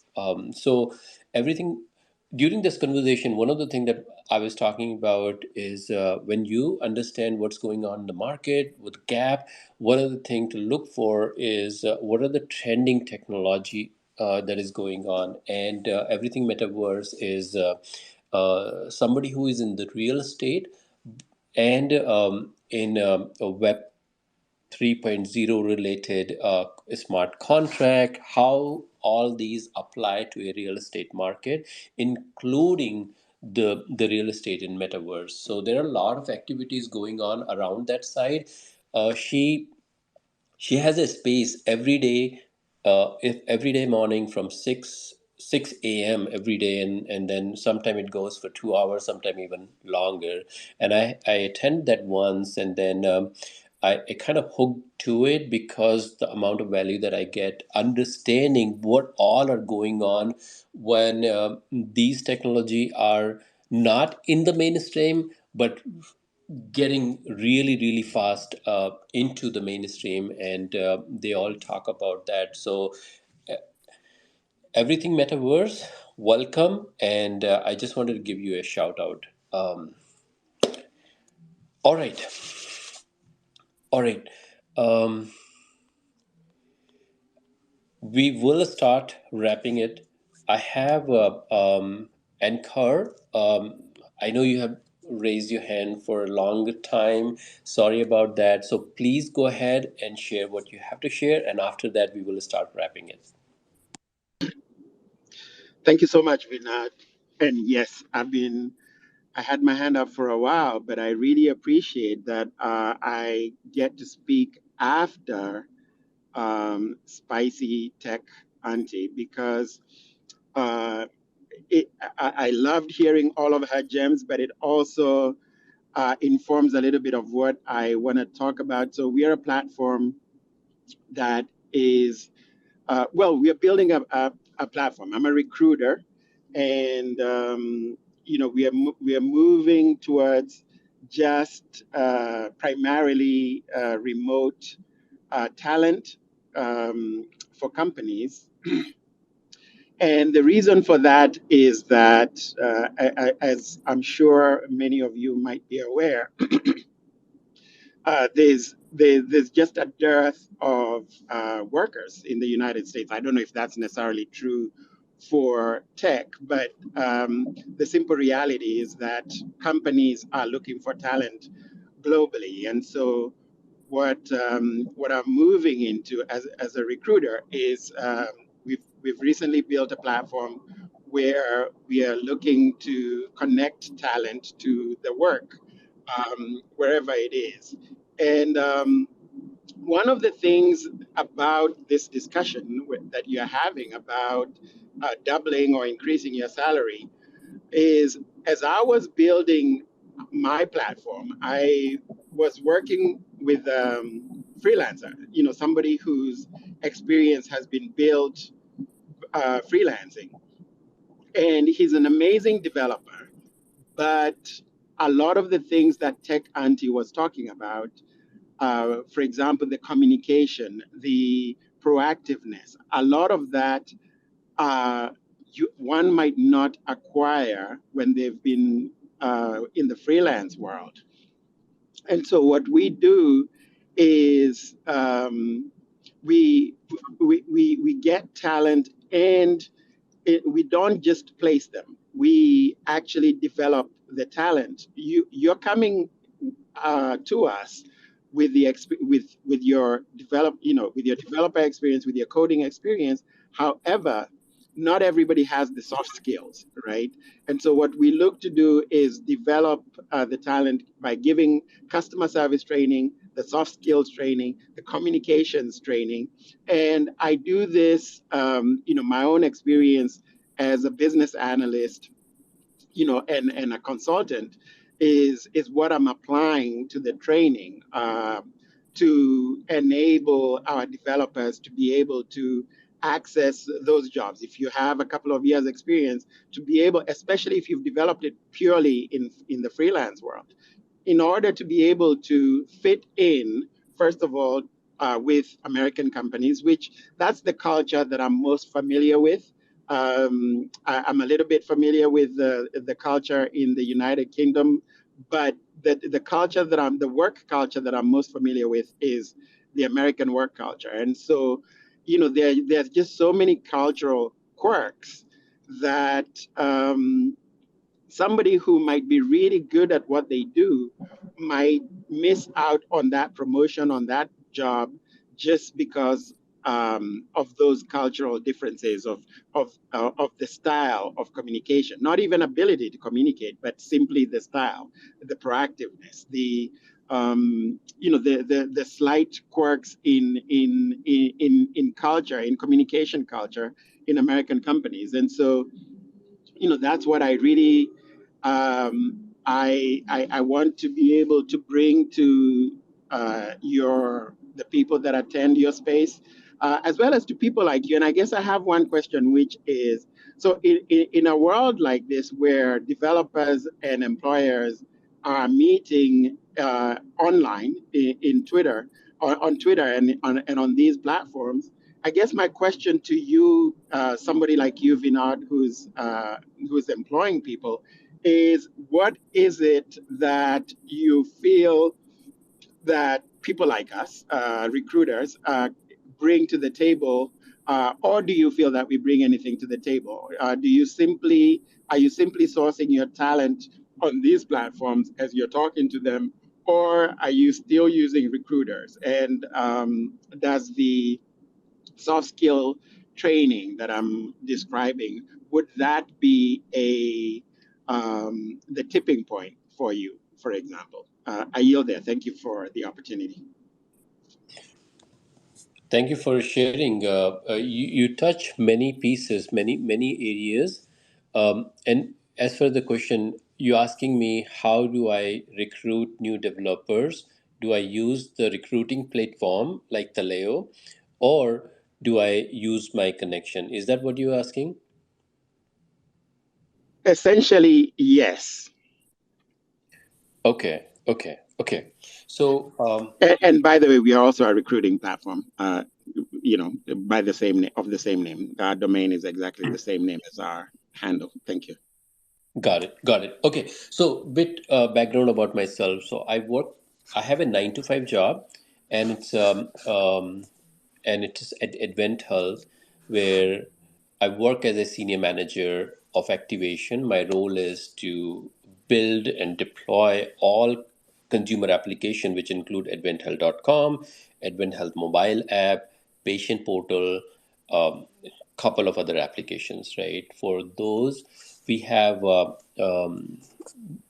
process is this. Number one, we have an internal recruiting team who help in the initial round of recruitment. So if I have a new position, they will try to source it from number one, whoever apply to our job site, which is like our company website, adventhealth.com, plus the job portal, and then the back end technology is Taleo from Oracle, which again integrate to other systems. So first source is whoever applied to that. Second source is our own internal recruiters who goes to LinkedIn and different other places, plus their own database to bring to source some of them. And then third one, if I cannot find the right candidate in like 3 to 4 weeks, then we engage. And then we at that point we engage the external recruiter, which are like we have the contract and they went through a BBA agreement and all. So that kind of what I use. This one, Twitter, I do not use it for any of my 9 to 5 job, but in LinkedIn, I do use some of the referrals, some of the sharing of those links and my context and all. So that's kind of what I follow.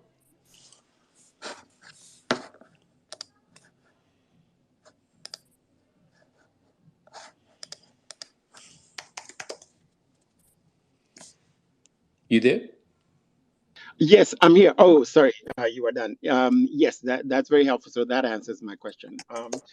That's it. That's the only question I had. Thank you. Okay, awesome. All right. So we're gonna start wrapping it up. Uh, I'm very happy that I arranged this space and so many people have joined. I want to thank each and every person who have joined this. Um, it means a lot to me, and I hope that we have provided as a group value to every one of you. I plan to host this space every Sunday from 1 to 1 to 4, but looks like I today was like 5:30. So I plan to do that. Um,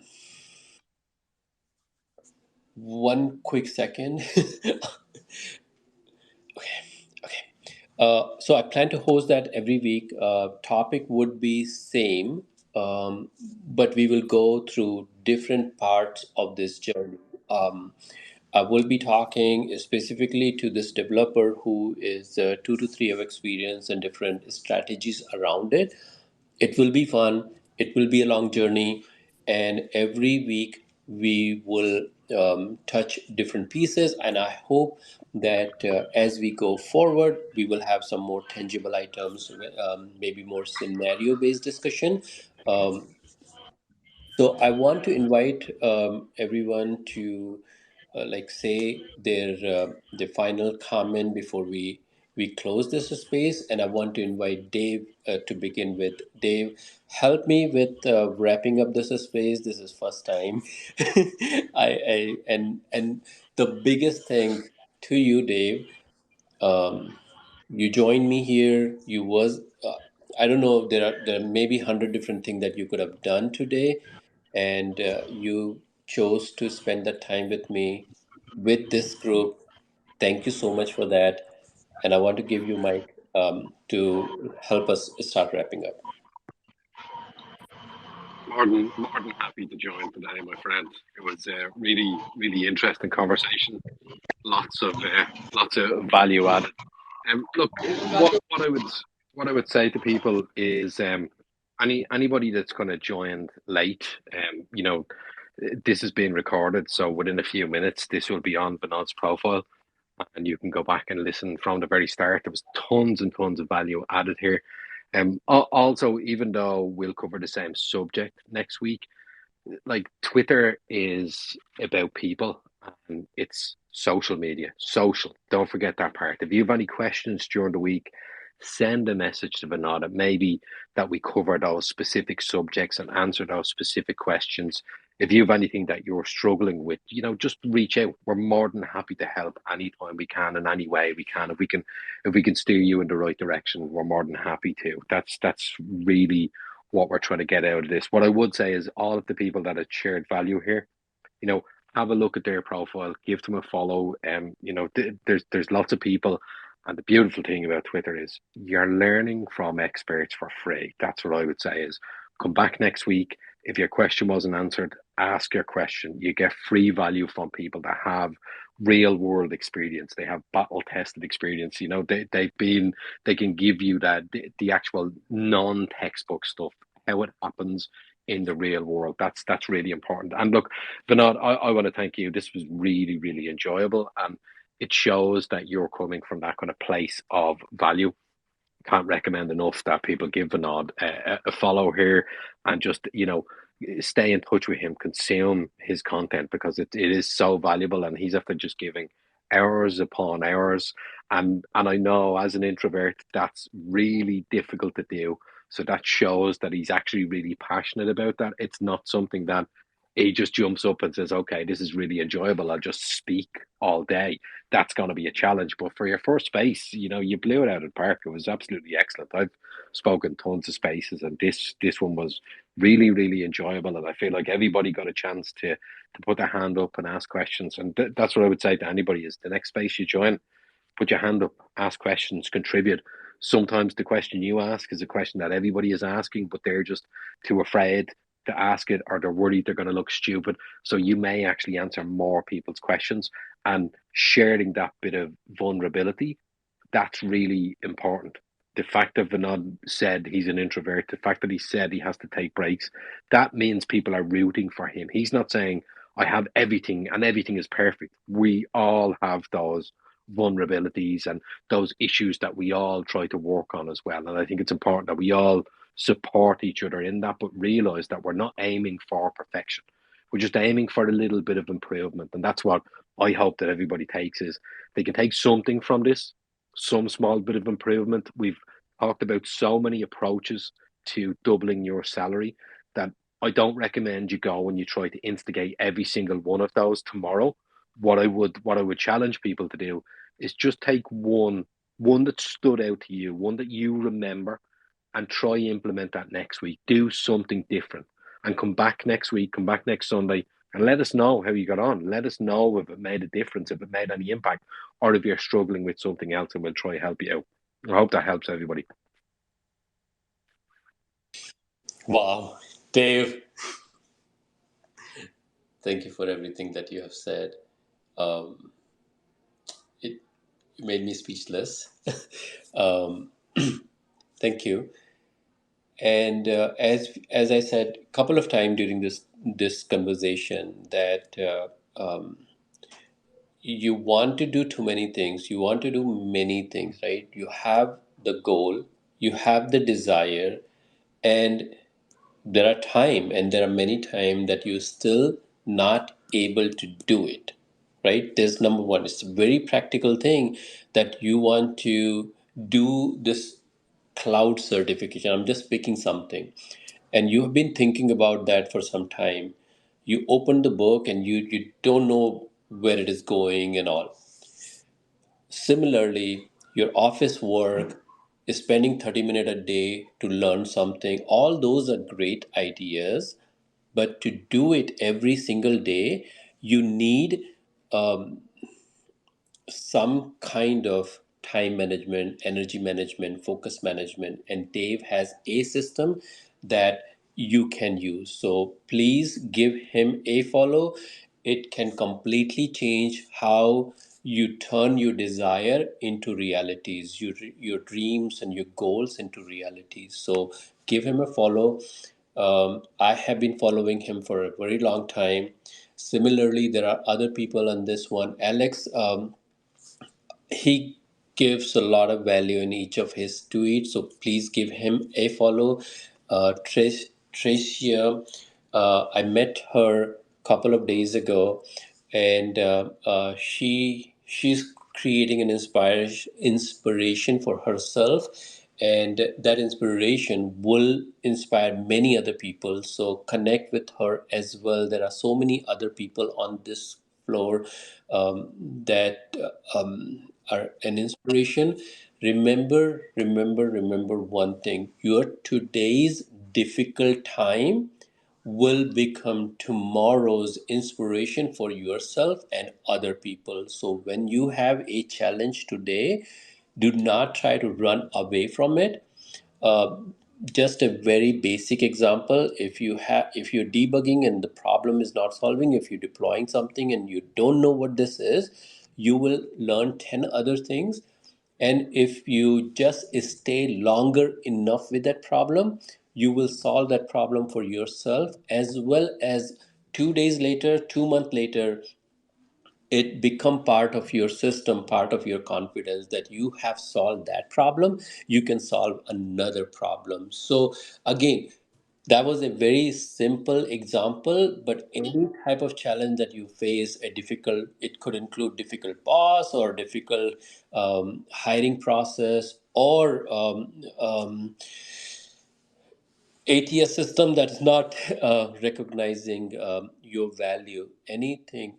As you encounter those problems, as you overcome those problems, it become part of your confidence system, and it become part of the inspiration for yourself and then for others. So with that, I want to ask if any of the other speaker want to say any closing remark.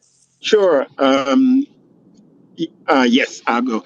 Thank you so much, Vinod, for this space. Thank you, Dave, as well.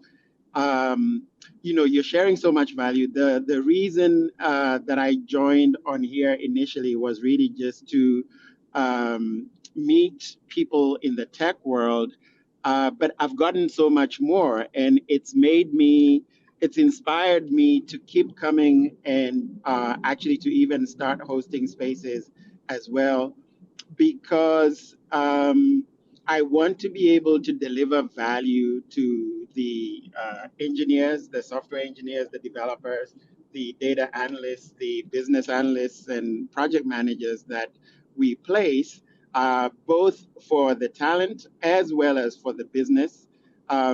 we believe in growing talent, but we also believe that the reason for growing the talent, as much as it is for your development, it is also to be able to grow the businesses that you are going to work in. And it's inspired me to, to just keep coming and learn a lot more about the industry that I'm looking to service. Learn the language, learn the and when I say language, I mean the jargon. Learn what employers are looking for, and also learn what the talent, what motivates the talent, what drives the talent. And amazingly, as many things as I have said, all of that is inspired by this space and spaces like these. So you guys are delivering real value. I greatly appreciate you, and keep it up, keep doing it. It's amazing stuff. Thank you. Thank you, Incur. And with that, once again, thank you so much, Dave, for being a excellent, incredible co-host to me. And thank you each and every person who have joined. We will meet again next week at 1 o'clock. I will download this recording and post on my YouTube channel as well, so you will have it. I believe I can transcribe as well. So with all that, please once again follow Dave, follow other people, and then with that we will close today. Thank you so much, everyone, for joining.